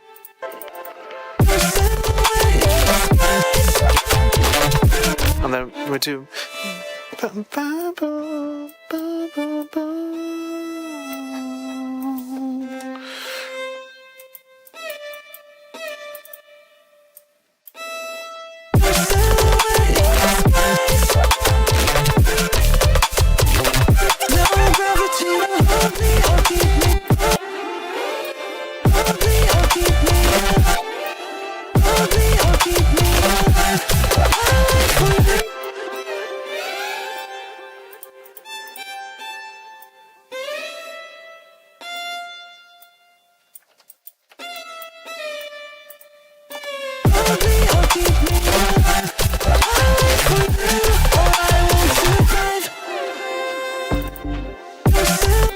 Now I just need to know how do you make that sounds the most difficult? Oh, that's kind of low tech. Well, it's pretty simple if you know how to use Blender and Affinity.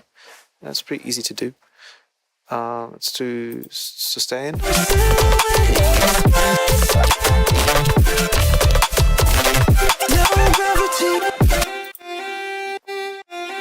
The thing is, I want...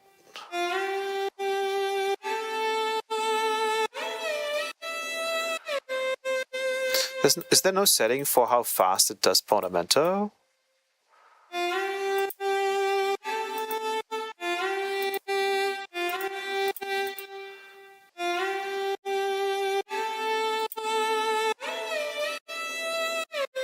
Well, you do have a pitch bend. Alright, if we do have a pitch bend, then let's do this.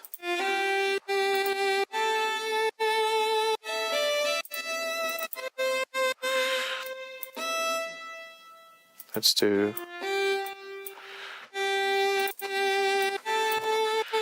Hello, Blurry. Configure pitch bend, please. Ah, okay, it's directly built on. Alright. Envelopes, we need MIDI control pitch bend. Huh?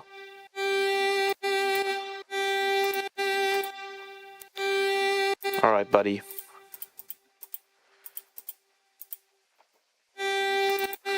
Contact, are you... What is going on? I'm doing good, how about you?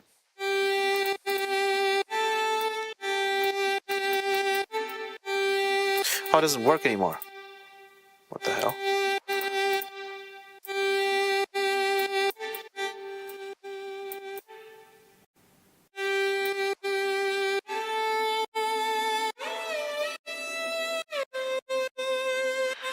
Bow change.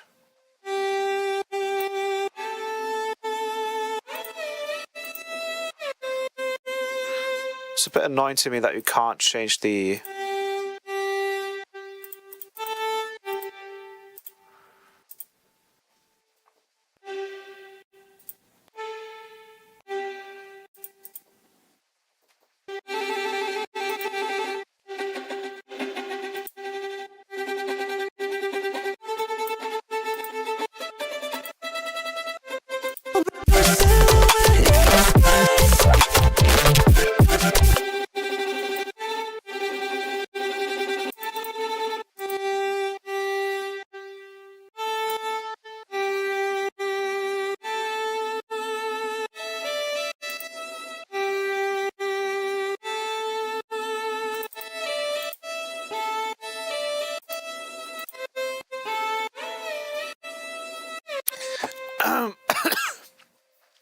I guess what could work is we do something like this, where one is a sustain, or Mikado.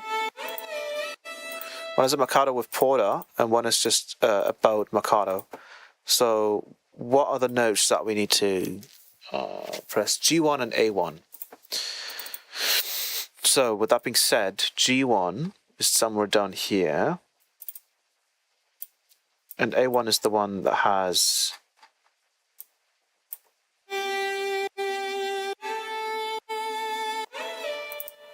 We'll do ba ba oh.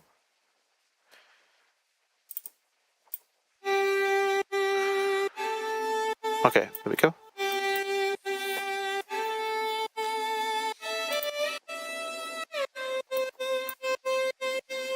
So that works. Then let's find.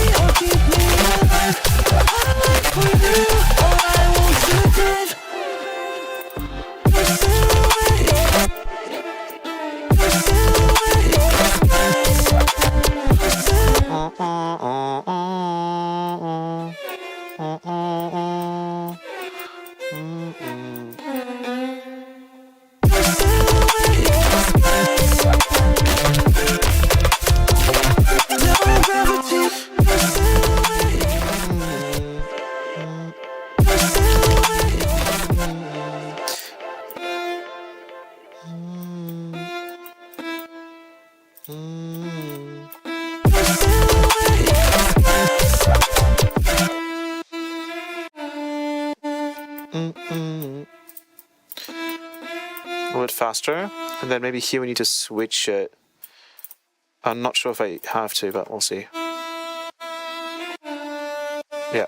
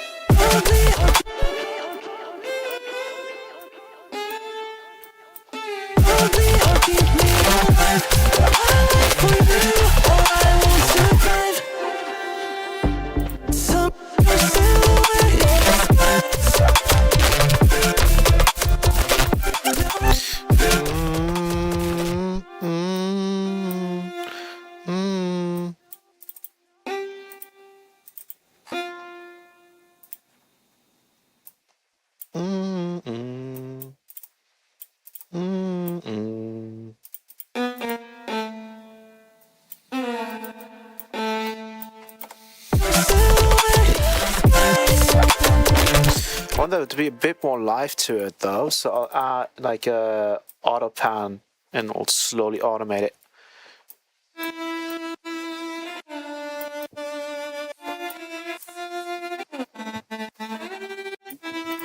I think this will probably not be as good as, even though that might be consistent if I automate it. If I automate it slightly like that. Oops, what the hell just happened?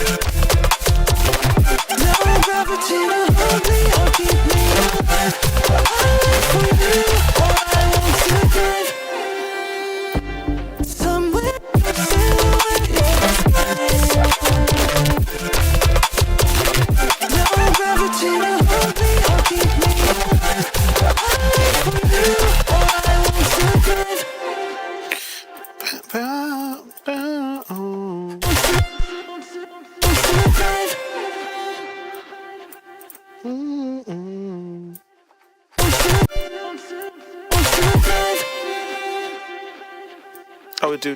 we'll do like a run.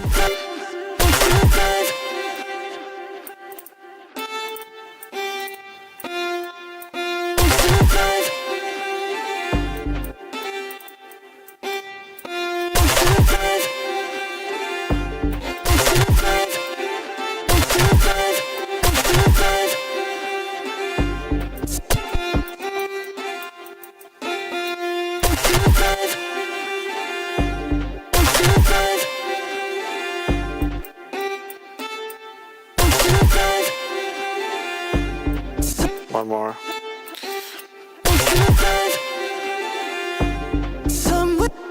Doesn't quite get those notes, but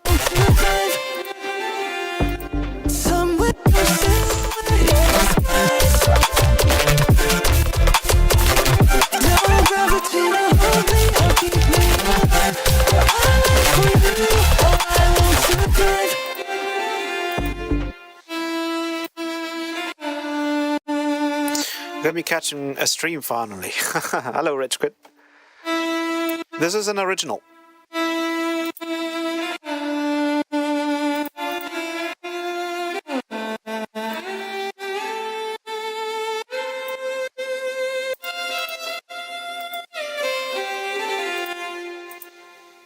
Something like that. I'll keep that for now. Your silhouette.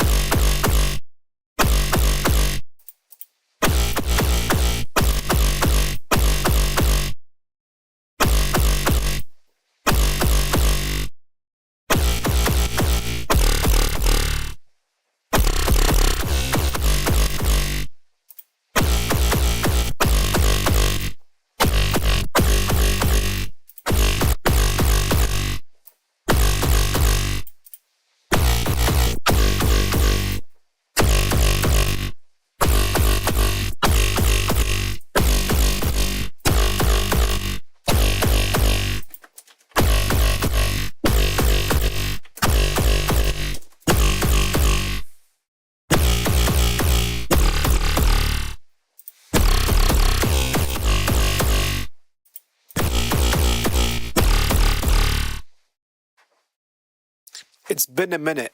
It's been a minute. How have you been? Just got time to watch the stream a bit. That's great. I've been good. How about you?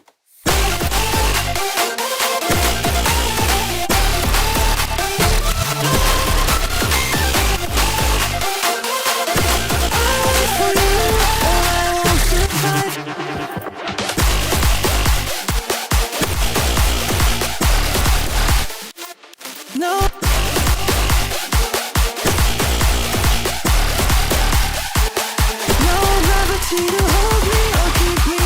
Let me try the tension source that are in the new sample pack. They might work.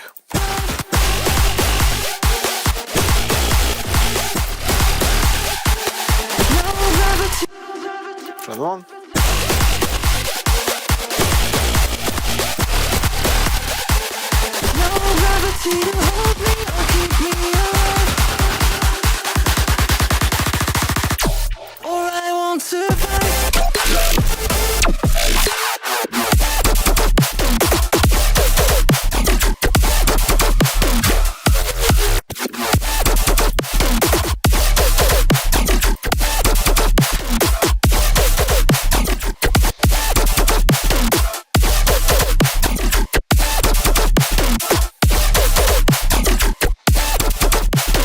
Still need to rework that bass.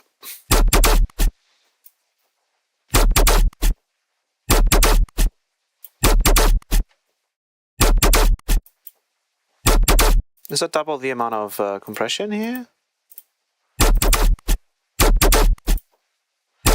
Yes, that's okay.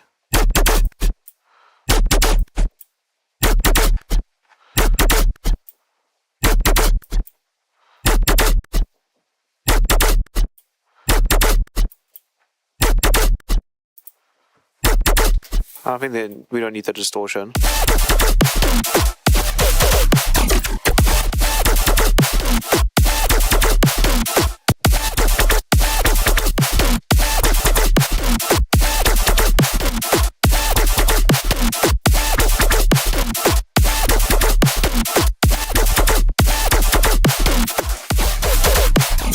I'm not sure what to do with the... This almost sounds like a trap snare.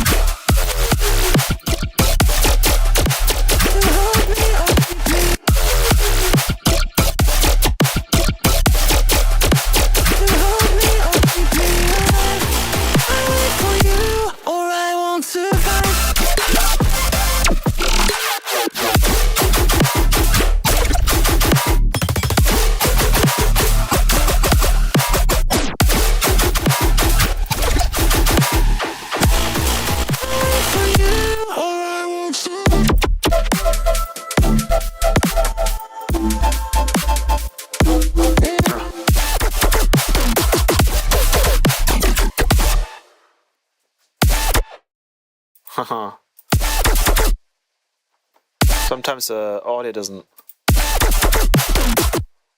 When I open it like that, it like freezes. That's probably something I need to fix. Maybe not. Maybe it doesn't matter.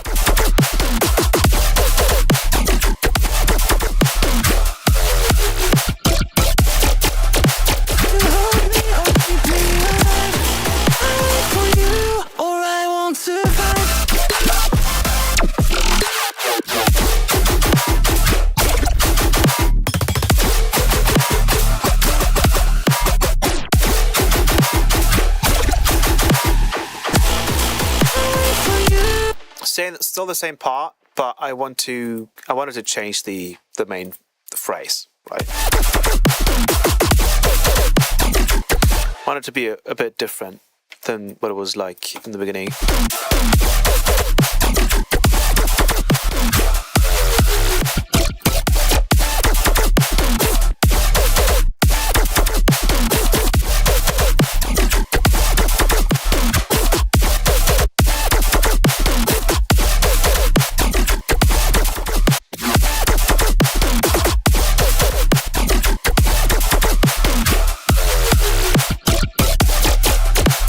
There's always something new to explore in this particular drop.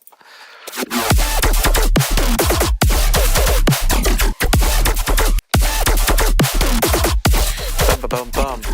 I can't hear that one.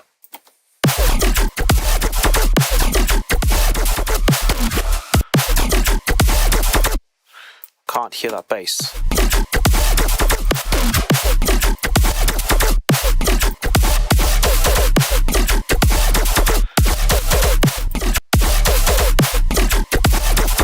That snare drum, it's pretty heavy.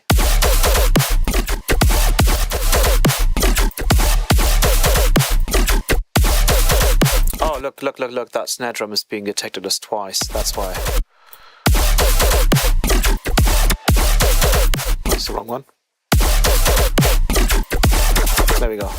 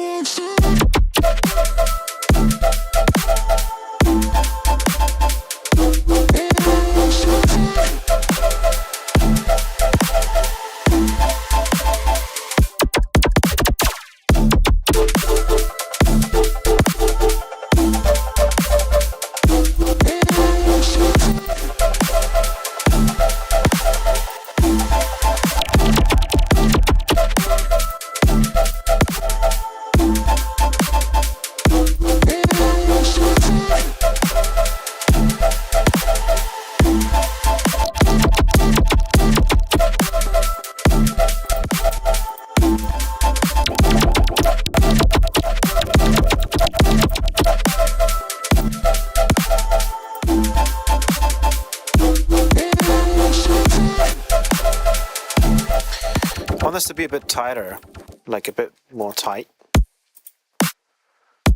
Well, that's very tight actually. How did you make that crazy sustain bass at the end of the section? Which bass?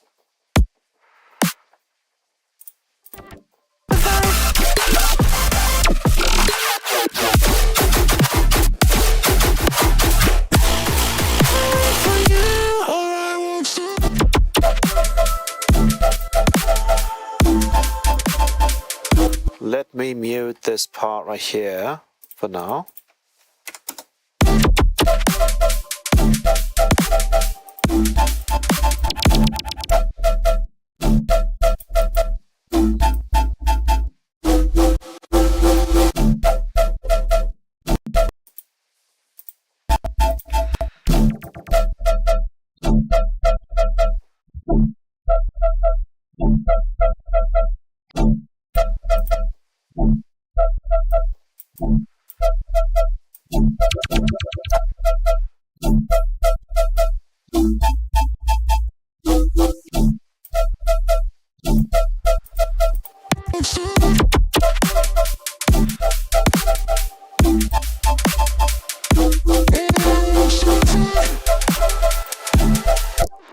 I don't know if there's too much happening with the hi-hats.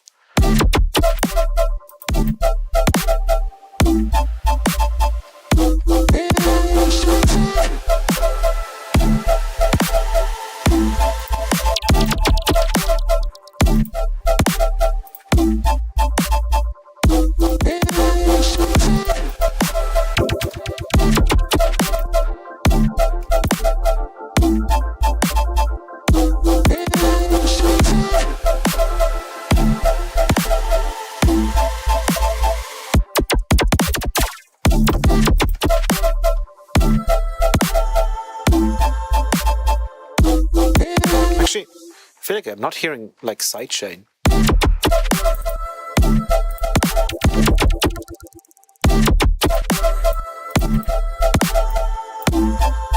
No, it's definitely active.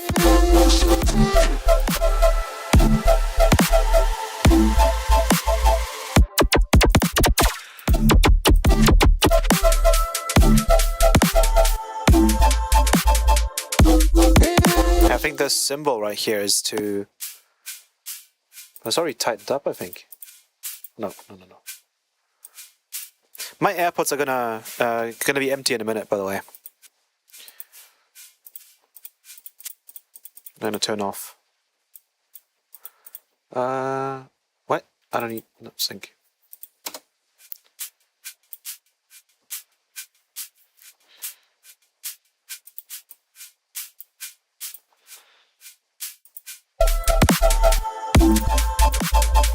Yeah, I do have the top house loops, but I also made these cool garage drum loops, future garage drum loops. So maybe. Oh, there you go.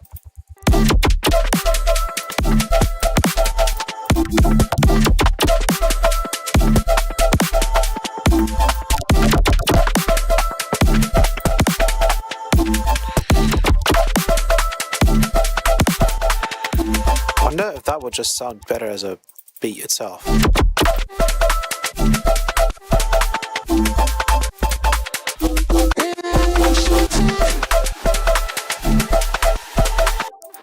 Well, the AirPods are decent. Their frequency response was really good. The only thing I had to do was correct it a bit with Qdelix. Taking out some of the shouty 2 kilohertz and 4 kilohertz range. Then I've done a bit of a boost on the high end and on the low end. And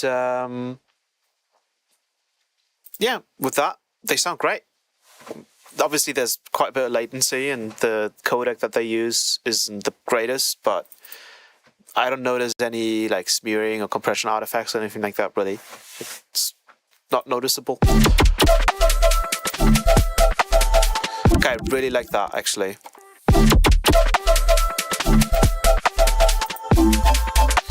So I should probably switch up the drums then.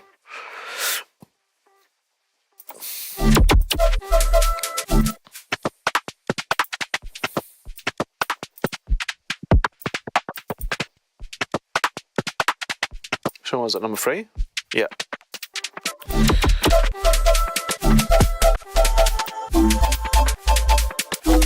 So clean it up.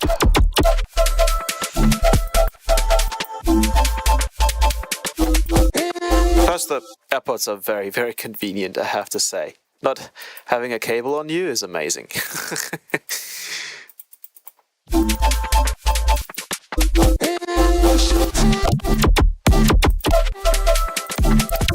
I think it's the snare drum that I'm probably not liking then.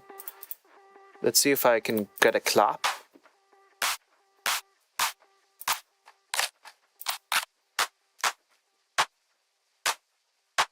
Like that one. We'll just replace it.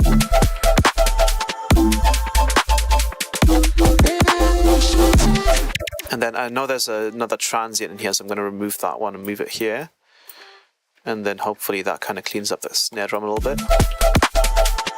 Yeah.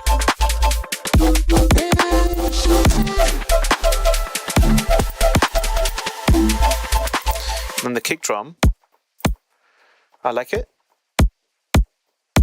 but should probably just have a, just like that. And then we grab a transient shaper and just boost the attack into it. Just like that.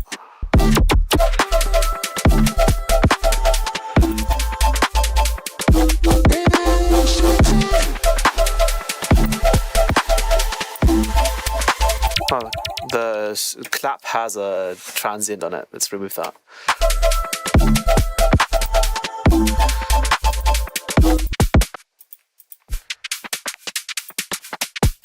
Yeah, this is great now. Do you still use that wireless thing with the EQ correction then? Well, I do use the Qdelix. I use the Qdelix T71, but you can also just use the Qdelix 5K. And then I use a Bluetooth transmitter, which is the AirFly Pro 2 or something like that, which is supposed to work well with the AirPods Pro Gen 2, but sometimes there's some quirks.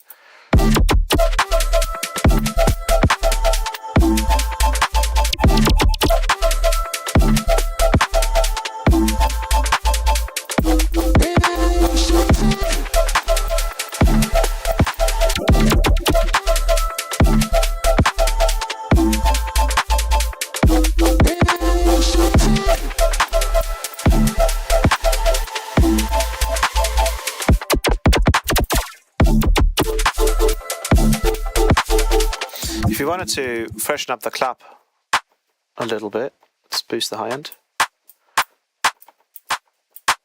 I think there's still too many transients in there, so let's get it even closer. What if I just take this? Yeah.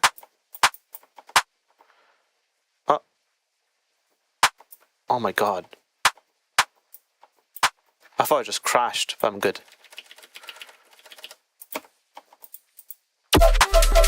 Yes, I'll keep the stream on.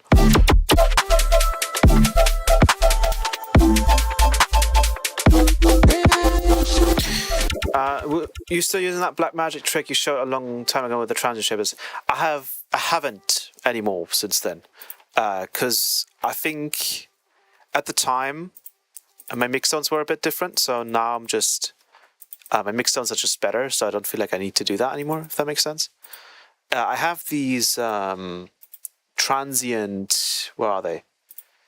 Like these kick and snare punch layers, which are small little zaps. And if you add them to the front of your, like if you layer them with your drums, they're going to give them as much punch as possible, because this is just a pure sine wave going up and down, right? So simulating sort of a transient. So if you add these two drums when you feel like your drums aren't cutting through, can help a ton.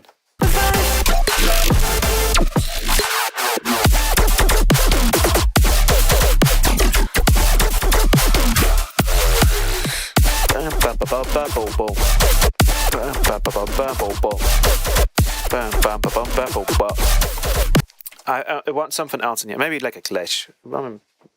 Maybe a glitch will work. Or like a yoy. I do have some yoys somewhere over here. Yoy. Maybe.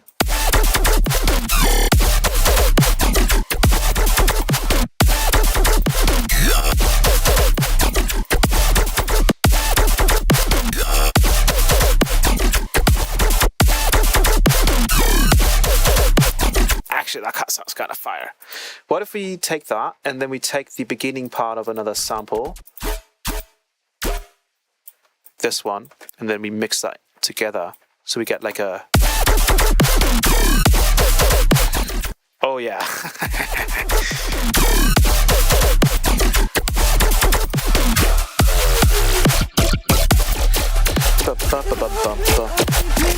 And then I want to try and see if I can...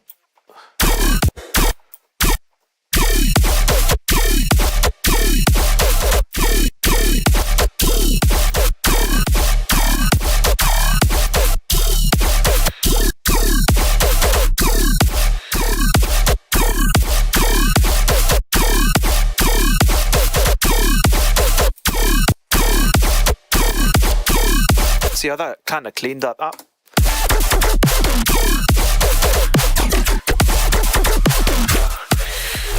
Bum, bum, bum, bum.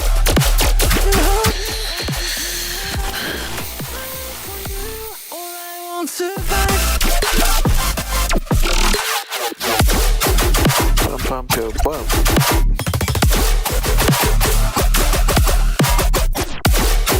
Thank you.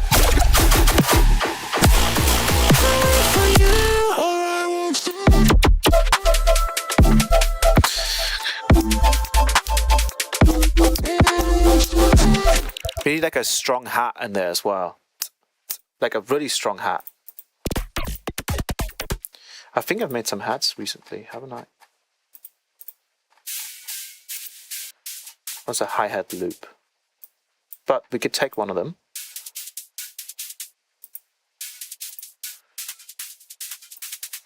Like one of these.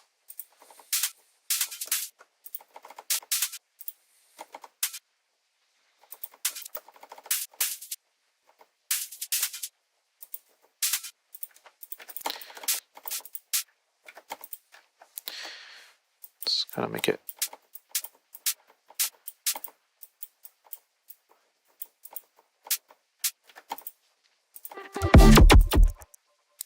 So that goes over there, and then we do.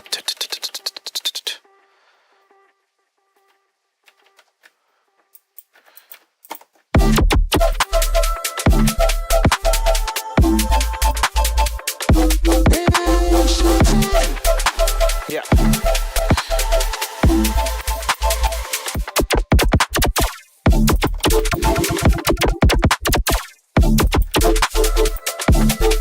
That gives it a lot of groove.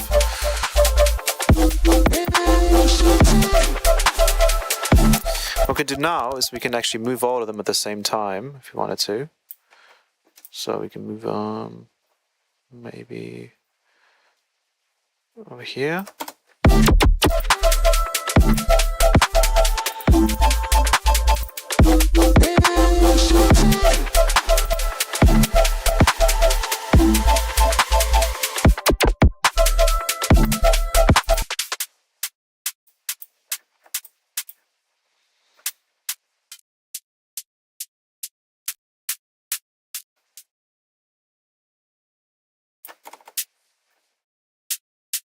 I think I like this one the most.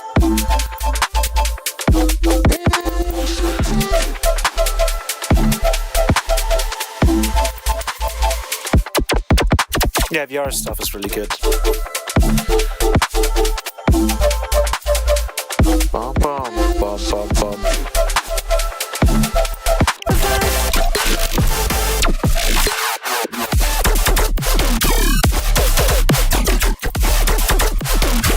The main bass, I'm still feeling like it needs a bit more. So maybe the bass sound being layered is not enough.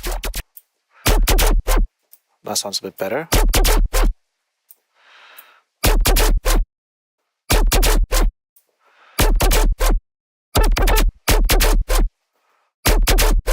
It's not quite layering now, so let's grab this here. Let's get rid of the distortion. Maybe not entirely, but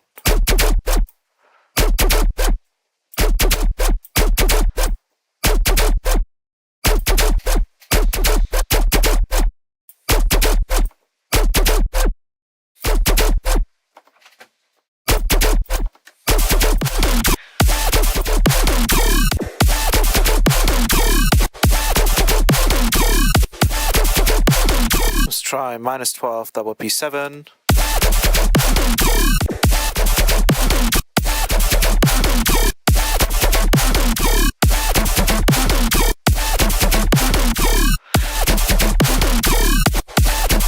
+5 would be probably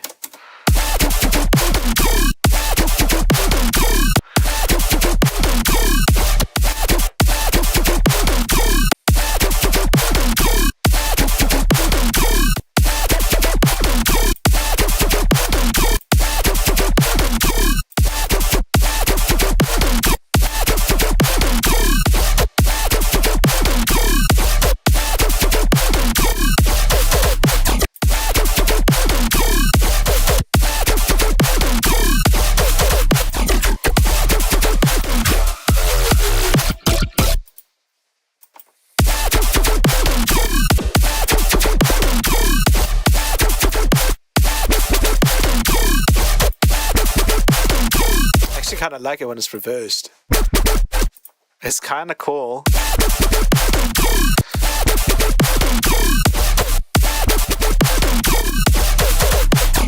If we do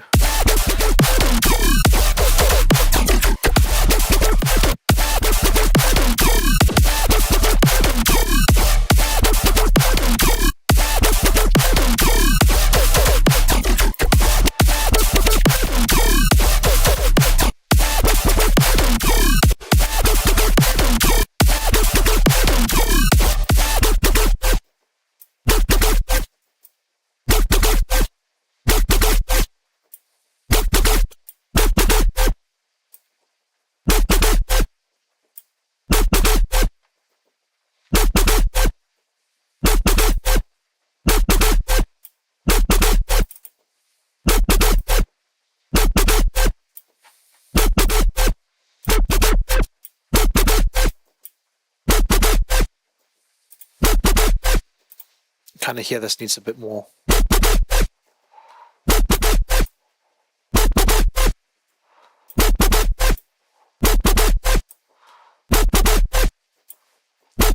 What is that filter movement? Let me open that. Oh, that sounds kind of sick.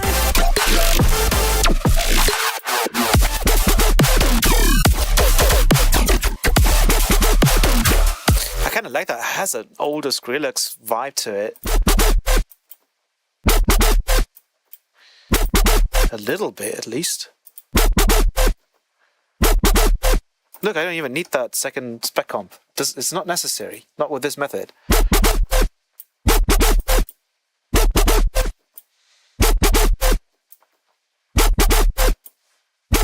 So I'm guessing this is for the pitch. So if I get this closer.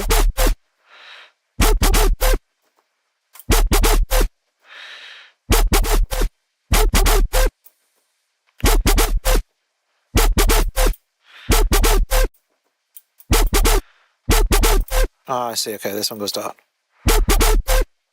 There we go.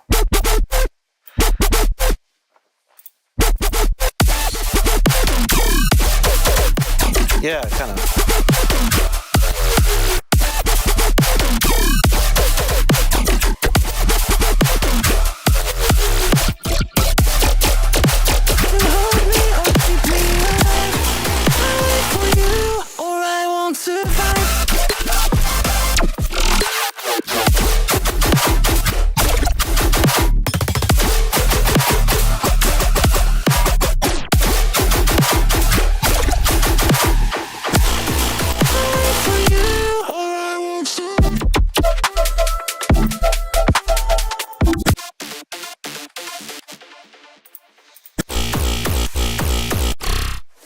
I kind of want like a noisy, I think that's what it's needing.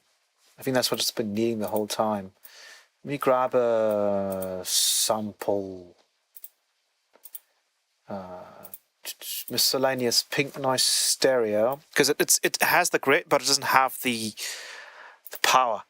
So let's go to sampler, and let's put the key tracking to 0. Then let's disable the filter. Let's have the filter in, but no key tracking on that filter. So we can do a high pass. See what I mean? And then that multipass that we had here, that ring mod, we're gonna lead this multipass. I'm gonna grab another ring mod into here, and then we're gonna grab the serum patch, which is the faceplant patch, which is I think the one that's doing the it's the serum patch. So 122 instrument.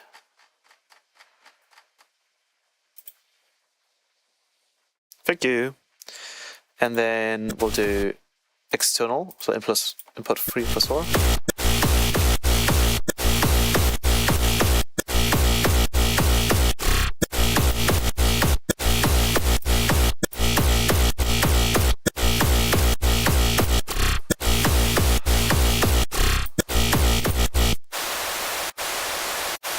Oh.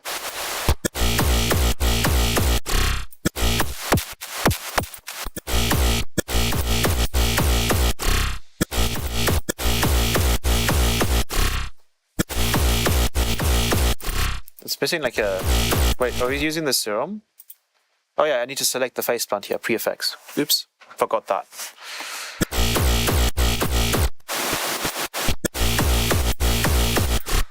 Oh, that didn't help. Post effects.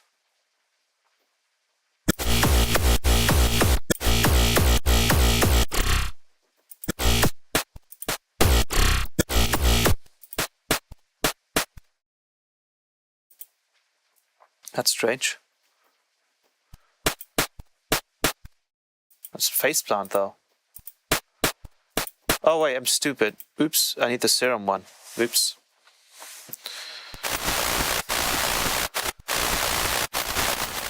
And then maybe we want to do... we might want to isolate the sub. In that case, you know what? It might be easier to just do this in here. Like we'll just add a chain.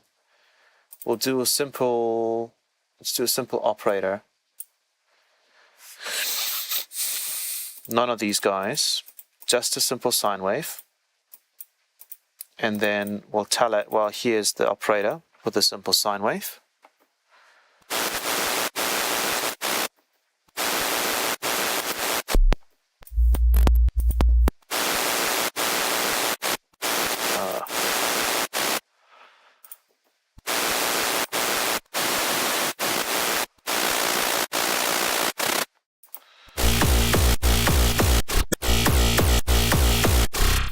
There we go. Let's go back to the serum or the release.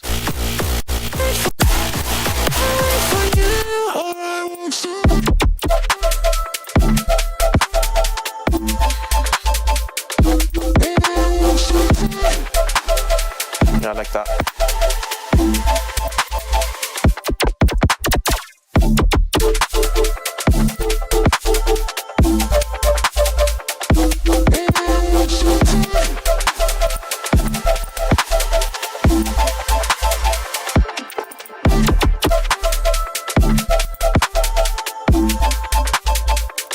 It's like slightly panned to the left and it's driving me nuts.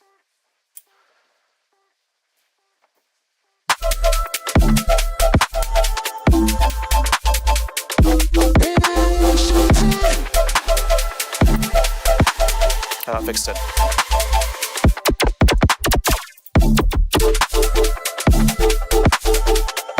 Sweet. Or I won't survive.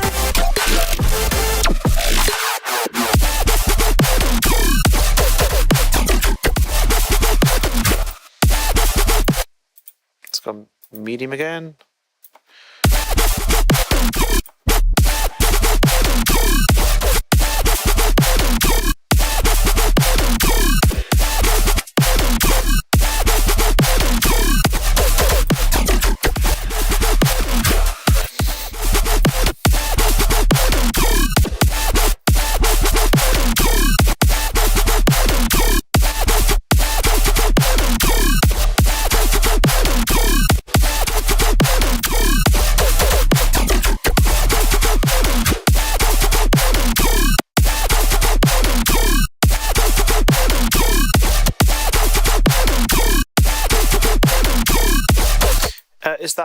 one of your samples. Which growl?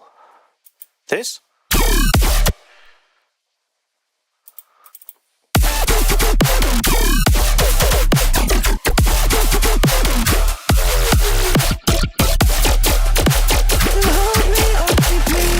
That's a Yoi bass. Yes, I think that's from pack number 27, I'm guessing. No, 28. Let's see. Yeah. That's 28. And then what I've done is I've taken out some of the mid frequencies. So, like, without it, well, you have a dry wet here. It's just spectrally gating just the mid frequencies. Just cleaning that up, that stuff there. It's really powerful. Spectral gating just like certain parts.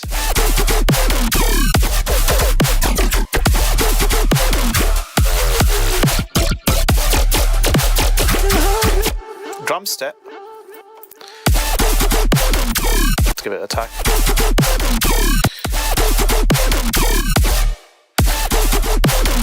Hello. I haven't given this a pitch bend, I think. No, but let's try it. Ooh.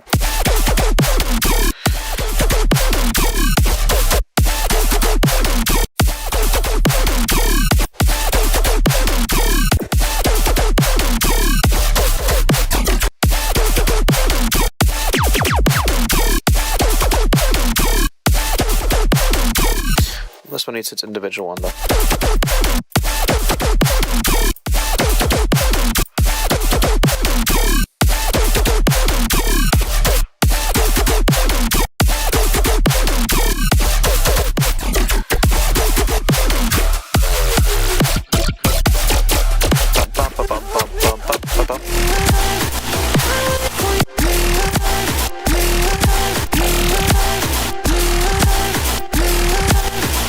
Do the same thing with the growl here. I'll grab a spec gate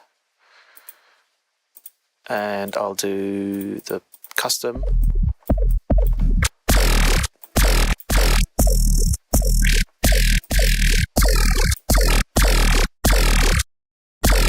That's nasty. More on this end. Oh, yes, crazy. Listen to this. It's ridiculous.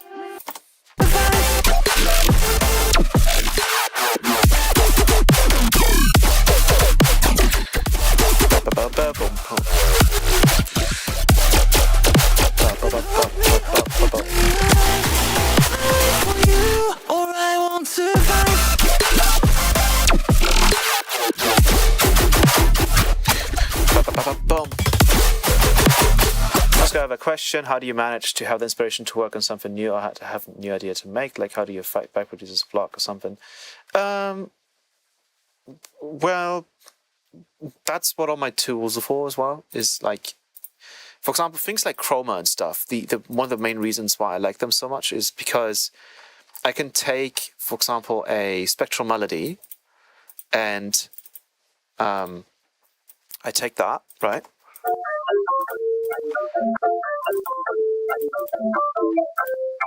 And then I can just say, okay, I don't have any ideas. I'm going to go with D minor though. I'm going to stay in D minor, and then I can start pitching this around.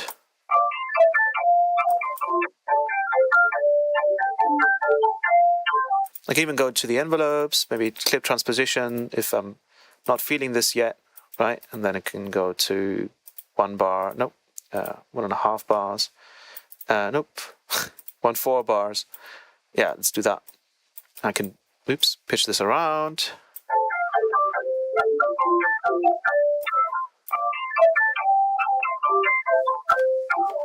And then I get random cool melodies and ideas, and then you know, you can start, like, if I was completely had no idea what to do,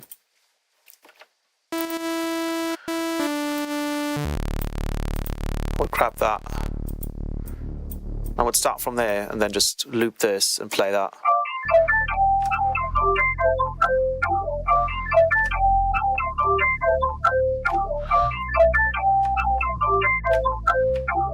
Wait, sorry, I forgot to put the scale on. So this is one thing I can recommend, just making things easy for you when it comes to the scale, so you don't spend time, writing down the correct notes on a piano roll and stuff.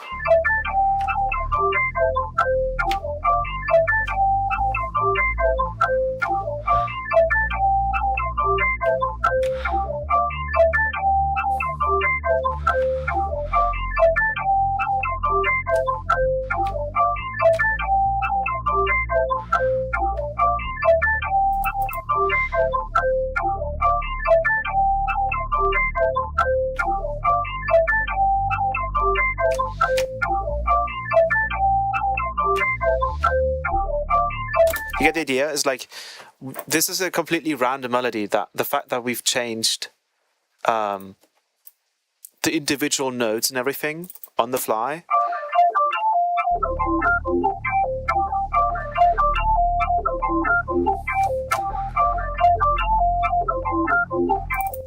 Then maybe...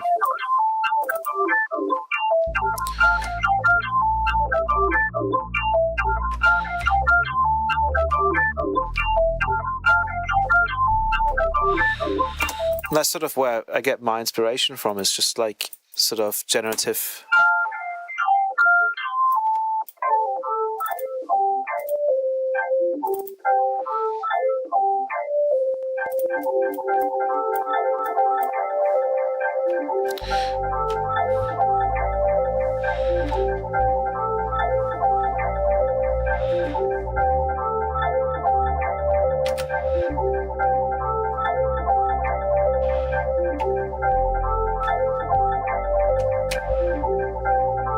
Get it? It's like, if you try to do too much from the get-go, what you really want to do is put yourself in a position where you can hallucinate ideas. I think that's sort of where I like to go. Is like all of this generative stuff that you can, especially things like Chroma, make it so easy to remix stuff instantly to new scales and get new ideas and inspirations.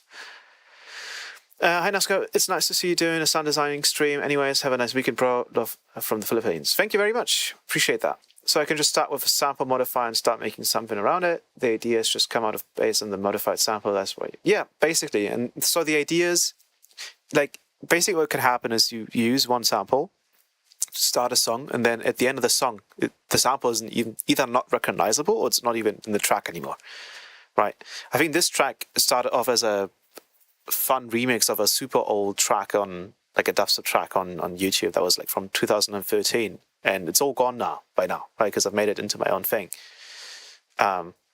So like, you can literally start a song as a remix of something else and then completely write it into your own thing.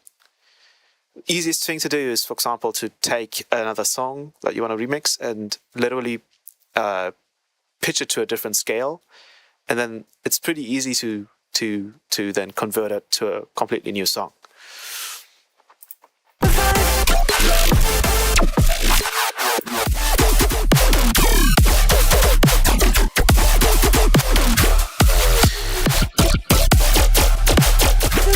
So I like this. My issue is just that it's pretty short, right?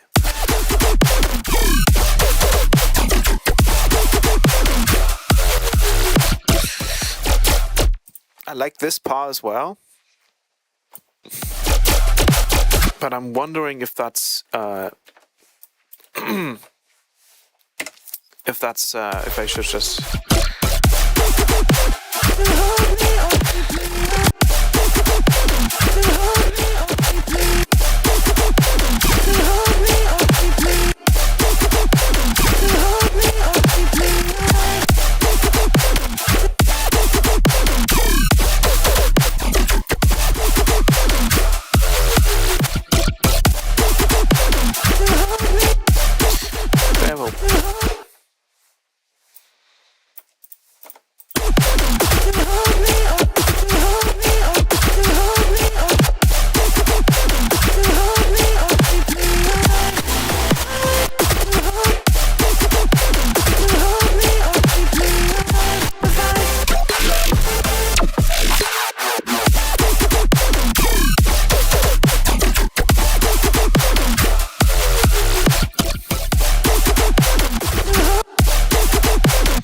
this main base right here that's not hitting.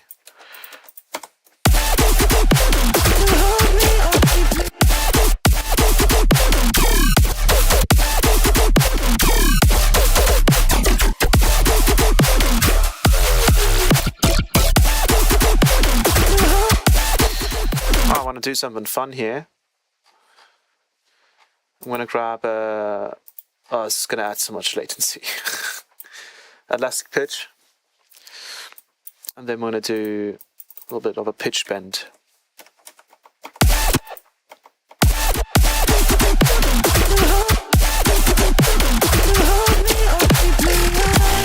Maybe on the...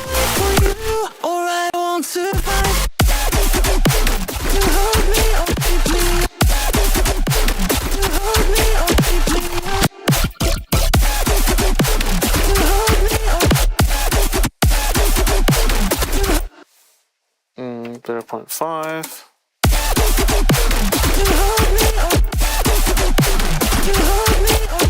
No, that doesn't work.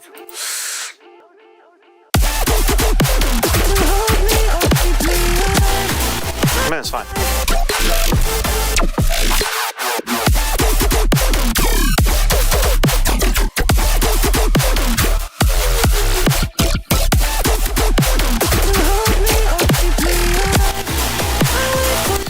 Maybe this one's a B section.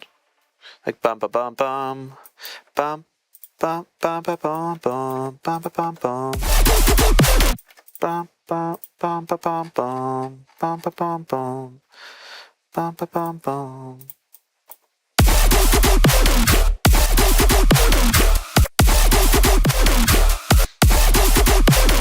So let's do da da da da da da da da, maybe 21. No, 24. 22. Bum bum bum bum bum. Yeah, that's it.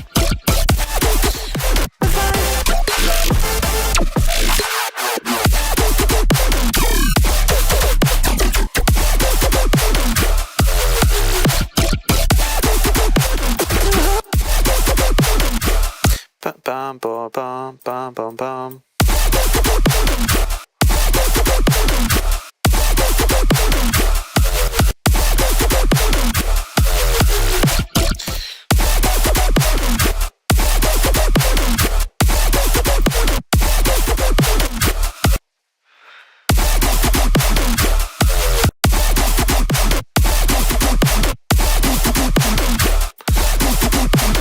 Ooh, if we distort this, it's gonna sound so crispy.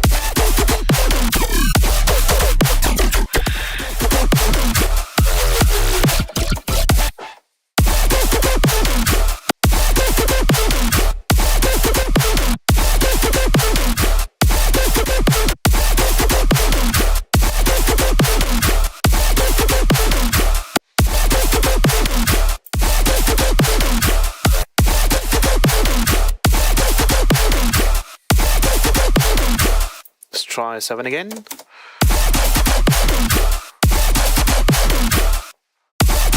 And my AirPods are gone. 1 minute. We gotta do a quick pause because my AirPods are empty. Bruh. That's what I get for producing with these.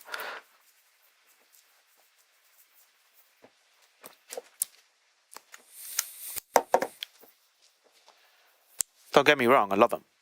But, yeah, the fact that they're battery powered. I mean, they've been holding all day. So that's good. I mean, at least for 4 to 6 hours. Hello, Galen. So I guess I gotta wait until these are full again, or a decent amount. Let me check.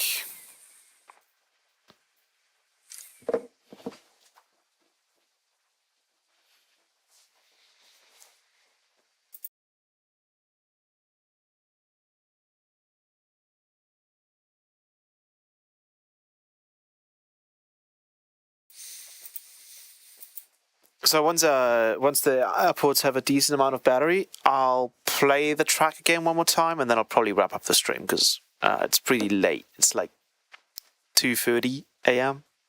here. Though I did have a nap earlier, hence why I started streaming so late. So probably you won't need as much sleep anyways.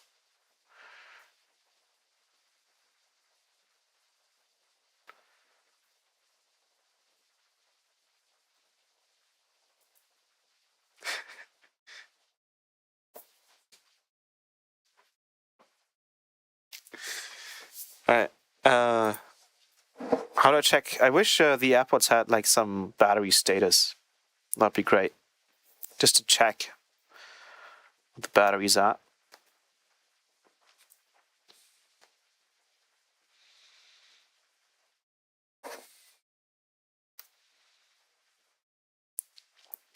They are at 11%.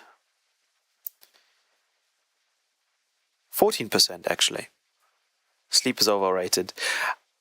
Sadly, not for me.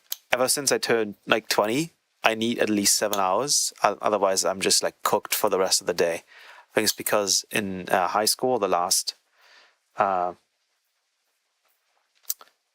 few years of high school, I consistently slept less than 6 and sometimes less than 4 hours every day, except for like the weekends.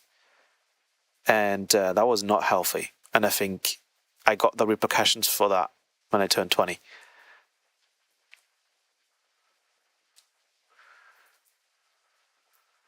Sleep is for people older than 23. Basically me. Yeah. Yeah.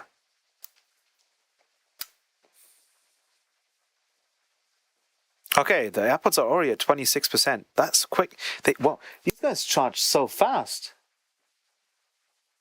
So it's like, if these are empty, you just wait like 5 minutes and they're full again. Like 10 minutes. That's wild. Already at 28%. Alright, I think I can put them back on.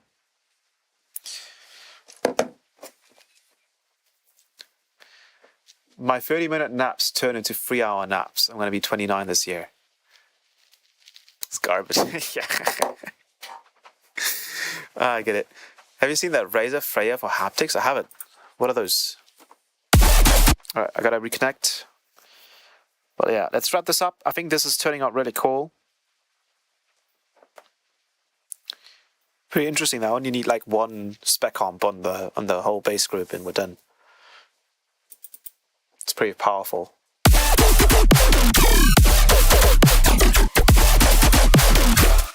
I actually like that a lot. Maybe we should do like a bam bam bam bam, like a pitch down. Even though we've already kind of got that, but let's see.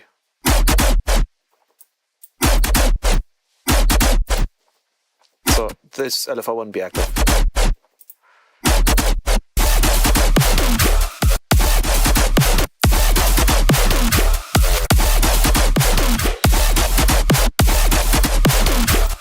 If you push this up quite a bit.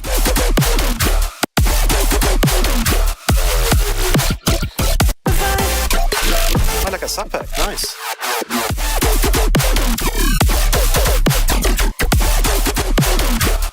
I think that goes over there, to be honest.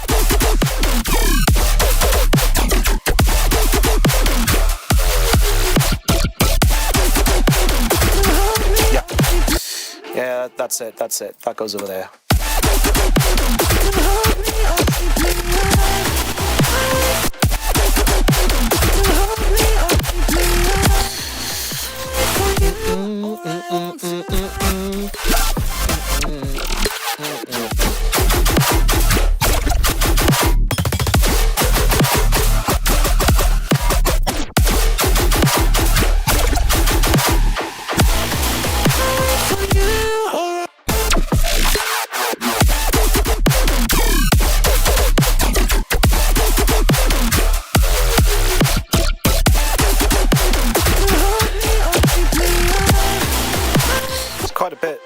happening here? Hold me or keep me alive.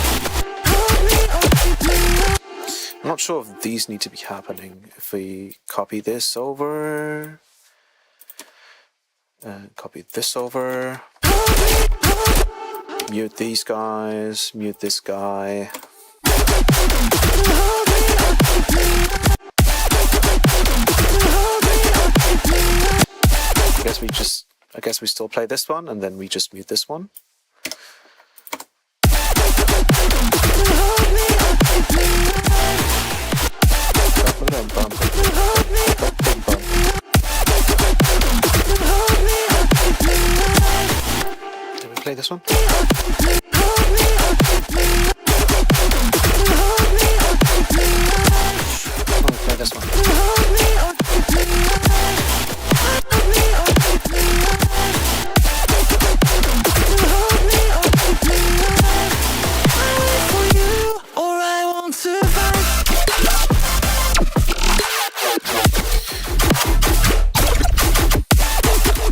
We added like another 160 milliseconds to the project and I'm not noticing it. I think there's a certain time where if it's already a second and it's like 2 seconds, you don't notice the difference. Watching a producer stream and they make the exact change you would have. Oh yeah.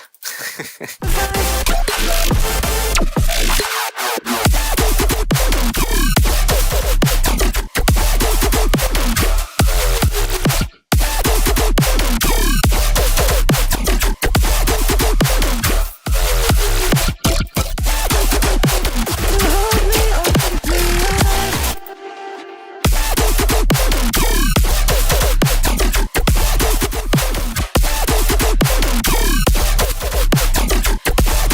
Yeah. Hold me or keep me alive. I wait for you, or I won't survive.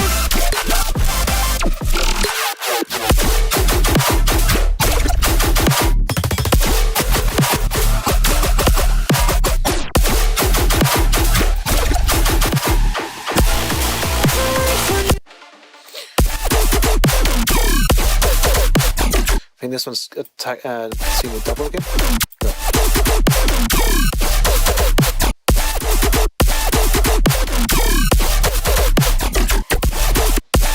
Okay, this is. Why is this posted? Oh, because it's the volume.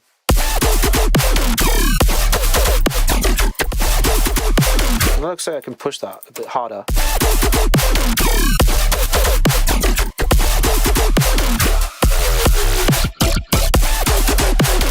Hold me or keep me alive. I wait for you, or I won't survive. This kick drum is extremely heavy. I guess it didn't replace it. Oops. Replace it, please. Still didn't replace it. What's how you doing, yeah? Bloody hell. Huh? Did it replace it?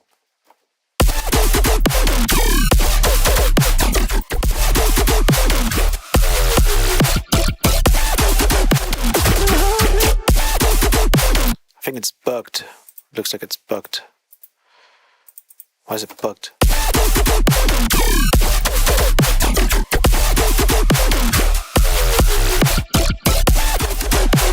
Hold me or keep me alive. I wait for you. My kick drum. It's better. Hold me or keep me alive. I wait for you, or I won't survive.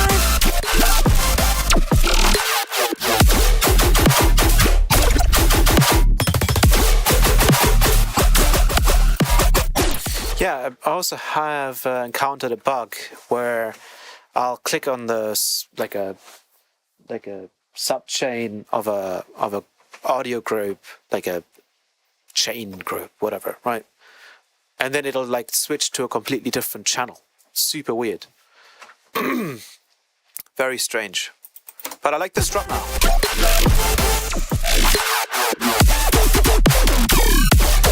That first. That's cool. I just want that format to be Boost it. Boost it. Bro, we don't even need the spec op, man. The spec op on the bass group is just enough already. Can we just like...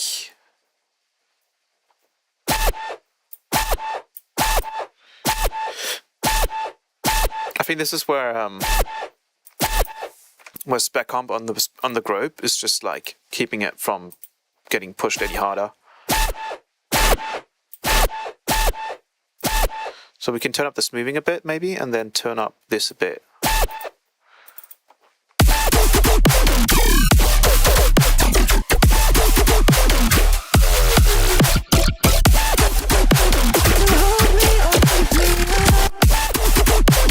Let's try an octave lower. Minus 12.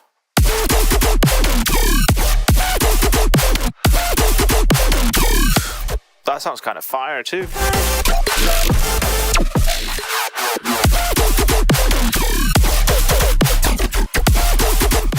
Yes, we could generate upper harmonics. We didn't even have to use saturate EQ. We can just use distortion on the literal sine wave. Yeah, that was quite a bit louder. You're right.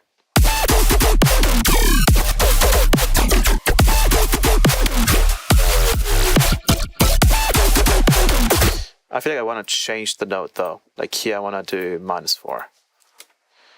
Isn't Faceplant's modulation system amazing? Just so easy to use.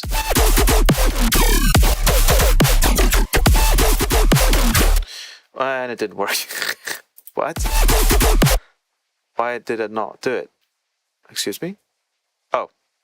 Didn't take it in.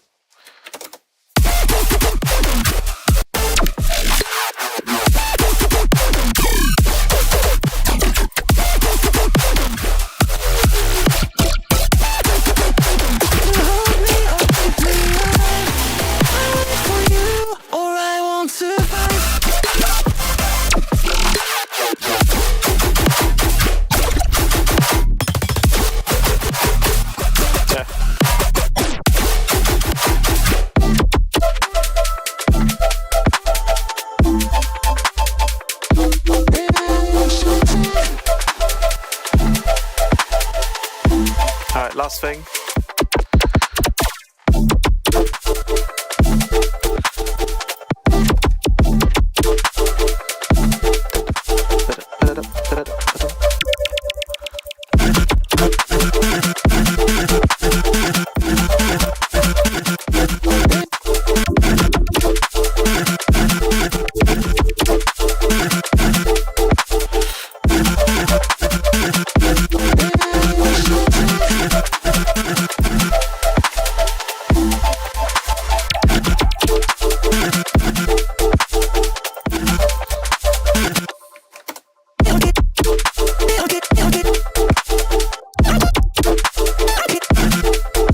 -5.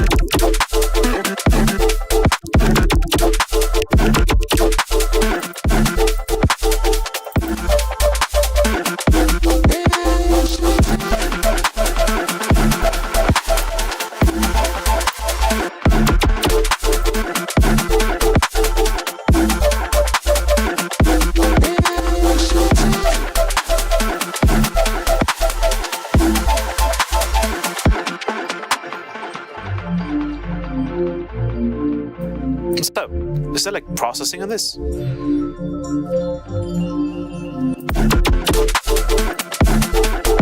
I see. Well, you're not supposed to be in there then, because obviously the delay is like going forever.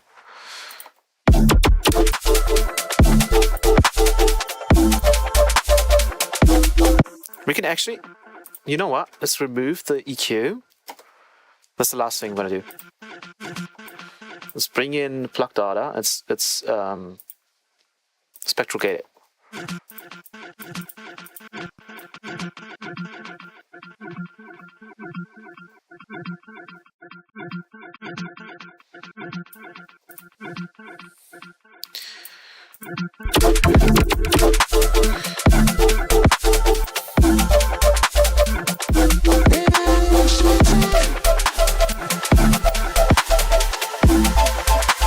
I mean, now at this point, we can probably bring this up, like -9.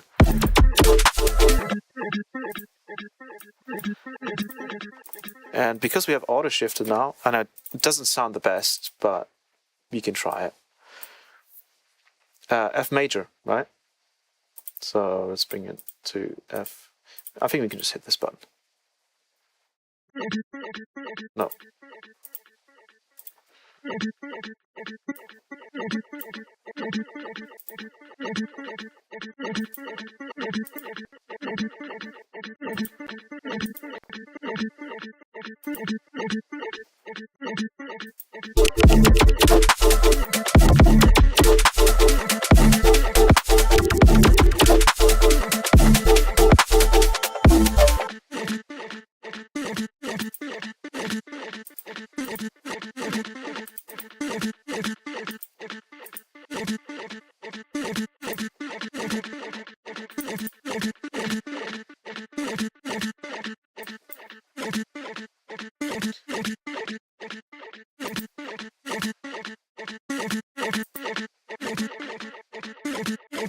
Yeah, you can hear it's changing it.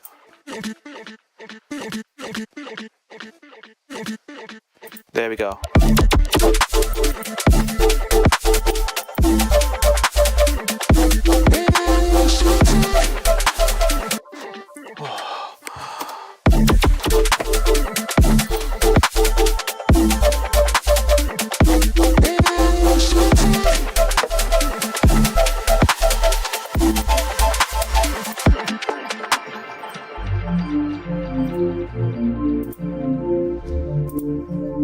Our choices make, and you feel how gravity fades.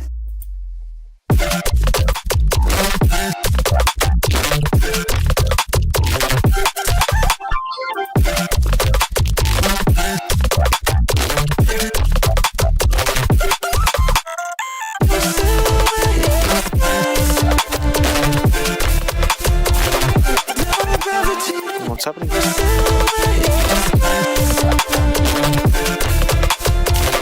No gravity will hold me or keep me alive. I live for you, or I won't survive. Somewhere in the silhouette in the skies.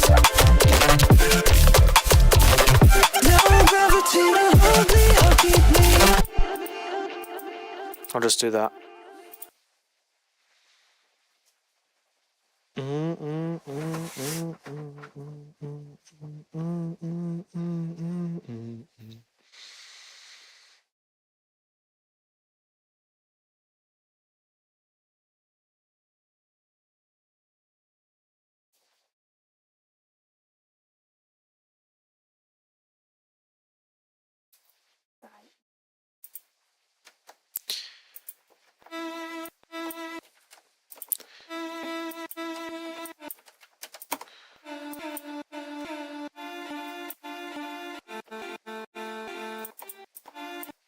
No, yeah.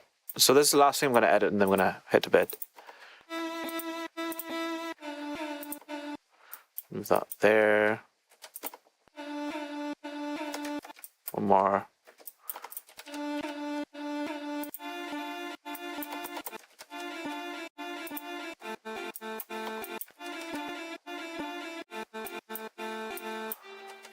There we go.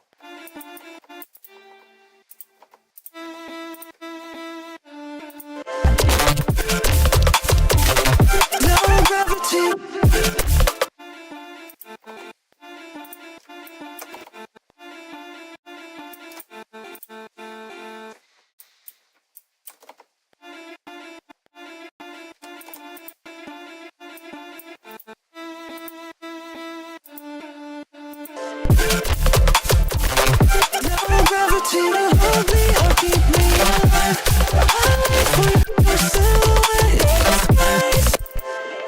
let's go ahead and Your silhouette in the skies. No gravity to hold me or keep me alive. I'll wait for you, or I won't survive. I kind of like that.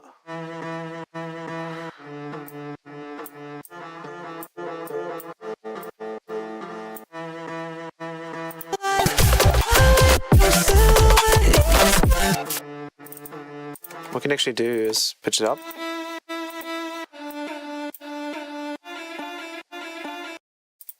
And then use our little thingy which is free, which is half time or slow-mo. That's what I called it. Oh.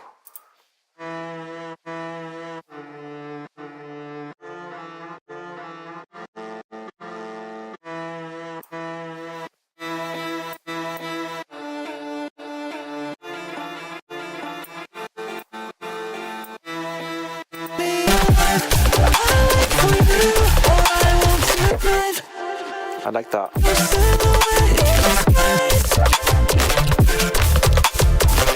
No gravity.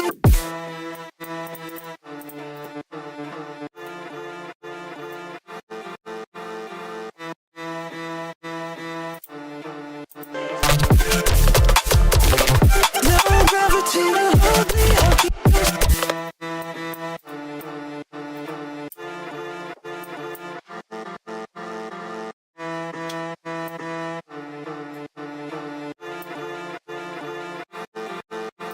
Let's move it here.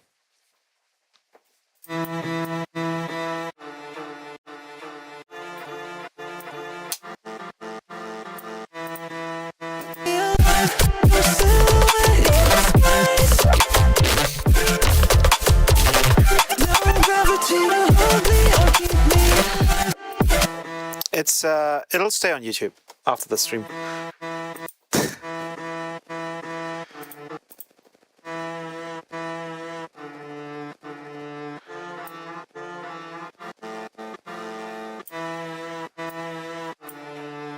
I like that a lot.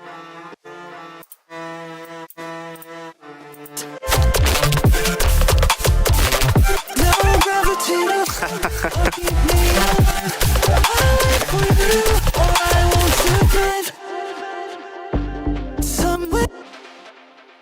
I'll play it up until here, and then we'll wrap up the stream. So I'll play it from here till to there, and then we'll wrap it up.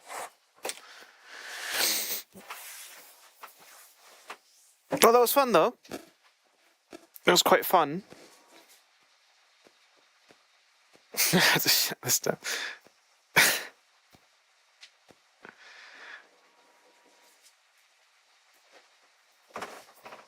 Alrighty, let's play one more time before my AirPods run out, and then let's head to bed. I will. I'll shut up and let this play. Your silhouette in the skies. No gravity to hold me or keep me alive. I wait for you, or I won't survive. Somewhere else, you keep on moving, doubting yourself. Our choices made, and you feel our gravity fades.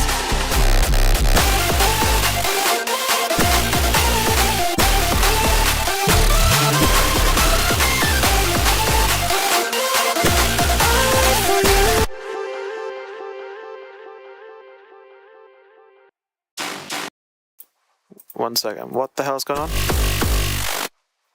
What's that pink noise?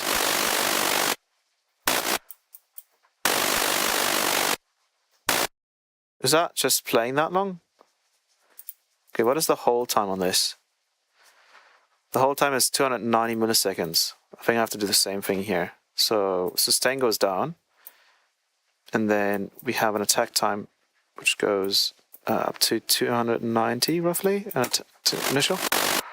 Yeah. With a bit of release at least. Like it sounds like.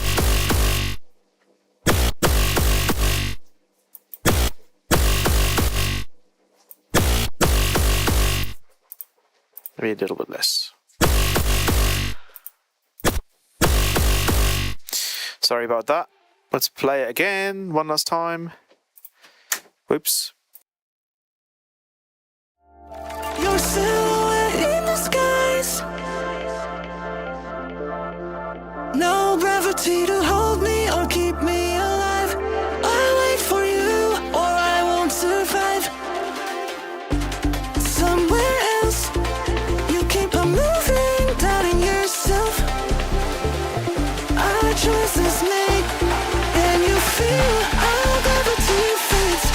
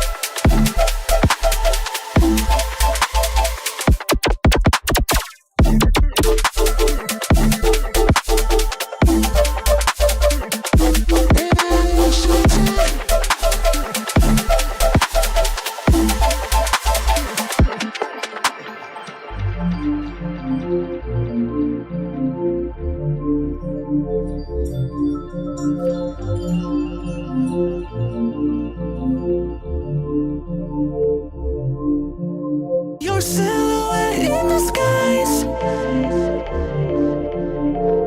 No gravity to hold me or keep me alive.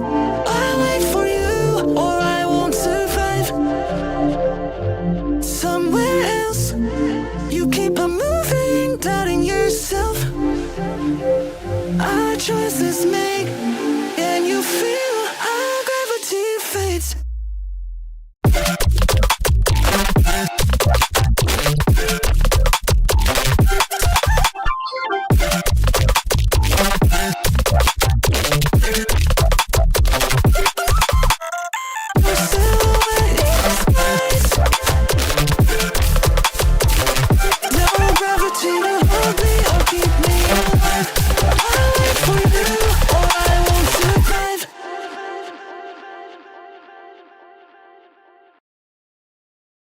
Amazing. Have a good night, Mackie. Have a good night, Alistair. Norix. Wait. Norix. Like sushi. User 1. That's a great name. Rage Quit. Have a good night. Raven.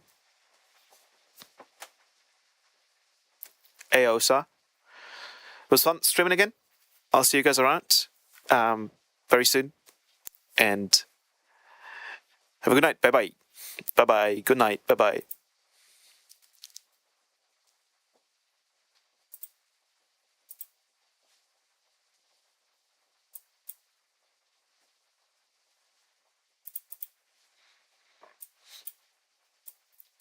Oops.